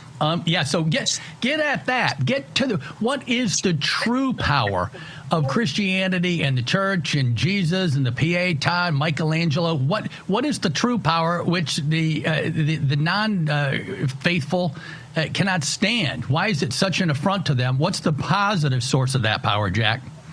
The positive source of that power is the connection to the transcendent. It's the connection to the transcendent, this idea that we're not just these bodies of flesh that Anthony Fauci would have you believe that we are in fact spiritual beings, that the spiritual world does exist, that we are in a struggle, in a contest for good and evil, a spiritual war. And that's truly what's going on. And I think if you look at anything that's happened in the United States in the last 10 years, you certainly have to admit the student on it exists. But here's the flip side of that. The flip side of that is that Christ exists, that God exists, that the angels exist, that the power of the human spirit to connect with God. And then, of course, we're praying very, very deeply. Everyone in the square, everyone inside, we're praying very deeply that the Holy Spirit works on the hearts of the cardinal elector who go in, and as well as the other cardinals who can speak, even if they're not voting, that the Holy Spirit is present in these proceedings, the same way the Holy Spirit was present in the Senesul, the upper room on Pentecost, after Easter, coming down to the apostles. We want that to happen, and we pray for that to happen. We had to get this. Yeah, outstanding, Jack. Yeah, and so the whole show today, and the whole show every day, and everything you do every day. I went over Harvard, right? The motto used to be "Truth for Christ and Church." We covered China, which is an atheist regime. Just every news item we cover every day gets down to kind of this basic split between the Judeo-Christian West and the others. And then as soon as we fight for what we believe in, which is just our extended history, which founded reason and rationality and science, we get hammered for being political when we just want to be left alone. How do Christians respond in this new age where it is a war right now? We don't want to go down in the ditch with them. We want to stay at the heights and have the sunlight shining on our face like you do right now. And so how do Christians stay up at the heights, but we do have to fight a war? How do we do it? Well, the way you do it is you stick by your guns. When someone comes to you and says, "Oh, you're praying too hard," or like the FBI came out last year and the year before saying, "Oh, the Latin masses are extremists," and the pro-lifers, when you're going out and praying in front of the clinics, that you could be arrested. You know what? Don't stop. Never, ever stop and hold by your guns. When they say you can't pray that, pray it 10 times louder. When they say that you can't go to that clinic, that abortion clinic, and go pray, go get 10 of your friends and then go out there again. Or say, you know what, I'm going to be there every week instead of just weekend. That's what it's going to take. Yep. It's going to take spiritual warriors. It's going to take prayer warriors to the point where they understand. And look, the left, the one thing that I'll always say about the left, and I always give them credit for, don't sell themselves so short. They are true believers. They are willing to set fires. They're willing to attack police, like we saw at University of Washington earlier this week. They're willing to commit assassinations, like Luigi Maggioni or Thomas Matthew Brooks. They are deeply committed to their faith. We need to have devotion to our faith as well. True devotion, even in the face of lockdowns, even in the face of Anthony Fauci, even in the face of laws saying that we have to break our beliefs. Never, ever quit. And in fact, when they tell you to stop talking about it, double it. Don't just don't back down. Double down, as Steve would always say. Hey, Jack, I forgot I got the great Gordon Chang on. I got to jump on you, but we're going to be back to you all day for the next several days. Thanks for what you're doing, Jack. Keep the faith, brother. God bless you. Amen. And Gordon, of course, knows about the corrupt deal between the previous Vatican and the CCP, so we're very much praying that that will overflow as well. Great. Thanks, Jack. Gordon Chang, are you with us? I'm here.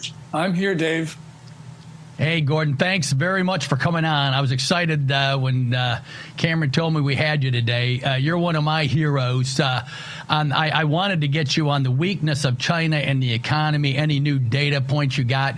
But if you want to respond to what you just heard there on the Catholic Church and the spiritual war elements versus an atheist CCP, the floor is yours. Take it over, Gordon. Thanks.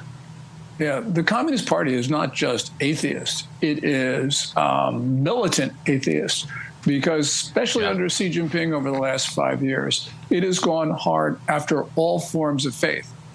In the past, it went after Muslims, it went after Christians, but it generally left what were considered to be homegrown religions alone, like Buddhism.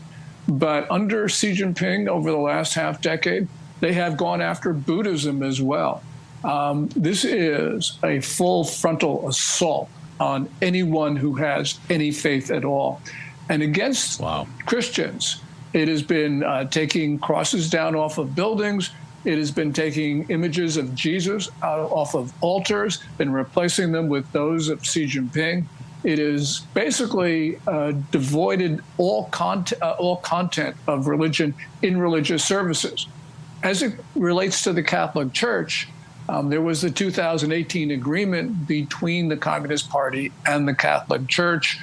This was certainly an agreement that the Communist Party has violated numerous times.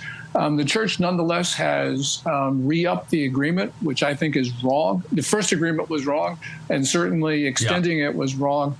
I just hope that the church will take a U-turn and start supporting Catholics instead of supporting the Communist Party.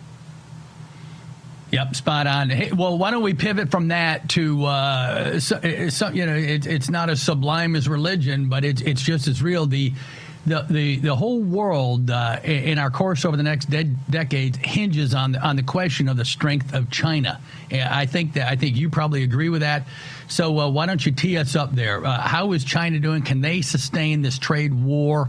All the evidence I've seen looks like they are really weakening in a serious way, but you're the expert. So lead us, give us a minute, and then I'll hold you over the break, Gordon. Yeah, you're absolutely right about that. China cannot sustain a trade war.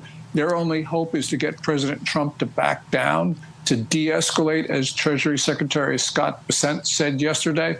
But the Chinese economy was contracting before the trade war, and it certainly is now from all sorts of factors that we can see. This is an economy that is failing, and the Trump tariffs are driving it down even more. Yeah, how much have you seen on 30 seconds on the rioting and the disruptions in the streets? Are they widespread? 30 seconds. They're widespread. The Communist Party can contain this now, but if the trade war continues, you're going to see more workers on the streets, and they won't be able to contain it because there will be too many people. This was something we saw before the tariffs, and has all now become much more pervasive because factories have been closing in greater numbers after the tariffs. Yeah, I encourage everybody, on the war, we pride ourselves being fully data-driven and transparent. Just go out to YouTube. Don't take our word for it. Just type in is China's economy collapsing, and put in videos, search for videos, and you'll see a whole host from every region that Gordon's just talking about. So we got Gordon Chang, one of the world's premier experts on China, coming back after the break. Stick with us on the war room. What I said, I think, is very important for everyone to realize. If we don't win against China, if they continue on the trajectory they've been on, we would be in serious trouble, as Eric Prince also said early in the show. Stick with the war room over the break. See you in a minute.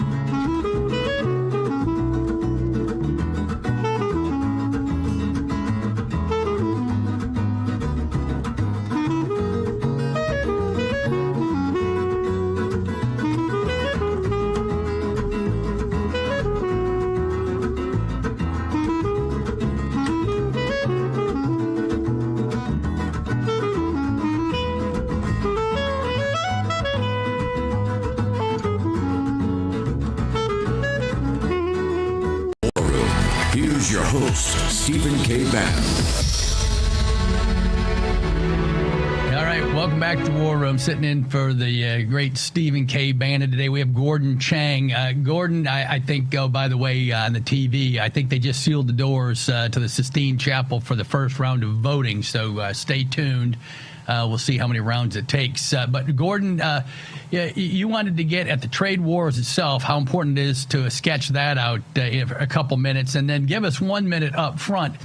This country does not think we are at war with China, right? Business folks are still looking for supply chains to China or substitutes. The Fortune 500 CEOs, there's no sensibility that there's a war going on. So please enlighten them. Gordon Chang, thank you. Yeah, People's Daily, which is the most authoritative publication in China, in May 2019 carried a landmark editorial that declared a people's war on the U.S. We're Americans, so we ignore propaganda. But that's a term which has great importance for the Communist Party. They call it, quote unquote, total war. And we have seen this with, for instance, their backing of the fentanyl gangs, some of which are state-owned. They're killing 70,000 Americans a year. They're stealing hundreds of billions of dollars of U.S. intellectual property each year, perhaps $500 billion, as John Ratcliffe, when he was director of national intelligence, said. Their assault on the United States is across the board, and they intend to destroy the United States. This is not just competition. This is an attempt to kill off America. And they believe they're in an existential fight with us. So we've got to defend ourselves. And if we don't, even though we're the far stronger society, Dave, we're going to lose our country. Yeah, give us just 20 more seconds on that piece, right? So I think you're right about the rhetoric and the propaganda. We just glaze over it. But they move in 1,000-year increments, and, you're the expert on their culture. But why would they even announce it? Why would they give us a heads up that they're at war with the American people? Because they're trying to justify, with their strident anti-Americanism, they're trying to justify to the Chinese people and to themselves a strike on the United States. As one of our famous ambassadors to Beijing, James Lilly, said, the Chinese always telegraph their punches. They're telling us what they're going to do because they want to believe that they're in the right. So we have been warned, and we are ignoring those warnings, just like we ignored Osama bin Laden's warnings. Right. No, exactly. Gordon, give us 2 minutes in closing on the bullet points on the trade war, and at what level of trade war should we keep going for, what duration, to ensure that we stay around as a civilization?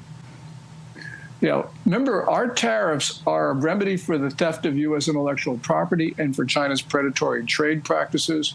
So when Treasury Secretary Scott Bessent talks about de-escalation, if we remove tariffs, that leaves China's trade practices and its theft of our IP still in place.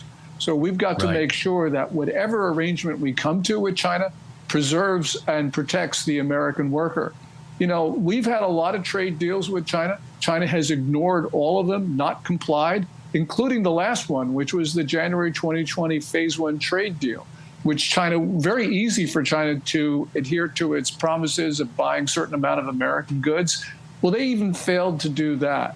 So we've got to protect ourselves. This is not peacetime. We are in a situation where we've got wars in Ukraine, the Middle East, North Africa, which look like wars, and now the India-Pakistan war.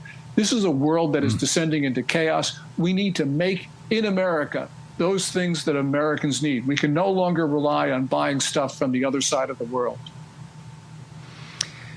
Yep, I agree with you 100%. I think the War Room Posse does too. I think that's very good counsel. The trade deal, it can't end in an easy compromise deal. We need to have a long-term win. That doesn't mean the Chinese people have to lose, but that means we need an equilibrium that works for us all in the long run. Gordon Chang, thanks for being with us. You're always a War Room favorite, and it's just a blessing to have you on with us today. God bless you. Thank you. Oh, well, thank you so much, Dave. I really appreciate it. You bet. All right, we got Mike Lindell. He's been in a real good mood lately. I asked him if he's got a new vitamin supplier doing the Jane Fonda workout, and he might have a couple good news points to give to you today. Mike, why you got the glow today?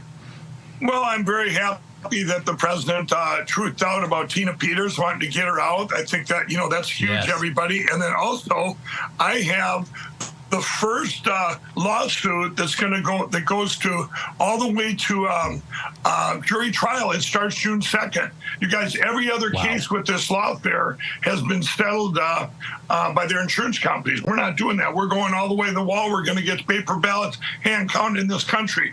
But I'm so excited to bring you guys the special, the MyPillow 50% off or more. There it is on all these products we have. And if you guys buy $100 or more, I'm going to match you with $100 in free digital gifts, and you're going to love them. Trust me, you're going to love it. So go to MyPillow, spend $100 or more right now. I'll match you with $100 in digital gifts. Go to mypillow.com. There you see the My Crosses. You save 50%. War Room exclusive, everybody. All those 50% off specials. You have the mattress toppers. You have the MyPillow, the Giza MyPillow premiums. All of these, take advantage of the biggest sale we've ever had for the War Room Posse. And call 800-873-1062. Get on this today. Remember, y'all, for every $100, free 1062.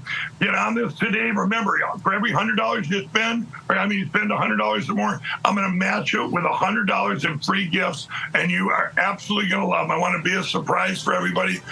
So let's break some records today, everybody. Please use promo code War Room, the most sought after promo code in the world. Way to go, Mike Lindell. All right, please go support Mike. He's been a great fan and supporter of the War Room, and we love him. Let me just tell you quickly, go out also to Home Title Lock, HomeTitleLock.com, promo code Steve. Check out the $1 million triple lock protection, 14-day free trial, and also TNUSA.com/Bannon, or call 1-800-958-1000. Again, both of these great teams support the War Room, so go support them.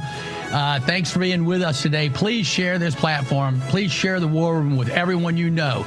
It's the best news show, but Steve Bannon sees around the corner, right? He sees history way out better than all of us. And so please share this platform with everybody. It's been an honor for me to be with you today. You saw the host of talent we had.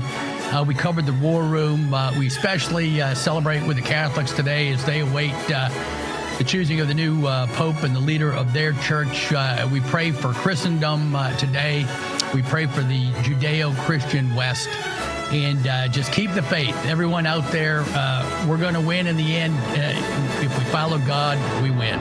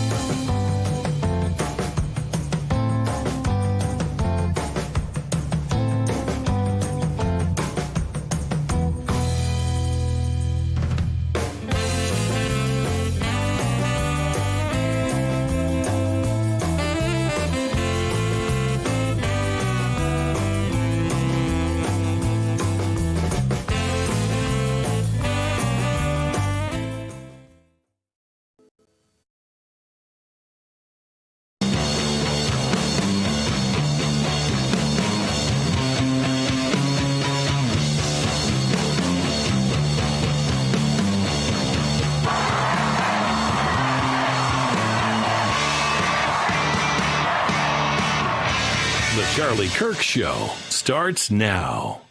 Today, we are proud to announce the results of the FBI's Operation Restore Justice initiative. This historic, unprecedented nationwide operation led to the arrest of 205 child sex predators. Unbelievable.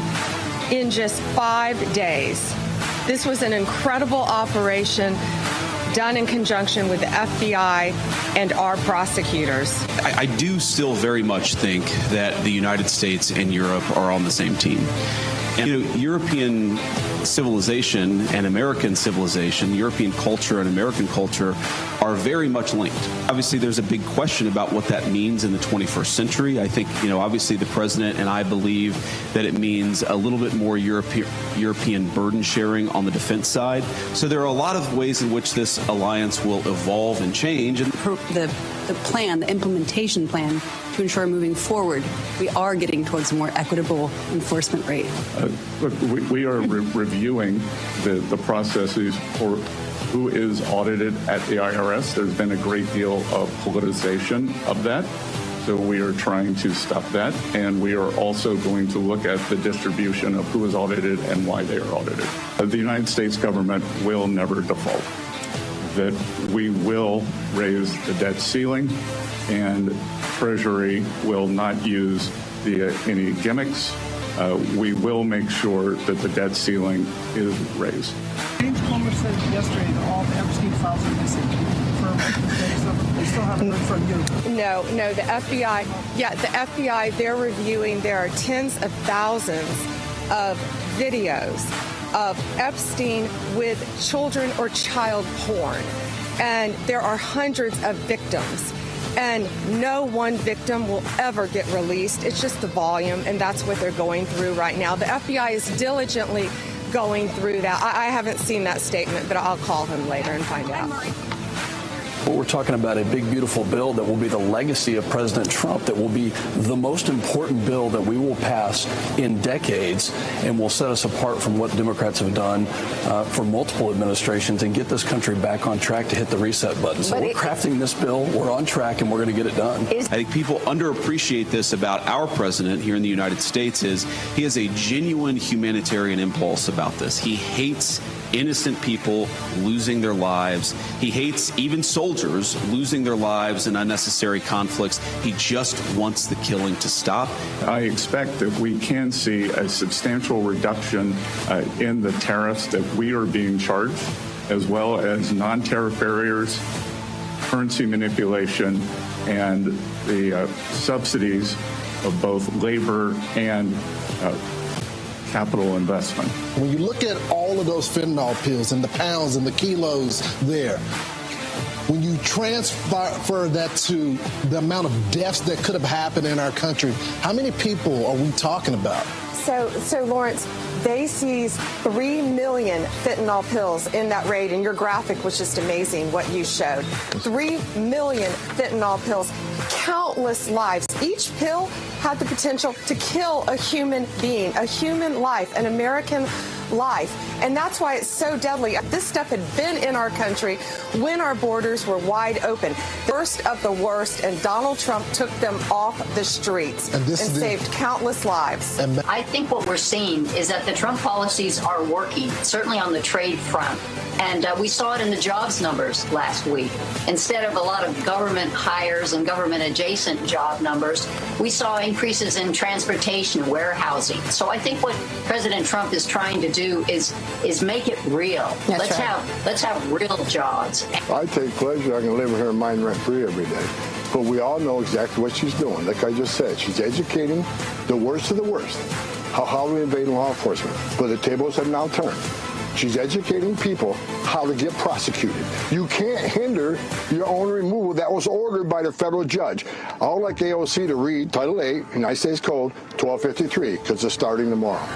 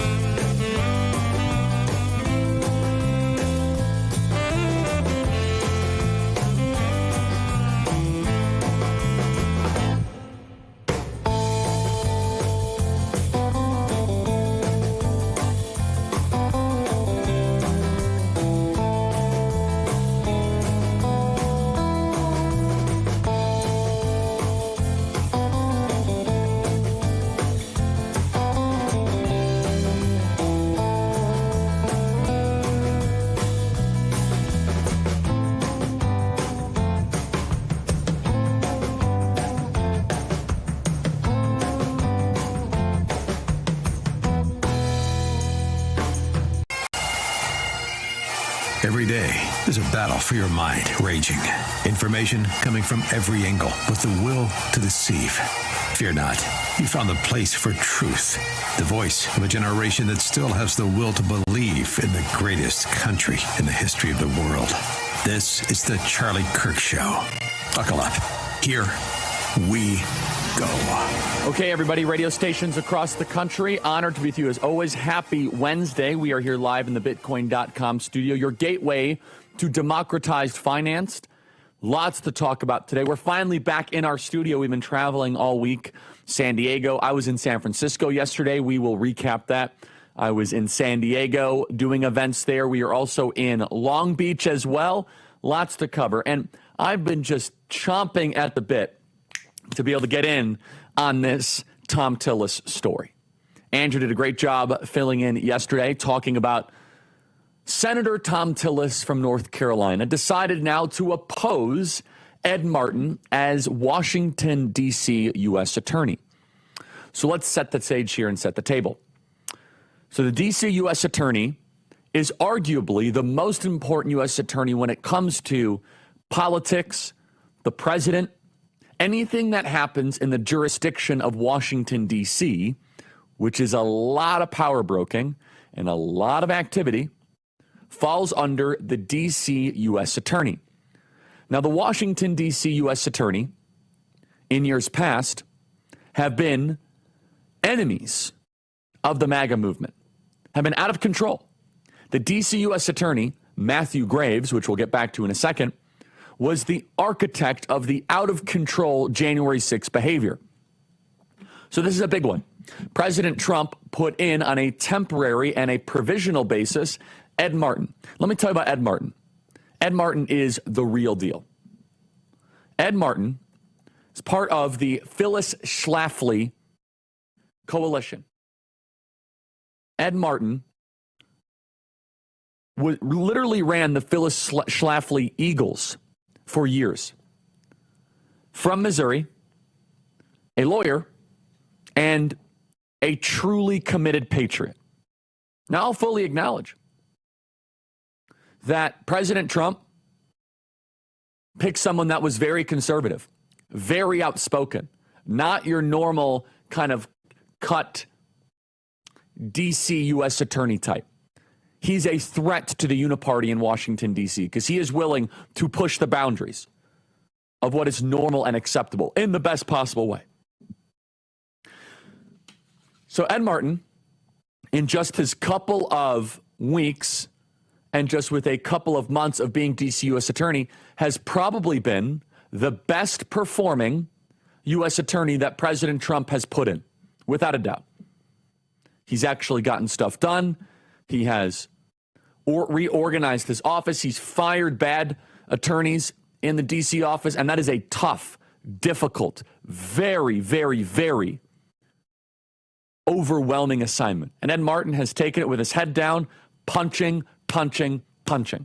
So President Trump, knowing that Ed Martin has been restoring integrity, has decided now to put Ed Martin as the permanent nominee for D.C. U.S. Attorney. Now, Ed Martin is a bulldog, and that is exactly what we need, and that is what President Trump has earned. President Trump was facing 700 years in federal prison.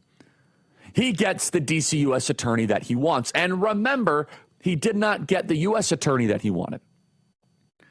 The Senate quietly, before there was a vote, rejected President Donald Trump's Attorney General's nominee, which of course was Matt Gaetz. So then we got Pam Bondi. Okay, I like Pam, but that wasn't Donald Trump's first choice. So now we go to the D.C. U.S. Attorney, and you would think after President Trump was facing nearly 1,000 years in federal prison, after President Trump has been shot, was spied on by our own intel agencies, you would think that it would be an easy box to check. After he won a popular vote and an electoral vote landslide, the first Republican in 20 years to win a popular vote was George W. Bush in 2004. You would think that President Trump would get the benefit of the doubt. And we are told that we control Congress. We are told that we control the House and the Senate, but do we really? So then Tom Tillis, the U.S. Senator from North Carolina, who is in cycle right now, comes out and does the following. Let's play cut 224. He is, I don't believe he's being advanced to the markup. I met with Mr. Martin. He seems like a good man. Most of my concerns related to January 6th, and he built a compelling case on some of the 15-12 prosecutions that were probably heat of the moment bad decisions, but where we probably have a difference is I think anybody that breached the perimeter should have been in prison for some period of time. Whether it's 30 days or 3 years is debatable, but I have no tolerance for anybody who entered the building on January the 6th, and that's probably where most of the friction was. So the difference wasn't that they should be charged, in my estimation. It's by how much. And I've indicated to the White House I wouldn't support his nomination. Whoa, whoa, whoa, whoa. There is a lot of stuff wrong with that. Number one, he is basically saying anyone who breached the perimeter, including Siaka Massaquoi, who went into the U.S. Congress for 10 seconds to say a prayer and then left. He's talking about nonviolent people that need to be thrown in jail. He's talking about grandmas that had U.S. constitutions in their purse holding it up. We're not even talking about the violent folks. We're not talking about the people that smashed windows. We're not talking about the people that hit police officers. You could get a trespassing fine, but Tom Tillis, the reason he's not voting for Ed Martin is the fact that he wants to see prison time for people that, quote, breached the perimeter, even though in certain circumstances, police held open the doors. Now, Tom Tillis and I actually agree on one thing. We agree on something fundamental, and it needs to be repeated. I want to see the North Carolina Senate seat remain Republican. It's in cycle. Former governor of North Carolina and very popular Democrat, Roy Cooper, is thinking about running for the North Carolina Senate seat, which would be a very difficult task for anybody, including Tom Tillis, to go up against. So I have agreement with Tom Tillis. I don't want to lose that Senate seat. It'd be bad. We want President Trump to be able to confirm his nominees. Well, we want President Trump, if there is a Supreme Court justice, to be able to fill it easier than not. We do not want to give away Senate seats to Democrats. It is never helpful to do kamikaze missions because it makes you feel good.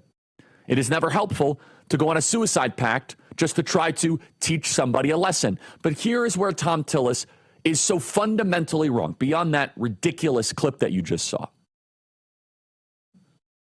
is that Tom Tillis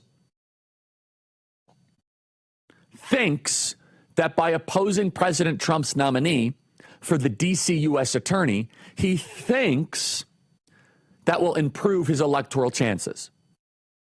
It's actually going to do the opposite. And I don't mean just in a primary race, I mean in a general election. What Tom Tillis is doing is he is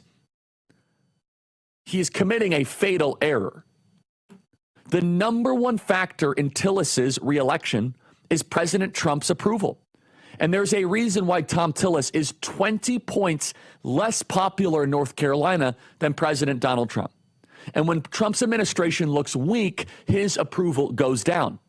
So what Tom Tillis and all of these D.C. consultants around him say, stand up to Trump, that will improve your chances in North Carolina. And what will happen is that all of a sudden, Tom Tillis will run for the Senate, and they'll look at the numbers, and Tom Tillis might lose, and they'll say, why is it that 500,000 people showed up to vote for Trump and they were nowhere to be found for Tom Tillis? This is why.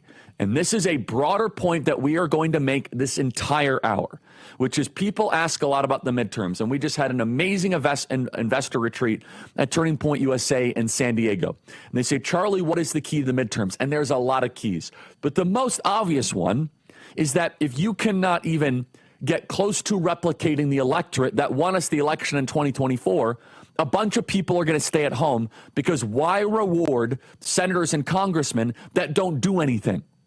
And they don't understand this. They take MAGA for granted, and you should never take your base for granted. It is the number one fatal flaw that you can make in politics. And Tom Tillis is committing that publicly, and we'll talk more about it after the break.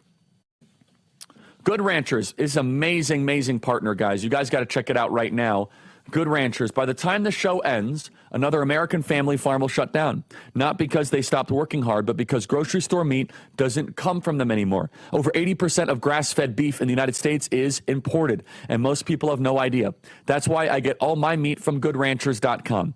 Go to GoodRanchers.com, promo code Kirk. All Good Ranchers products are 100% born, raised, and harvested in America. Good Ranchers is 100% tariff-proof, so when prices climb, Good Ranchers stays steady. You'll get your free pick of meat for life. That's free Wagyu burgers, hot dogs, bacon, or chicken wings. So families with kids, yes, the beef is amazing, but don't sleep on their chicken nuggets. They have the only seed oil-free chicken nugget product in the country. That is GoodRanchers.com, promo code Kirk, to get your free meat for life plus $40 off. That is promo code Kirk, GoodRanchers.com. Be right back.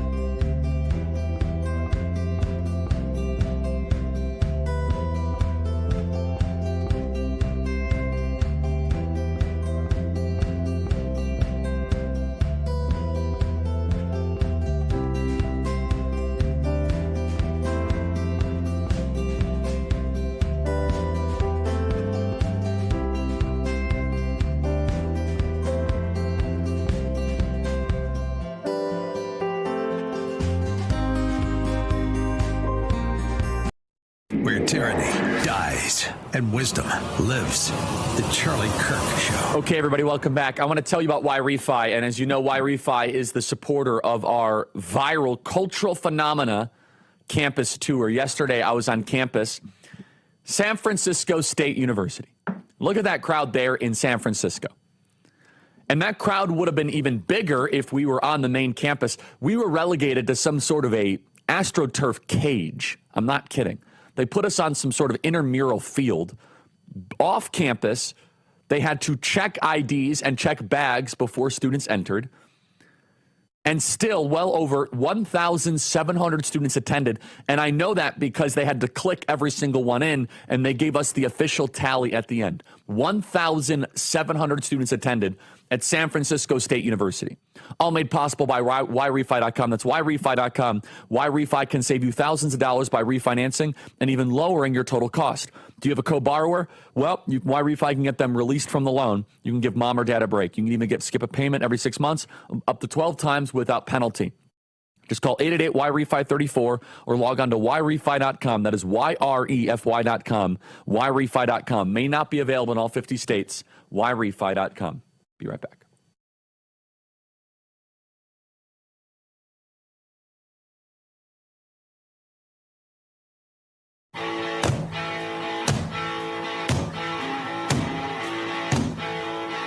Welcome back, everybody. Email us, freedom@charliekirk.com. And it gets even worse with the Tom Tillis example. We are here at the Bitcoin.com studio. Tom Tillis went out of his way to vote for Merrick Garland.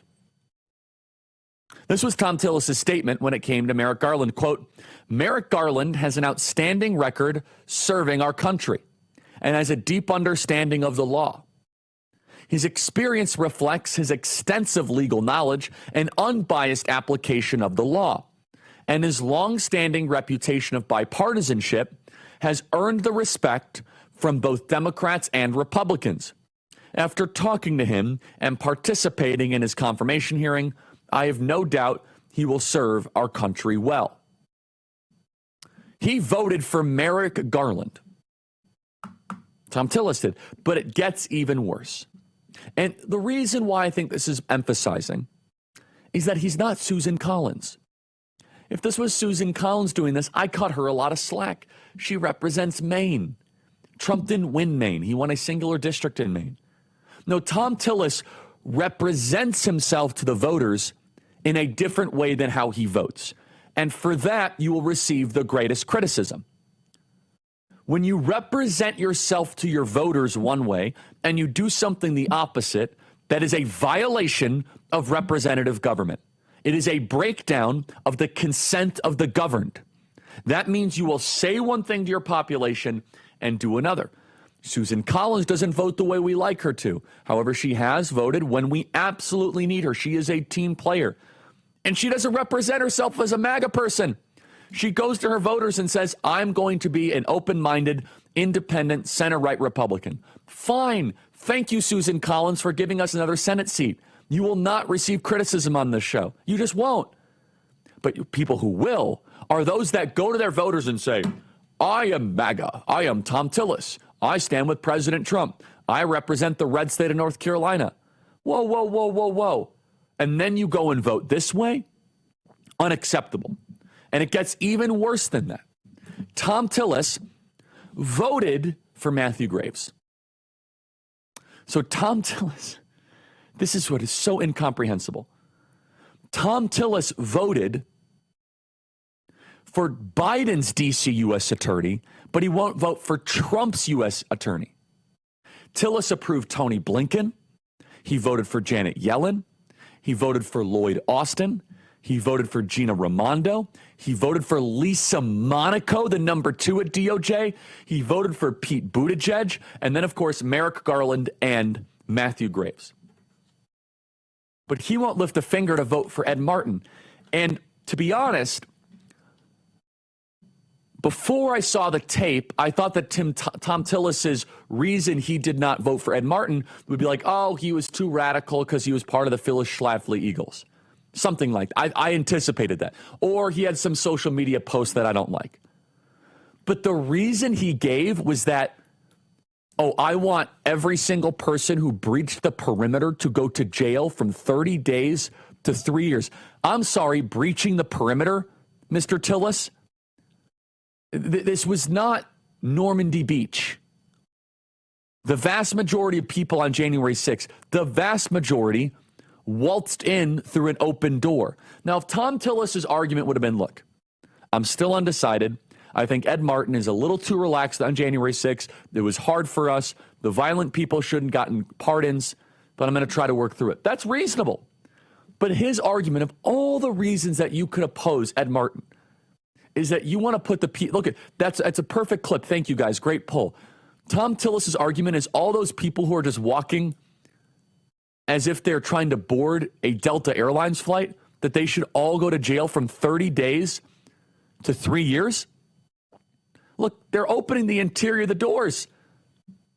And I'm not discounting that everybody on January 6th acted properly. Of course not. There were some people that acted improperly. But this is Tom Tillis's argument. His argument is that I'm going to oppose Ed Martin because he does not publicly say that every one of these people should serve huge life sentences. And then the most obvious objection that I would then have for Tom Tillis is, why is this at all applicable? They all got pardons. So why is that question even relevant towards his potential DC U.S. attorneyship? How is that a relevant question? Oh, it's a compass to show us where he's at. You have to wonder, does Tom Tillis actually want to hold on to his U.S. Senate seat? And again, we agree, Tom Tillis and his D.C. consultants agree at the Charlie Kirk show. We do not want to hand over a U.S. Senate seat. That is bad. No one wants to do that. But that's actually what he's doing. He's actually doing that. We're the ones that are trying to tell him, here's how you keep your Senate seat. You keep your Senate seat by getting the millions of people that only show up for Trump, and they will vote for his fighters. And Tom Tillis has given the people of North Carolina no reason to show up for him. Be right back.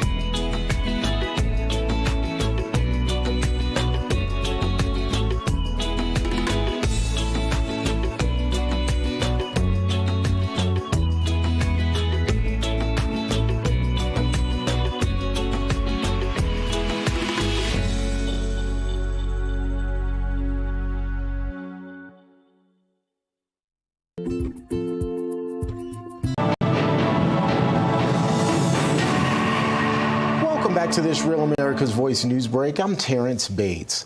The Papal Conclave is underway with 133 cardinal electors from 70 countries seeking to name the next pope. The gathering is said to be the most geographically diverse in the faith's 200-year history. Before going into private and secretive deliberations, or 2,000-year history, before going into these private deliberations, the cardinals celebrated Mass this morning at St. Peter's Basilica. The dean of the College of Cardinals presided over the Mass, encouraging his colleagues to find a pope who prizes unity and sets aside his own personal interests. Recently, deceased Pope Francis named 108 of the 133 so-called princes of the church who will choose his successor. Now, the eyes of the church will watch the chimney over the Sistine Chapel for smoke. Black smoke means a vote has failed. To determine a new pope. White smoke indicates the Catholic Church has a new leader. The electors will spend the next 3 days balloting and trying to seat a new pontiff. If there's no decision after 3 days, balloting will be suspended for 24 hours to allow the cardinal electors time to reflect. By the way, no conclave has lasted longer than 4 days since 1831. Well, the streets and children of America are a little safer this morning thanks to the FBI's Operation Restore Justice.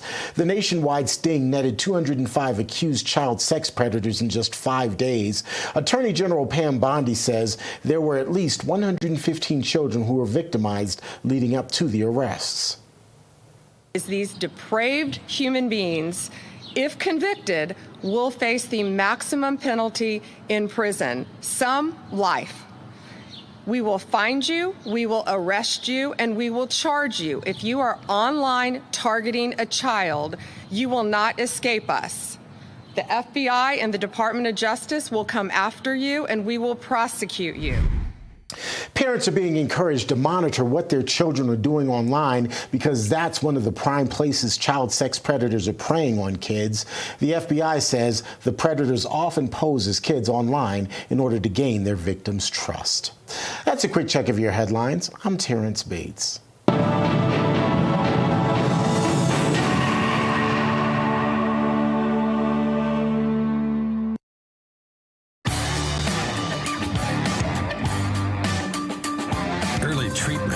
Socialism saves lives. The Charlie Kirk Show is back. Okay, everybody, welcome back. Let's go to Patriot Mobile, patriotmobile.com/Charlie. And remember, we are here at the Bitcoin.com studio. Patriotmobile.com is a great way to be able to have your values in alignment. You should always be looking of how your purchases can align your values. Always. And I can do a better job of that. And I need to always challenge myself to do a good job of that. You've heard me talk about Patriot Mobile for a while, and you probably know that for years, they've stood in the gap for every American that believes in freedom, and that freedom is worth fighting for. Go to patriotmobile.com/Charlie.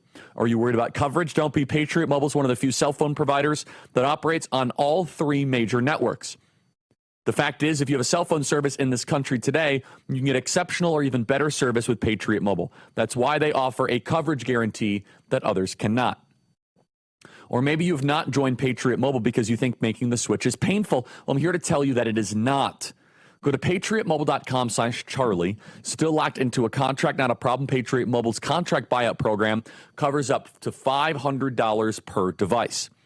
Go to patriotmobile.com/Charlie. Patriot Mobile's contract buyout program, again, covers $500 per device. So on one side, it is a time for choosing. Patriot Mobile exposes a time for choosing. It's very simple. On one side, you can choose the woke, the trans stuff. You can choose all the stuff that is destroying America. And that's where most of you are sending your money. Just the truth. On the other side is the Patriot side, where you get the same service, even better service for less money, and then your money is going in alignment with your values. So it's a time for choosing. And I encourage all of you to reject the woke and just make the call. It's patriotmobile.com/Charlie. I'm in constant touch with Glenn. He's a phenomenal person, the entire team there. Use promo code Charlie and get a free month of service. Portions of this program are brought to you in part by Patriot Mobile. That is patriotmobile.com/Charlie. So let's just continue a little bit more on this Tom Tillis theme, and I'm going to connect it to the 2026 midterms. Again, we are still a ways out from the midterms, but people are asking about it all the time. Charlie, the midterms. And I always say, we're going to underemphasize the midterms here on this program because the overemphasis on midterm elections prohibits you from governing the way that you should. It disallows you from doing the stuff that the prior voters actually told you what to do, or the prior election told you what to do. So I want to de-emphasize it because the over fixation of election and midterms, it is poisonous. We are too hyper midterm politically focused. And that is the excuse that everyone in D.C. gives. Well, I can't make tough votes because I got a tough election coming up. You were just given your seat in a mandate. And Tom Tillis voted for this guy. He voted for Matthew Graves.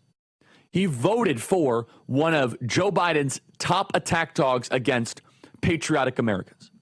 Here is Matthew Graves, who Tom Tillis voted for and refused to vote for Donald Trump's Ed Martin, total patriot. Play cut 282. And what happened inside of the building.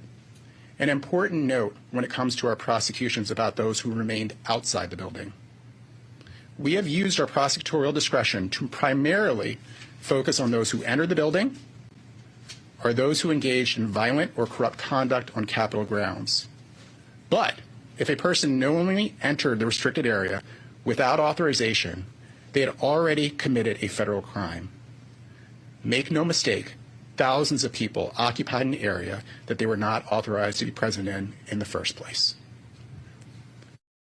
I now have a great one-liner question that I will use at my final campus tour stop on Friday. I have a great one-liner. Oh, thank you, Matthew Graves, and thank you, Tom Tillis.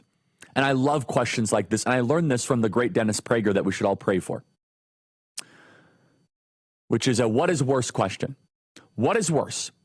Walking into the U.S. Capitol building peacefully or coming across the southern border illegally? What is worse? What deserves more scrutiny from our U.S. attorneys? Now, I'm not even saying both are good. That's not the question. You must make moral judgments. That is what politics is about. You must decide where you should focus your attention. When illegals come into this country, they don't stay within the rope lines. They're also not citizens of the country they're coming into. And I'm not making an excuse for people that were violent. No, that's not the point. That's not what we're talking about here.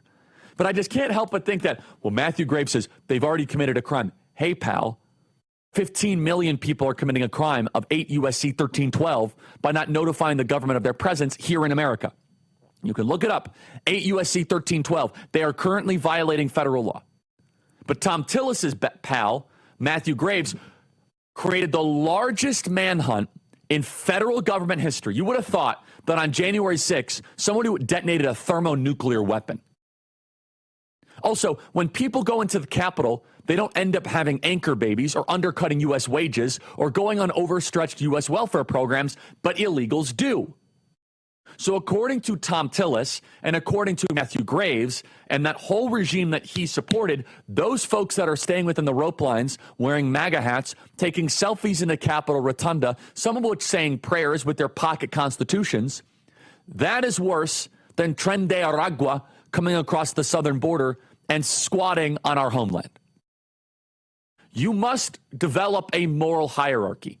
Everyone must. Some things are worse than others. Stealing a pencil from Walgreens is not morally acceptable, but is infinitely better than raping a child. We all know this. It's self-evident. But Matthew Graves and Tom Tillis, they would say, well, these people have already committed a crime. Have you ever heard them say that about the 20 to 30 million illegal people here in this country? Have you ever heard them talk about 8 U.S.C. 1312? Ever? Have they ever used that language? No. But they use it against their own citizens so openly. Yes, you're right, Matthew Graves. Hyper-technically, they have a trespassing violation. In fact, if you look at all the left-wingers that trespass in Congress, which is basically a weekly or monthly occurrence, from the Students for Justice of Palestine to the pro-Hamas crowd to the abortion fanatics when Roe versus Wade was repealed, these people storm Congress all the time, and they get trespassing solicitation fines. Yes, you used your prosecutorial discretion, thanks to Tom Tillis, to be able to go after Americans, And this all segues together. There is going to be, again, this is going to be the summary of my midterm coverage for like the next month, because I can't stand talking about elections because it makes people paralyzed against legislative action. It makes people all of a sudden in a place of fear. But there will be, and I'm predicting it right now, if Congress does not start acting with force and with vigor and with results, there will be the disappearing MAGA voter. Put the cut up on screen. DC consultants are going to wonder what happened. Where did all these folks go? And I'm not trying to make a prediction. I hope I am wrong, but I'm seeing it coming because voters are coming up to me all the time. Just this map right here, guys. Any map, any of the Senate maps. Voters are coming up to me all the time and they're saying, I love Trump. See how hard he's fighting. But why would I vote for my local senator? Again, here are some of the top races. The top 5 races are an open Senate seat in Georgia. I'm not open. I'm sorry. That's not correct. It's open because Kemp is not running it. I didn't mean it that way. Incumbent Democrat Senator John Ossoff. Open Senate seat in Michigan. That's what I meant. Open Senate seat in New Hampshire. And then hold Maine and hold North Carolina. We have 53 Senate seats. We should be just fine.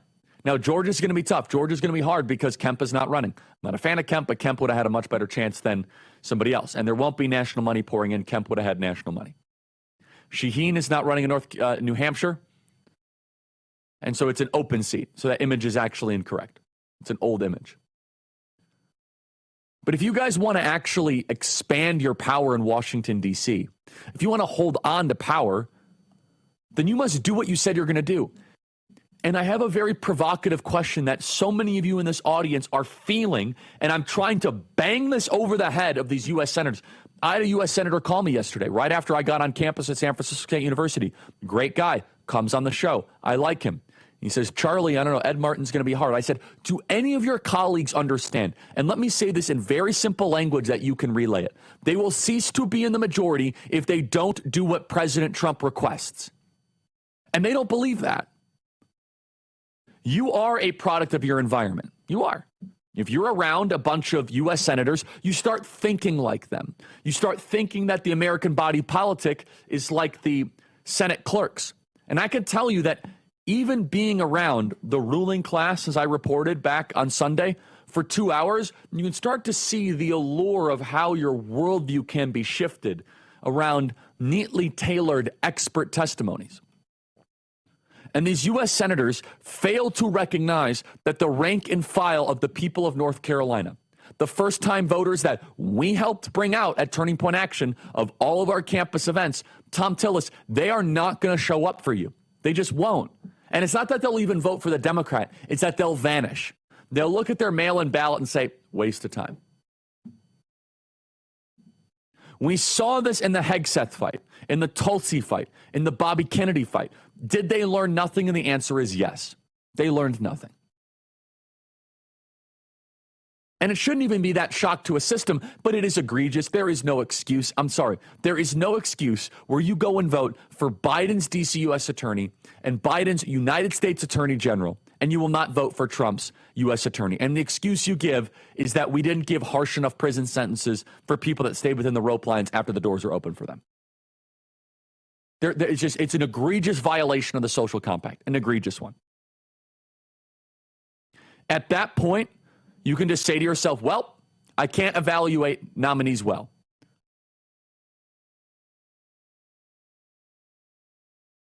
Very simple. And I don't say this with any delight. I don't seek this controversy. I want to hold on to the North Carolina Senate seat. I've been polling for Tom Tillis to find his inner MAGA. But when someone violates this, you got to call them out. I'm not trying to divide the Republican Party. I'm trying to actually strengthen it. And that is the final point, is the Republican Party actually falls apart. It collapses.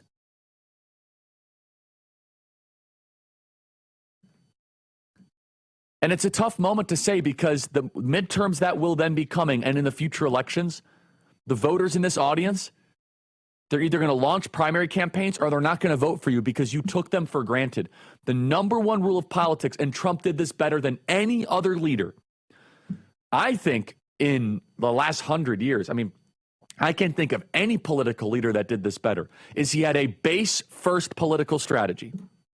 It is against the Karl Roves of the world. He had a base-first political strategy, and it worked because your base can get bigger. You can get new low-prop voters. Man, Tom Tillis, I'm begging for you to give Trump voters an excuse to vote for you. But you are actively hostile against us. You've declared war on us. And because of that, the chances of you getting elected in a general election is going down tremendously. It's too bad because you are handing a Senate seat to the Democrats. You are doing this, Tom Tillis. You're doing this to yourself. And with that, you're damaging the country and the Republican conference. You might think you're being all sanctimonious and uppity and a good person, but you are now jeopardizing this hard-won Senate seat in North Carolina for being principled. Bunch of garbage. Z-Factor, if you guys want to get to sleep, going to sleep is a very important thing. I take sleep incredibly seriously. Go to relieffactor.com. That is relieffactor.com. Relief Factor is an amazing way to look at the Z-Factor supplement. It's developed naturally. People in this audience love it. If you want to get better sleep, go to relieffactor.com. That is relieffactor.com. Better sleep without drugs. See how Z-Factor can get you the Z's you want. Call relieffactor.com. That's relieffactor.com. We'll be right back.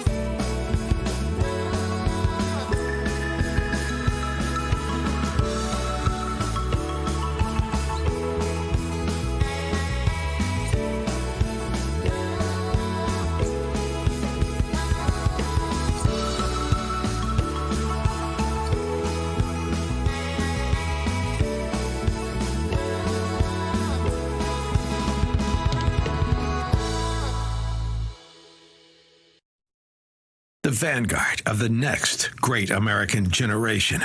Your host, Charlie Kirk. Okay, everybody, welcome back. Email us as always, freedom@charliekirk.com, and subscribe to the Charlie Kirk Show podcast page. I want to remind you guys there's some phenomenal new episodes on the Charlie Kirk Show podcast page that you guys could check out. Let me read some of them to you. An exclusive conversation with Matt Gaetz, well over an hour long, we had at this last weekend at the Turning Point USA Investor Summit. Antifa Canada and rogue judges. We also have a long conversation with Dr. Larry Arnn, as well as an Ask Me Anything and a fun episode, Can Charlie's Home State Prove Him Wrong? A conversation we had at Illinois State University in Normal, Illinois. The Charlie Kirk Show podcast page is your go-to destination for all of our episodes. You guys can download the episodes. You guys can give us 5-star reviews. And we really deeply appreciate when you support this program. So please take out your phone right now and subscribe to the Charlie Kirk Show podcast page, wherever podcasts are found, Apple, Spotify. When you're in the car, make it a go-to destination. That is the Apple podcast page, Charlie Kirk Show podcast. Stay right there.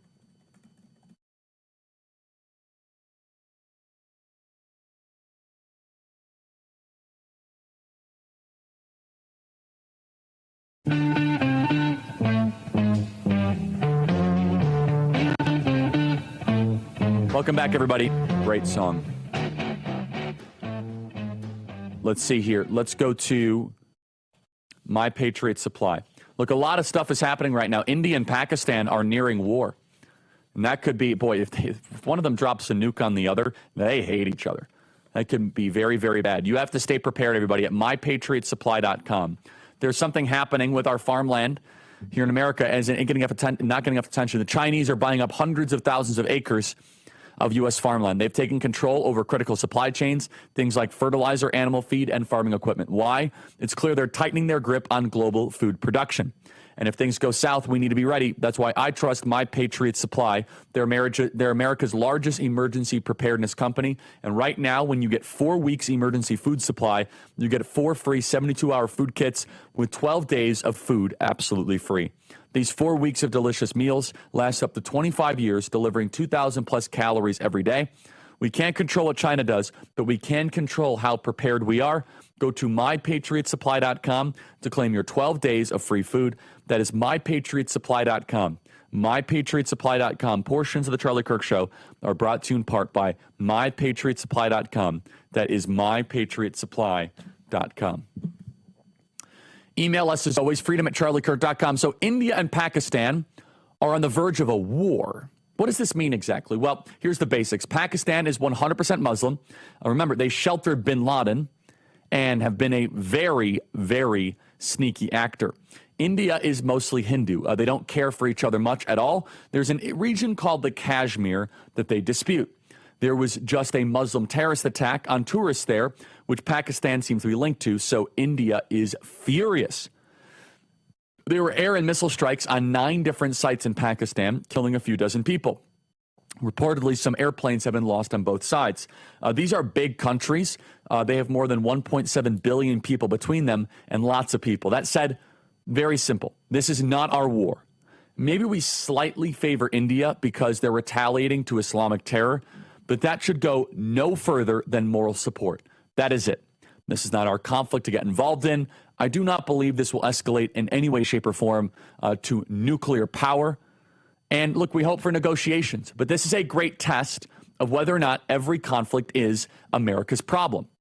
And both are nuclear powers, by the way, and most people don't know that. Both Pakistan and India have nuclear weapons, which actually then will decrease the likelihood of either side using nuclear weapons, is the fact that both sides have mad, mutually assured destruction.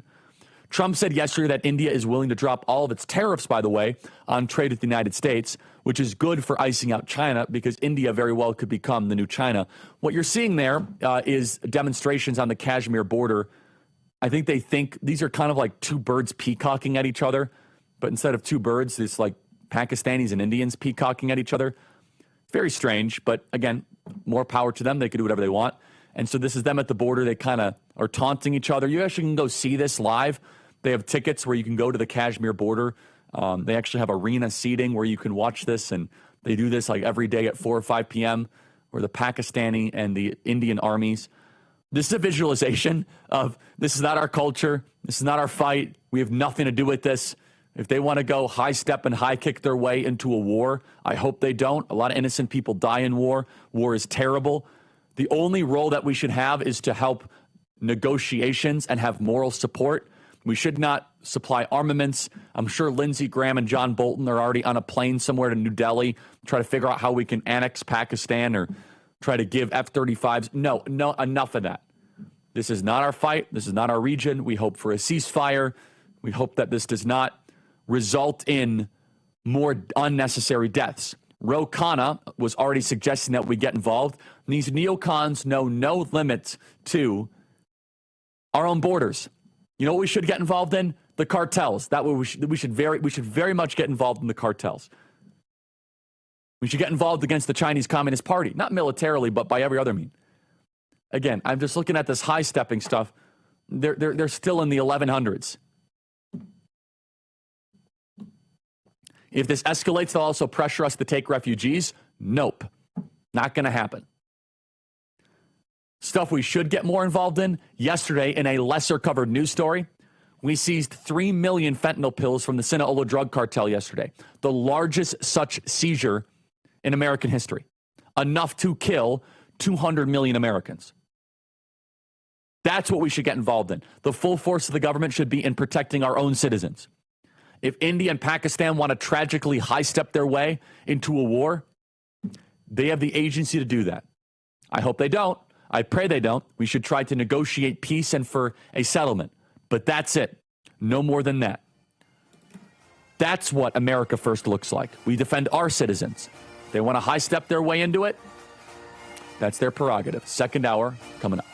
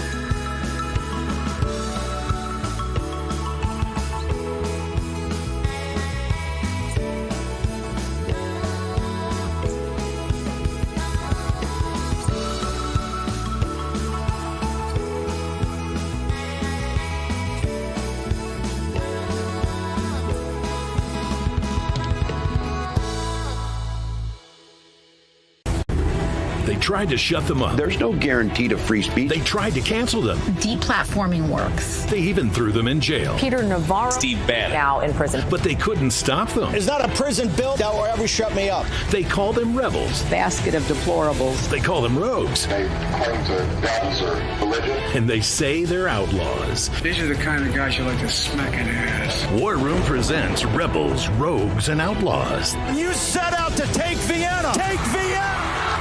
The national bestseller by longtime Bannon producer Dan Fluette. Take a journey through the pictorial history of War Room in a culture that celebrates the weak. Show your support by standing with the rebels. Go to doitfluette.com or scan the QR code on your screen.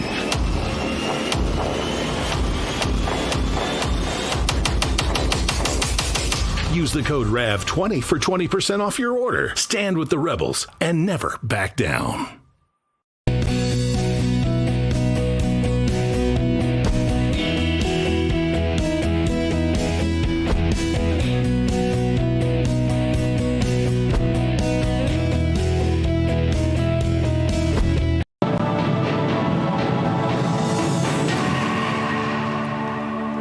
Welcome back to this Real America's Voice news break. I'm Terrence Bates. The streets and children of America are a little safer right now thanks to the FBI's Operation Restore Justice. The nationwide sting netted 205 accused child sex predators in just 5 days. Attorney General Pam Bondi says there were at least 115 children who were victimized leading up to those arrests. These depraved human beings, if convicted, will face the maximum penalty in prison, some life. We will find you, we will arrest you, and we will charge you. If you are online targeting a child, you will not escape us. The FBI and the Department of Justice will come after you, and we will prosecute you. Parents are being encouraged to monitor what their children are doing online because that's one of the prime places child sex predators are preying on kids. The FBI says the predators often pose as kids online in order to gain their victims' trust.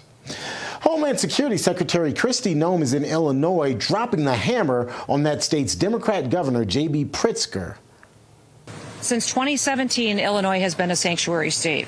The results have been absolutely disastrous for people who live here. In 2020, Governor Pritzker expanded access to taxpayer-funded free health care for illegal aliens. It has cost the citizens of Illinois $1.6 billion. He has been incentivizing illegals to come here and to live in this state. Secretary Noem taking this press conference to Governor Pritzker's backyard in Springfield, Illinois, and I mean literal backyard. She was joined by angel families as she called out the state's sanctuary policies, which she says undermine the rule of law and endanger Americans. The governor's office says it will respond to the secretary's visit by highlighting, quote, how the state of Illinois continues to follow the law despite the Trump administration's continued lies to the contrary. All right, folks, you may want to check your driver's license for driver's license or ID for a star in the upper right-hand corner. Starting today, you'll need a real ID to board domestic flights, enter secure federal facilities, and access certain military bases. Real IDs have been a thing since they were created under a 2005 bill that was passed by Congress. However, implementation has been pushed back multiple times over the last 20 years. The ideas have enhanced security features like barcodes, holograms, and other counterfeiting measures. If you don't yet have an updated Real ID card, you can use a passport or enhanced driver's license or military ID.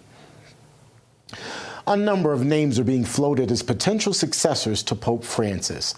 Cardinal Luis Antonio is the so-called Asian Francis.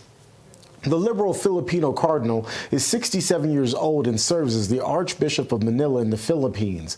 If elected, Cardinal Pietro Parolin would become the first Italian Pope in decades. He's a longtime Vatican diplomat and would represent a return to the Church's tradition of embracing conservative doctrine.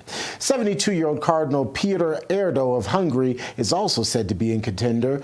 He also is being considered or was considered in 2013 when Francis was selected, and Ghanaian Cardinal Peter Turkson has also been mentioned as a possibility. That's a quick check of your headlines.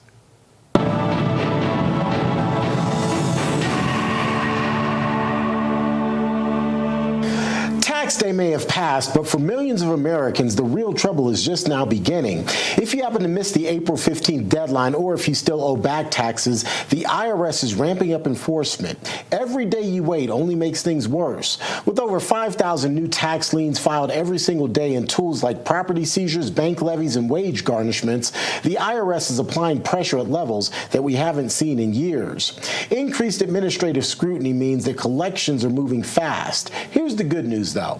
There's still time for Tax Network USA to help. If you're self-employed or business owner, listen up, because even if your books are a mess, they've got it covered for you. Tax Network USA specializes in cleaning up financial chaos and getting you back on track fast. Even after the deadline, it's not too late to regain control. Your consultation is completely free, and acting now could stop penalties, threatening letters, and surprise levies before they escalate. Call 800-905-8000 or visit tnusa.com/RAV. You may have missed April 15th, but you haven't run out of options just yet. Let Tax Network USA help before the IRS makes the next.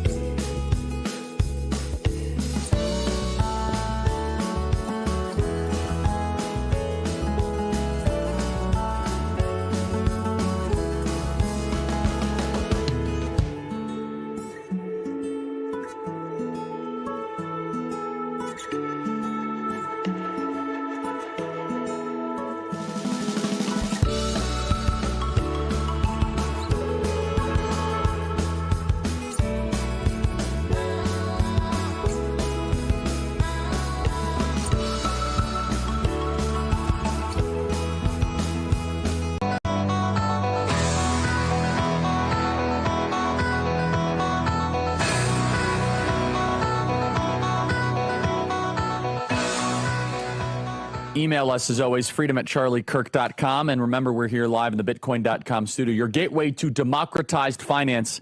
That is the Bitcoin.com studio.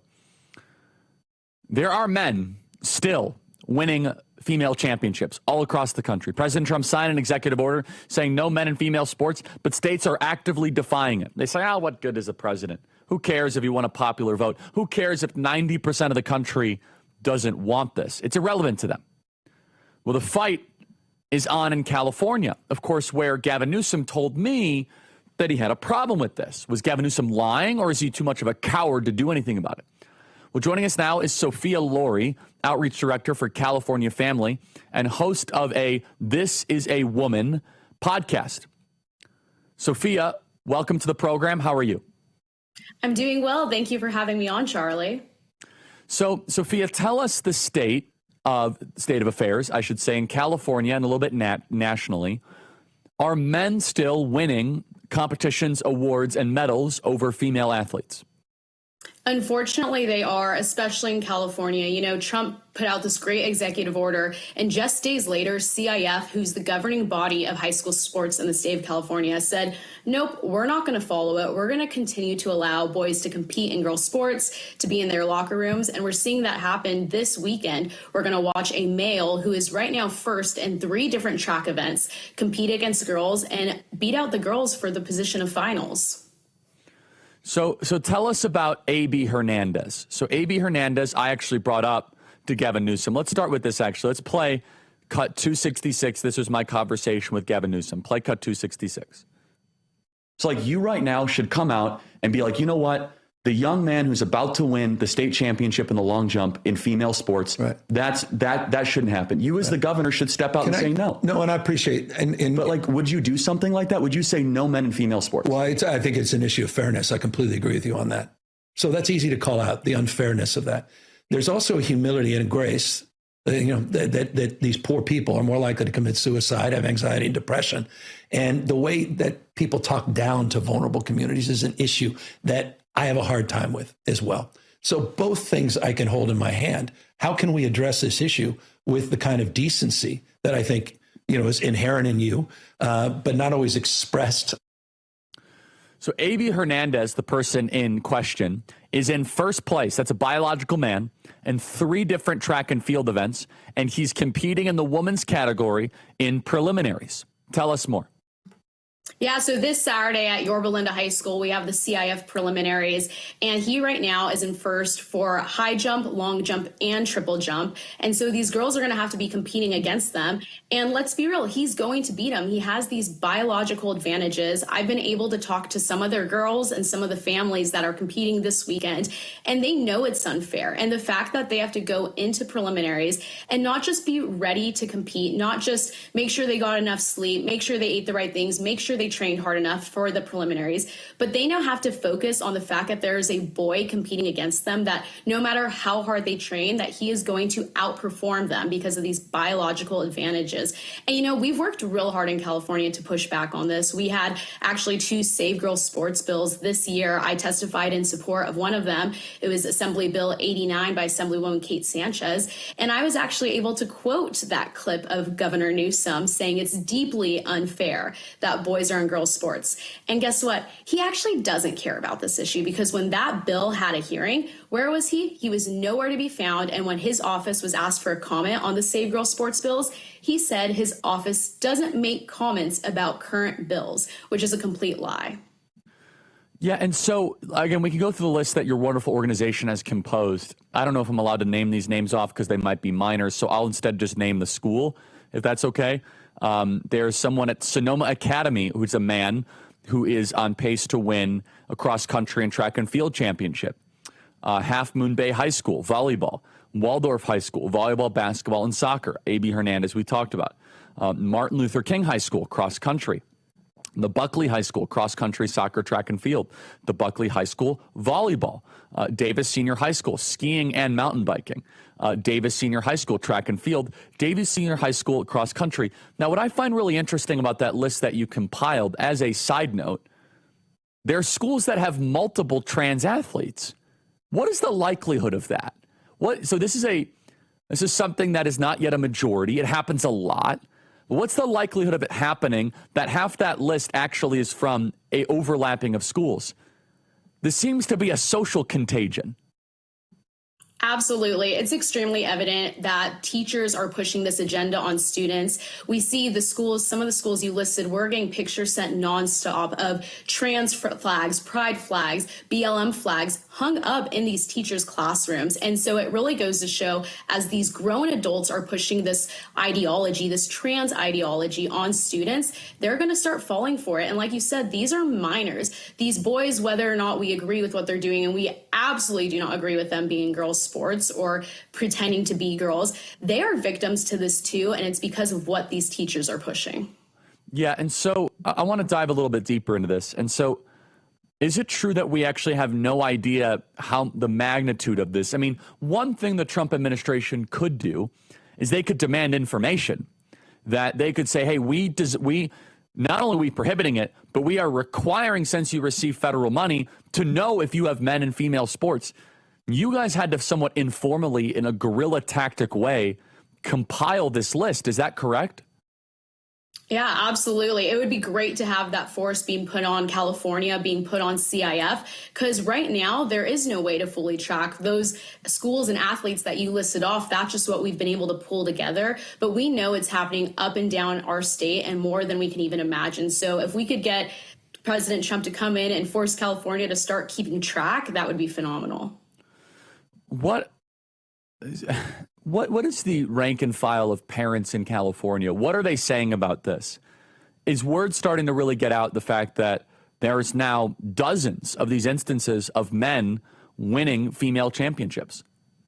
Word is definitely getting out. Parents are truly extremely upset in the state of California. We saw just 2 years ago a study come out showing that 68% of Californians do not agree with boys and girls sports. So this is a winning issue in California, yet our governor is doing nothing. Our Democrat legislators are constantly killing bills on this topic. And so the parents are ready for there to be a change. We saw when there was the Save Girls Sports bills hearings, 100 people showed up to urge a yes vote. We're getting people to show up this Saturday. Parents are showing up to school board meetings across the state of California and urging people to save girls sports. So no matter what people like to think about California or say California is a lost cause, it's absolutely not, and the parents are fighting back.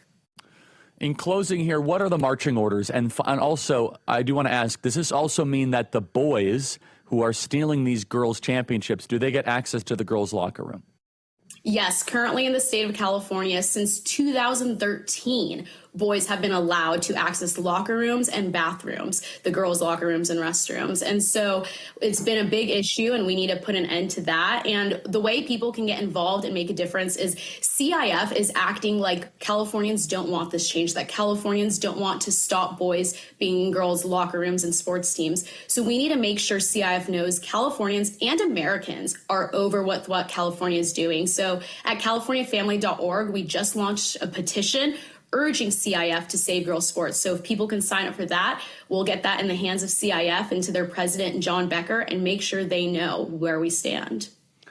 Very good. And again, the Gavin Newsom cowardice is remarkable, not speaking out on this and saying what he said on the podcast. He's such a fraud through and through, if I may use that language. If A.B. Hernandez is to win the state championship in track and field, I hope that there is nationwide disgust and disdain for this. They say, oh, you're picking on trans athletes. No. These trans athletes are picking on women. Get your words right. Thank you so much, Sophia. Talk to you soon. Thank you. Email us, freedom@charliekirk.com, relieffactor.com. Is that right? We all know how important it is to have good daily habits. Whether it's getting outside and getting your steps in, stretching those limbs, or eating right, doing it on the regular is key. That is why you're dealing with everyday aches and pain. It's time to bring Relief Factor into your routine. Relief Factor is a daily supplement that fights pain naturally, developed by doctors It uses a special formula of 4 natural ingredients. Relief Factor doesn't just mask pain, helps reduce or even eliminate it. In fact, the longer you take Relief Factor, the more effective that it is. To get your days going without pain, try their 3 Quick Start for only $19.95. That's less than $1 a day. Simply call 1-800-4RELIEF. That is 1-800-4RELIEF wherever you're having pain, neck, shoulders, hip, or knees. Don't let it keep you from living the life you want. Make Relief Factor part of your daily routine. Go to ReliefFactor.com or call 1-800-4RELIEF. That is 1-800-4RELIEF. That's ReliefFactor.com. ReliefFactor.com. So check it out right now, ReliefFactor.com. Email us as always, freedom@charliekirk.com, and subscribe to our podcast. That is the Charlie Kirk Show podcast page. A lot of news going on right now. We have our eyes on the Conclave. I'm not Catholic, but I'm very interested in it. We have John Yep coming up to cover that in a little bit. We'll be right back.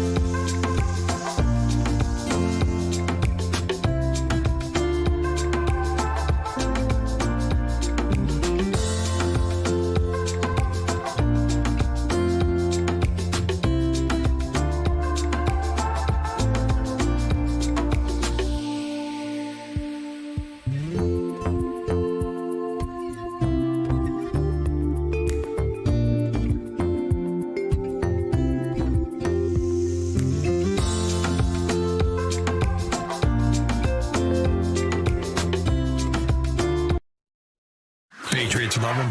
Leftists hate him. Nobody ignores him. It's the Charlie Kirk Show. Welcome back, everybody. Email us, as always, freedom@charliekirk.com. Let's just show more images from San Francisco. Everybody, when you guys support the Charlie Kirk Show, when you guys support Turning Point USA, who else could draw a crowd like this in San Francisco? President Trump definitely could. But that is a friendly crowd of 1,700 people in Pelosi's district in downtown San Francisco on a college campus. So it's college campus, San Francisco, Pelosi's district, boom, 1,700 people. It's remarkable, everybody. There's something happening in this country from the bottom up, from the young demographic. It is coming up. It is a generational rise. YRefi.com is the sponsor of the campus tour. If your private student loan debt is keeping you back, go to YRefi.com. You can even skip a payment right now every 6 months, up to 12 times that penalty. May not be available in all 50 states. They provide you with a custom payment based on your ability to pay. You can finally take control of your student loan situation with a plan that works for your monthly budget. Go to whyrefi.com. Because of private student loan debt, so many Americans feel stuck and helpless, and they've even lost hope. Whyrefi gives you a light at the end of the tunnel. Go to whyrefi.com. That is YREFY.com. Whyrefi.com. Bad credit is expected. Go to whyrefi.com. That is whyrefi.com. Email us freedom@charliekirk.com. We'll be right back.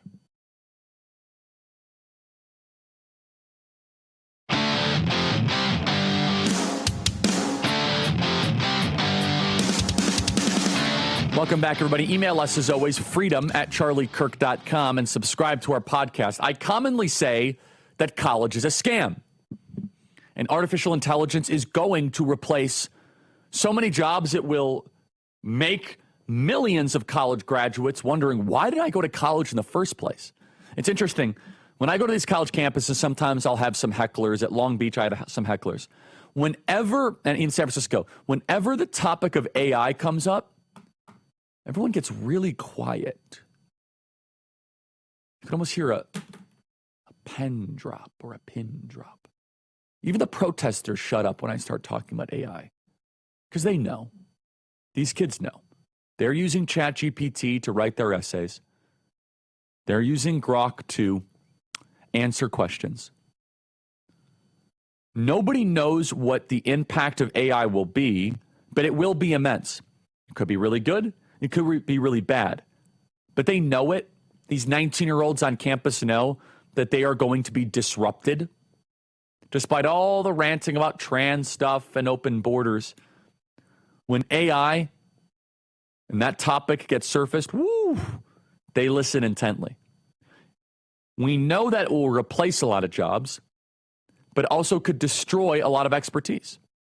What if nobody young knows how to write an essay anymore? That's the future that we are barreling towards. What if nobody knows how to do their own research? What if nobody knows how to think critically? What if nobody knows how to code? AI could basically destroy the expertise of a generation. However, the jobs that are a little AI-proof for now, until robotics do them, but honestly, robotics is still way far out from replacing these jobs. Human dexterity is going to be the hardest thing for AI to replace. And being conservative is very AI-proof, amusingly, so we have job protection here on the Charlie Kirk Show. Just reading the news every day. I told this to a certain guy on CNBC. I said, you know that AI is going to take your job soon. Wonderful piece here from the Wall Street Journal. I had them printed out for us, but here's in the Wall Street Journal. High school juniors with $70,000 a year job offers. Companies with shortages of skilled workers look to shop class to recruit future hires. Quote, like I'm an athlete getting all the attention from all these pro teams. This is not people with sociology degrees. This is not people studying communications. This is not people studying North African lesbian poetry. No, it is high school juniors with $70,000 a year job offers. In Philadelphia, Elijah Rijos won't graduate high school until next year, but he already has a job offer, one that pays $68,000 a year. Rios, 17 years old, is a junior taking welding class at a Catholic high school. Employers are dealing with a shortage of workers as baby boomers retire. They've increasingly begun courting high school students like Rijos. By the way, this is why we should not import cheap labor. This is a perfect example. If you import a bunch of cheap labor, yes, companies get labor for less, but then Rios would not be offered $70,000 a year. It's a perfect example of you restrict the labor market and high schoolers benefit. Now, mind you, Rios does not need to go to college.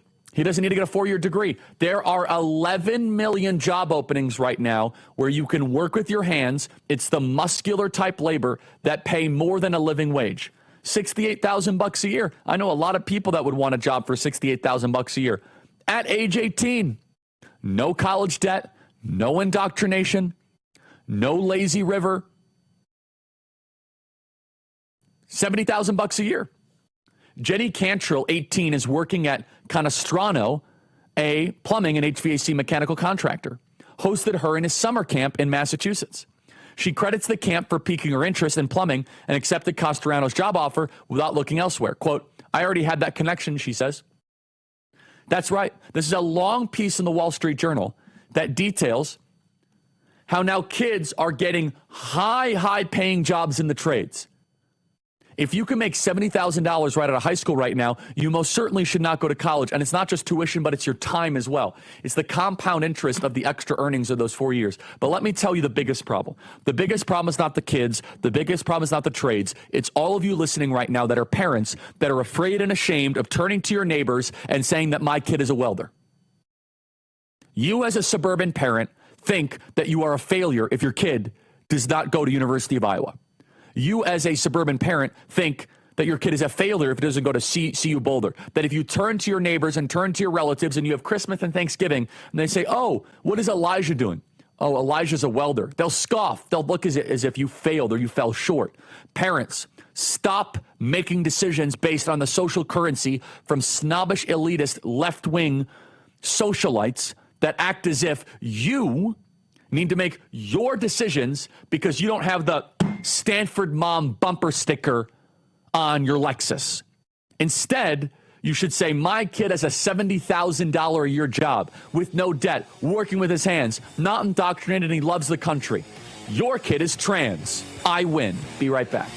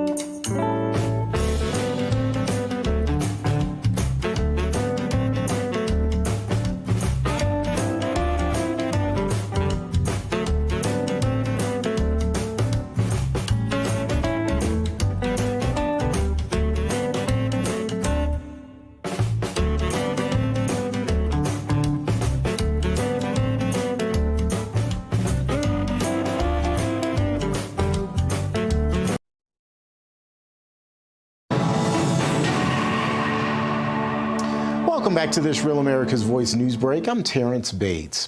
Homeland Security Secretary Kristi Noem is in Illinois, dropping the hammer on the state's Democrat governor, J.D. Pritzker. In fact, she posted up right in front of his home earlier to talk about the fact that his state is a sanctuary state. Since 2017, Illinois has been a sanctuary state. The results have been absolutely disastrous for people who live here. In 2020, Governor Pritzker expanded access to taxpayer-funded free health care for illegal aliens. It has cost the citizens of Illinois $1.6 billion. He has been incentivizing illegals to come here and to live in this state. By the way, Illinois, of course, is home to J.D. Pritzker, and Pritzker is actually out with his own response saying that he is going to refute some of what Secretary Noem has come to his state to talk about. In other headlines this morning, we're also keeping an eye on the situation in Rome. Of course, the Vatican is home to 133 cardinals right now. Those cardinals are going to decide who the next pope will be. The electors are from about 70 different countries, and they're seeking to name the next pope. The gathering is said to be the most geographically diverse in the faith's 200-year history. Before going into private and secretive deliberations, the cardinals celebrated Mass this morning at St. Peter's Basilica. The dean of the College of Cardinals presided over that Mass and encouraged his colleagues to find a pope who prizes unity and sets aside all personal interests. Recently deceased Pope Francis named 108 of the 133 so-called princes of the church who will choose his successor. In the meantime, the eyes of the world will be fixed on the chimney over the Sistine Chapel. Black smoke will billow out of it if there's a failed vote. The first vote is anticipated here within the next hour or so. That's when the first smoke will indicate whether the electors or where the electors stand on the process, while white smoke will indicate that the Catholic Church has a new leader. The electors will spend the next 3 days balloting and trying to seat a new pontiff. If there is no decision after 3 days, balloting will then be suspended for 24 hours to allow the cardinal electors time to reflect. However, no conclave has lasted longer than 4 days since 1831. That's a quick check of your headlines.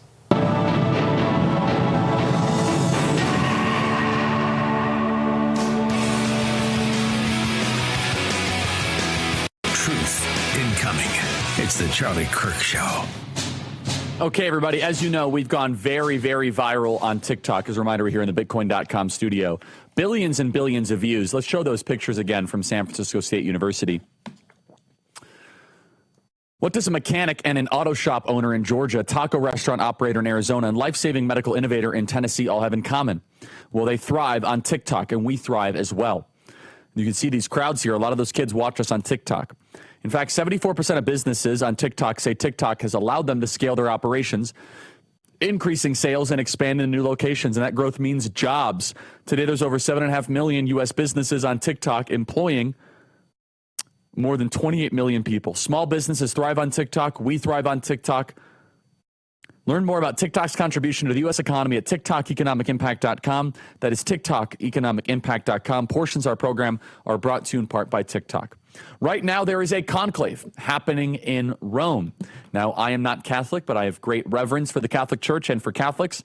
And some of our audience is Catholic, some of our audience is not Catholic. But this should matter to everybody. This is arguably the most high-profile religious official on the planet.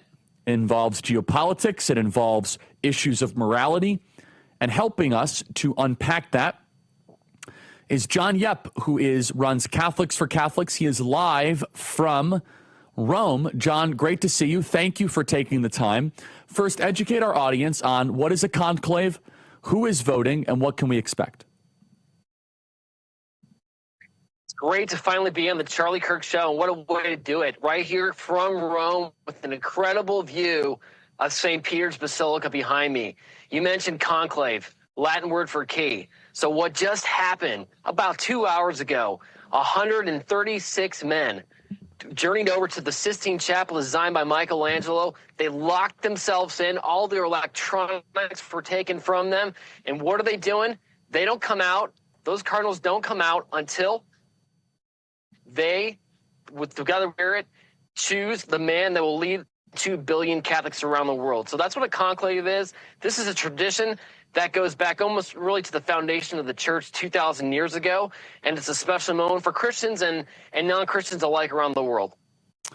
And so they're going to meet. What exactly happens in these deliberations, and what is the process? And this is very rare, right? I mean, this is only the third time in my lifetime that such a conclave is occurring. It is rare. So what's happening? Obviously, we know that Pope Francis died the day after Easter, right after J.D. Vance and him had that special moment together that way.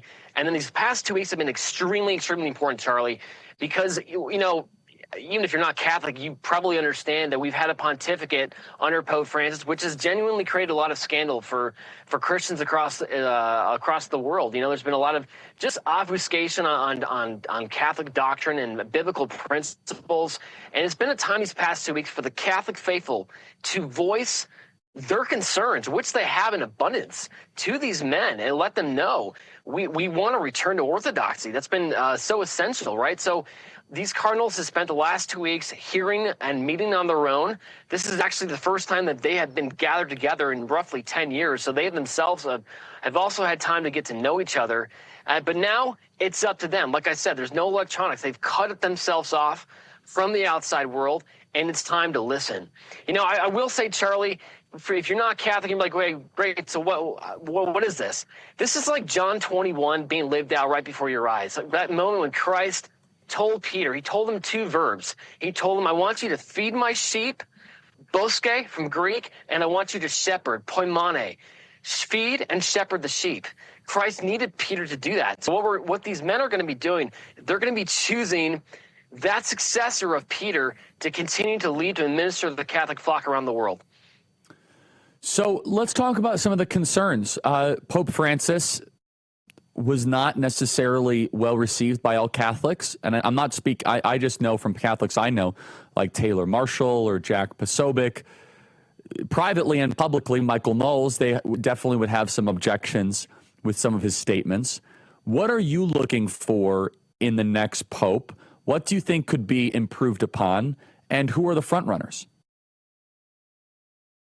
Cardinal Mueller, he's the former head of the doctrine of the faith. He had a great statement. He said, look, people, this is not about conservatives or progressives. What we want is either an orthodox or we want a non-heterodox cardinal or a pope.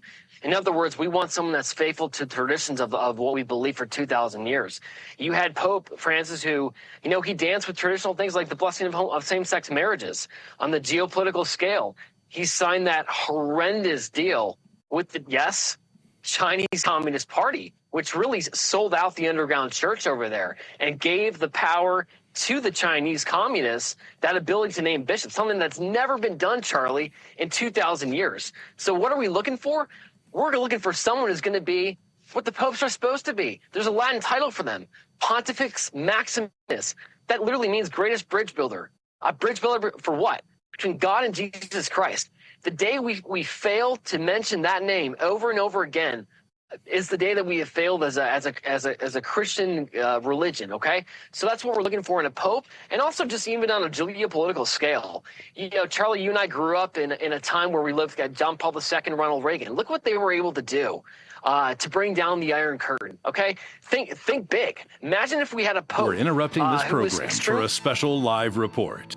Welcome back, everyone. We're taking you live to the Oval Office where President Trump is getting ready to help in the swearing-in ceremony for the new ambassador to China. Celebration of our own, and the victory was mostly accomplished because of us. Whether you like it or not, we came into that war and we won that war, and we had a lot of help from a lot of great people, a lot of great allies. But I think there would be nobody that would say that we were not the dominant force in that war, and we don't celebrate it. And I think that's a great disservice to the people that lost their lives and people that fought so hard in winning World War II, and also a separate victory day for World War I, and we're going to be doing that too. It was American tanks and ships and trucks and airplanes and service members that vanquished the enemy 80 years ago this week. Without America, the liberation would never have happened. And so we have to pay tribute and homage to those people that gave us victory. And we did something else that people don't talk about. We rebuilt the world. All of these countries that were destroyed, we helped them rebuild. And that's something that, for the most part, others did not do. So with this proclamation, we are hereby honoring the incredible sacrifice and heroism of millions of Americans who served in World War II, along with the unprecedented mobilization, home front that helped deliver this great triumph. All Americans should take pride in what these incredible patriots have achieved. So I just want to say Happy Victory Day to all. So we are celebrating every year now. I can guarantee for 4 years, but I think after that we're going to have 2 victory days, World War I and World War II. This is World War II Victory Day. In the future, we're going to have a major celebration of each day. We're not going to have days off because we don't have enough days in the year. We have too many celebrations already. But we're going to have Victory Day and for World War I, World War II. And without us, those wars would not have been won. I think we can say that, would not have been won. And I think it's time that the United States starts taking credit for their achievements. And I really believe it's a shame. You know, I was watching for the last week, and I noticed France, I noticed other countries all getting ready for Victory Day. And I said, that's sort of strange, because David just added something. He said, we also rebuilt the world. And I didn't have that, and I should have that. That was a big factor. But I noticed all of the countries, Russia, having a big day tomorrow. And by the way, they lost millions of people, and they were absolutely a major factor. But there was no major factor like us. We won the war. And we won it with the help of others. But everybody was celebrating but the United States of America. And I said, you know, I think it's time that we start celebrating victory. And that's what we're doing.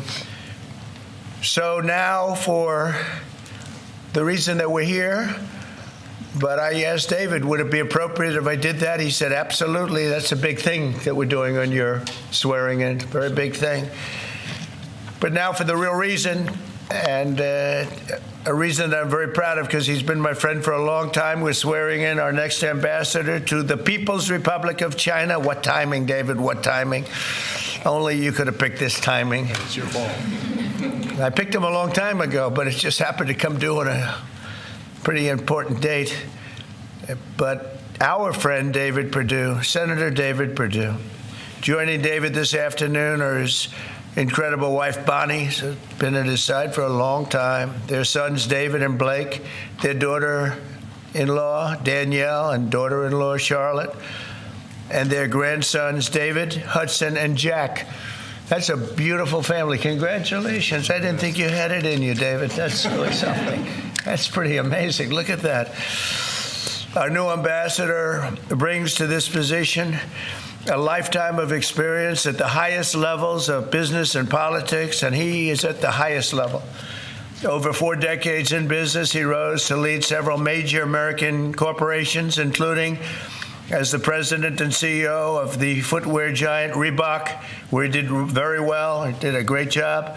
And later CEO of Dollar General. Likewise, he did a great job. David also lived and worked in Singapore and Hong Kong for several years, developing a wealth of experience negotiating and doing tremendous business deals for lots of different leaders that he worked with.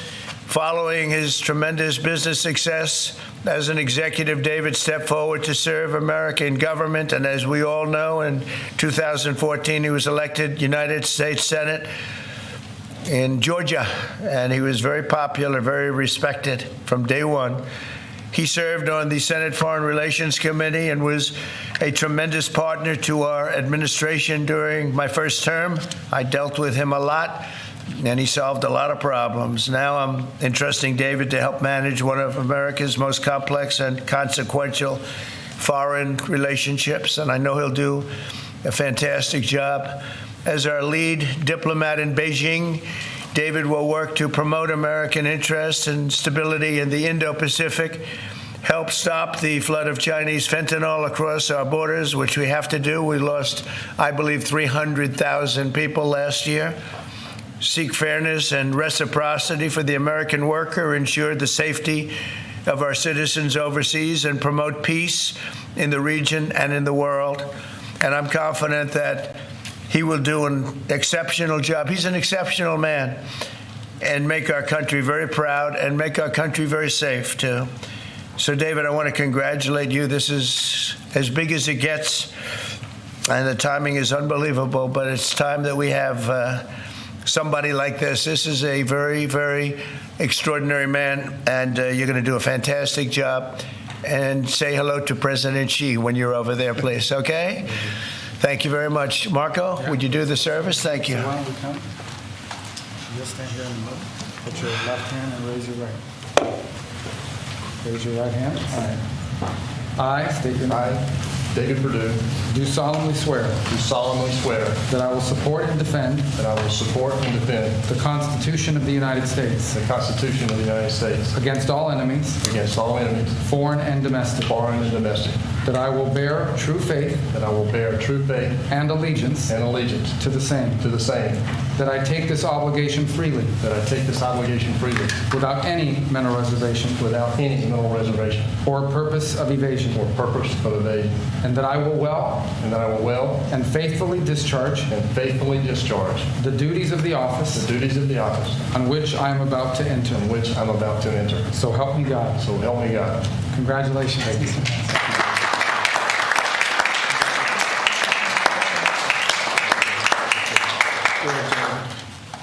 David, would you like to say something? Mr. President, I'm humbled to be in this office today. I love what you've done with this office. I like the Declaration of Independence. Yeah. I want the world to know that I know this man personally. He loves this country, and I am glad to be your man in China. Thank you. Thank you, David. I think just for the sake of formality, here we go, David. Come on up. Come on up here, Bonnie. That's what it's all about, right? And now we send you on your way. Lots of luck. Yes, sir. We're right behind you, David. Look forward to seeing you over there, sir. Okay, have a good time. Thank you. Congratulations, everybody. Thank you. Congratulations. Any questions, please? Mr. President, the Treasury Secretary just told lawmakers that a tariff exemption for certain baby items like car seats is under consideration. Will you exempt some products that families rely on? I don't know. I'll think about it. I don't know. I really don't. I want to make it nice and simple. I'm not looking to have so many exemptions that nobody knows what it's doing. We have to make it very simple, but I'll take a look at it. Mr. President, there are rumblings in Washington that some House Republican moderates are opposed to defunding Planned Parenthood in this year's reconciliation package. What do you say to those members, and are you supportive of? Well, I don't know yet. I have to see, because you're just telling me that for the first time. We'll work something out. Mr. President, what are you hoping your representatives will get out of the talks in Switzerland on China? And secondly, what does China need to do on fentanyl specifically? What do you want to see them do? Well, they have to stop fentanyl from coming in. That'll be a very big part. And I had that understanding with President Xi before I left last time, and we had a deal, and he would have honored the deal. But when Biden came in, of course, nothing ever happened with him. He didn't know what the hell he was doing.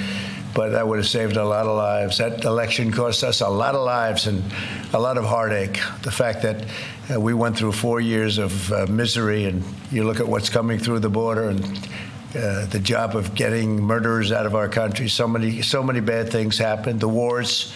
You wouldn't have October 7th. You wouldn't have Russia fighting with Ukraine. You wouldn't have had that disaster in Afghanistan. You wouldn't have had inflation. All these things would have not taken place. So sad to see what happened. Any other questions? Are your administration sending migrants to Libya? I don't know. You'll have to ask Homeland Security, please. Would you support Vice President Vance said Russia was asking for too much to end the war. Given that, do you still have confidence that? When did he say that? Earlier this morning. Well, it's possible that he's right. He may know some things that, because I've been dealing with this and some other things, but we are getting to a point where some decisions are going to have to be made. I'm not happy about it. I'm not happy about it. Okay. Just follow up, sir, on the talks in Switzerland. What do you expect? What do you hope to come out of it? We'll see. I mean, look, it's we were losing $1 trillion a year. Now we're not losing anything. You know, that's the way I look at it. We were losing with China on trade $1 trillion a year, more actually, 1.1. But let's say $1 trillion. You know what we're losing now? Nothing. That's not bad. Are you planning a new ceasefire and hostage deal proposal for Israel and Hamas before you head over to the region next week? Where? In Gaza. In Gaza. Well, we're going to see what's happening. There's a lot of talk going on about Gaza right now. You know that, right? So you'll be knowing probably in the next 24 hours. Are you taking diplomatic actions between the war in India and Pakistan? What's your position? Oh, it's so terrible. My position is I get along with both. I know both very well, and I want to see them work it out. I want to see them stop. And hopefully they can stop now. They've gone tit for tat, so hopefully they can stop now. But I know both. We get along with both countries very well, good relationships with both, and I want to see it stop. And if I can do anything to help, I will be there. You know, by the way, unrelated, but I guess it's all related when you look at the world nowadays. Rwanda and the Congo, we've made a lot of progress in getting that disaster stopped. We've had a very talented person over there, and we've made a lot of progress with Rwanda and Congo fighting a very violent war, by the way. China says in order to have substantive negotiations, you have to bring down your 145% tariffs. Are you open to pulling back your tariffs in order to get China to the negotiating table? No. Mr. President, Senator Tillis has come out against Ed Martin as U.S. Attorney. Do you have any response to that? Well, it's disappointing because, you know, I know Eddie's very talented. Crime is down in Washington, D.C. Street crime, violent crime by 25%. And people have seen, they've noticed a big difference. So I didn't know that. But if anybody voted against him, I feel very badly about it, only in the sense that in this short period of time that he's been there, crime is down 25% in Washington, D.C. But that's really up to the senators. If they feel that way, they have to vote the way they vote. They have to follow their heart, and they have to follow their mind. Mr. President, when you are referring to the Persian Gulf as the Arabian Gulf, are you going to make that announcement on your part? They're going to ask me about that when I get there, and I'll have to make a decision. So you haven't made a decision yet? I don't want to hurt anybody's feelings. I don't know if feelings are going to be hurt. Why have a case right over here? It's called Gulf of America. And I guess a lot of people get ideas from us. But the Gulf of America was something I thought should have been named a long time ago. I'm going to be given a briefing on that. It was just done, and I'll make a decision. Is it the U.S. position that Iran can have an enrichment program as long as it doesn't reach a weapons? We haven't made that decision yet. We will, but we haven't made that decision yet. President, China said the U.S. initiated the trade talks this weekend and that its position hasn't changed. Are you still confident you can reach a deal with China? They said we initiated? Well, I think they ought to go back and study their files. Okay, I do think that. Go ahead. What do you? Are you planning to ease ship export restrictions to some of these Gulf countries, and then also make announcements regarding? We might be doing that, yeah. And their nuclear programs, the civilian nuclear program. And it'll be announced soon. And you're to help them develop some nuclear power. Well, we're going to take a look. We're going to take a look, but we had really a very good, as you know, we had a very good outcome with the Houthis, and we honor their word. I mean, they made a commitment, and we dealt with other countries that were close to them and their surrogates, and we honor all of their words. We'll see what happens, but I think, I believe that hopefully that's over with, and they'll leave the ships alone, just leave those ships alone. But so we do. We take their word for it. It was, we hit them very hard. They had a great capacity to withstand punishment. They took tremendous punishment. And, you could say there's a lot of bravery there. It was amazing what they took. But we honor their commitment and their word. They gave us their word that they wouldn't be shooting ships anymore, and we honor that. I want to thank you all for being here. I want to congratulate David Perdue and his family He's going to be really an incredible ambassador to China. I have no doubt about it. And we're going to work together very closely. Thank you all very much. Thank you. Thank you, Thank you, Danny.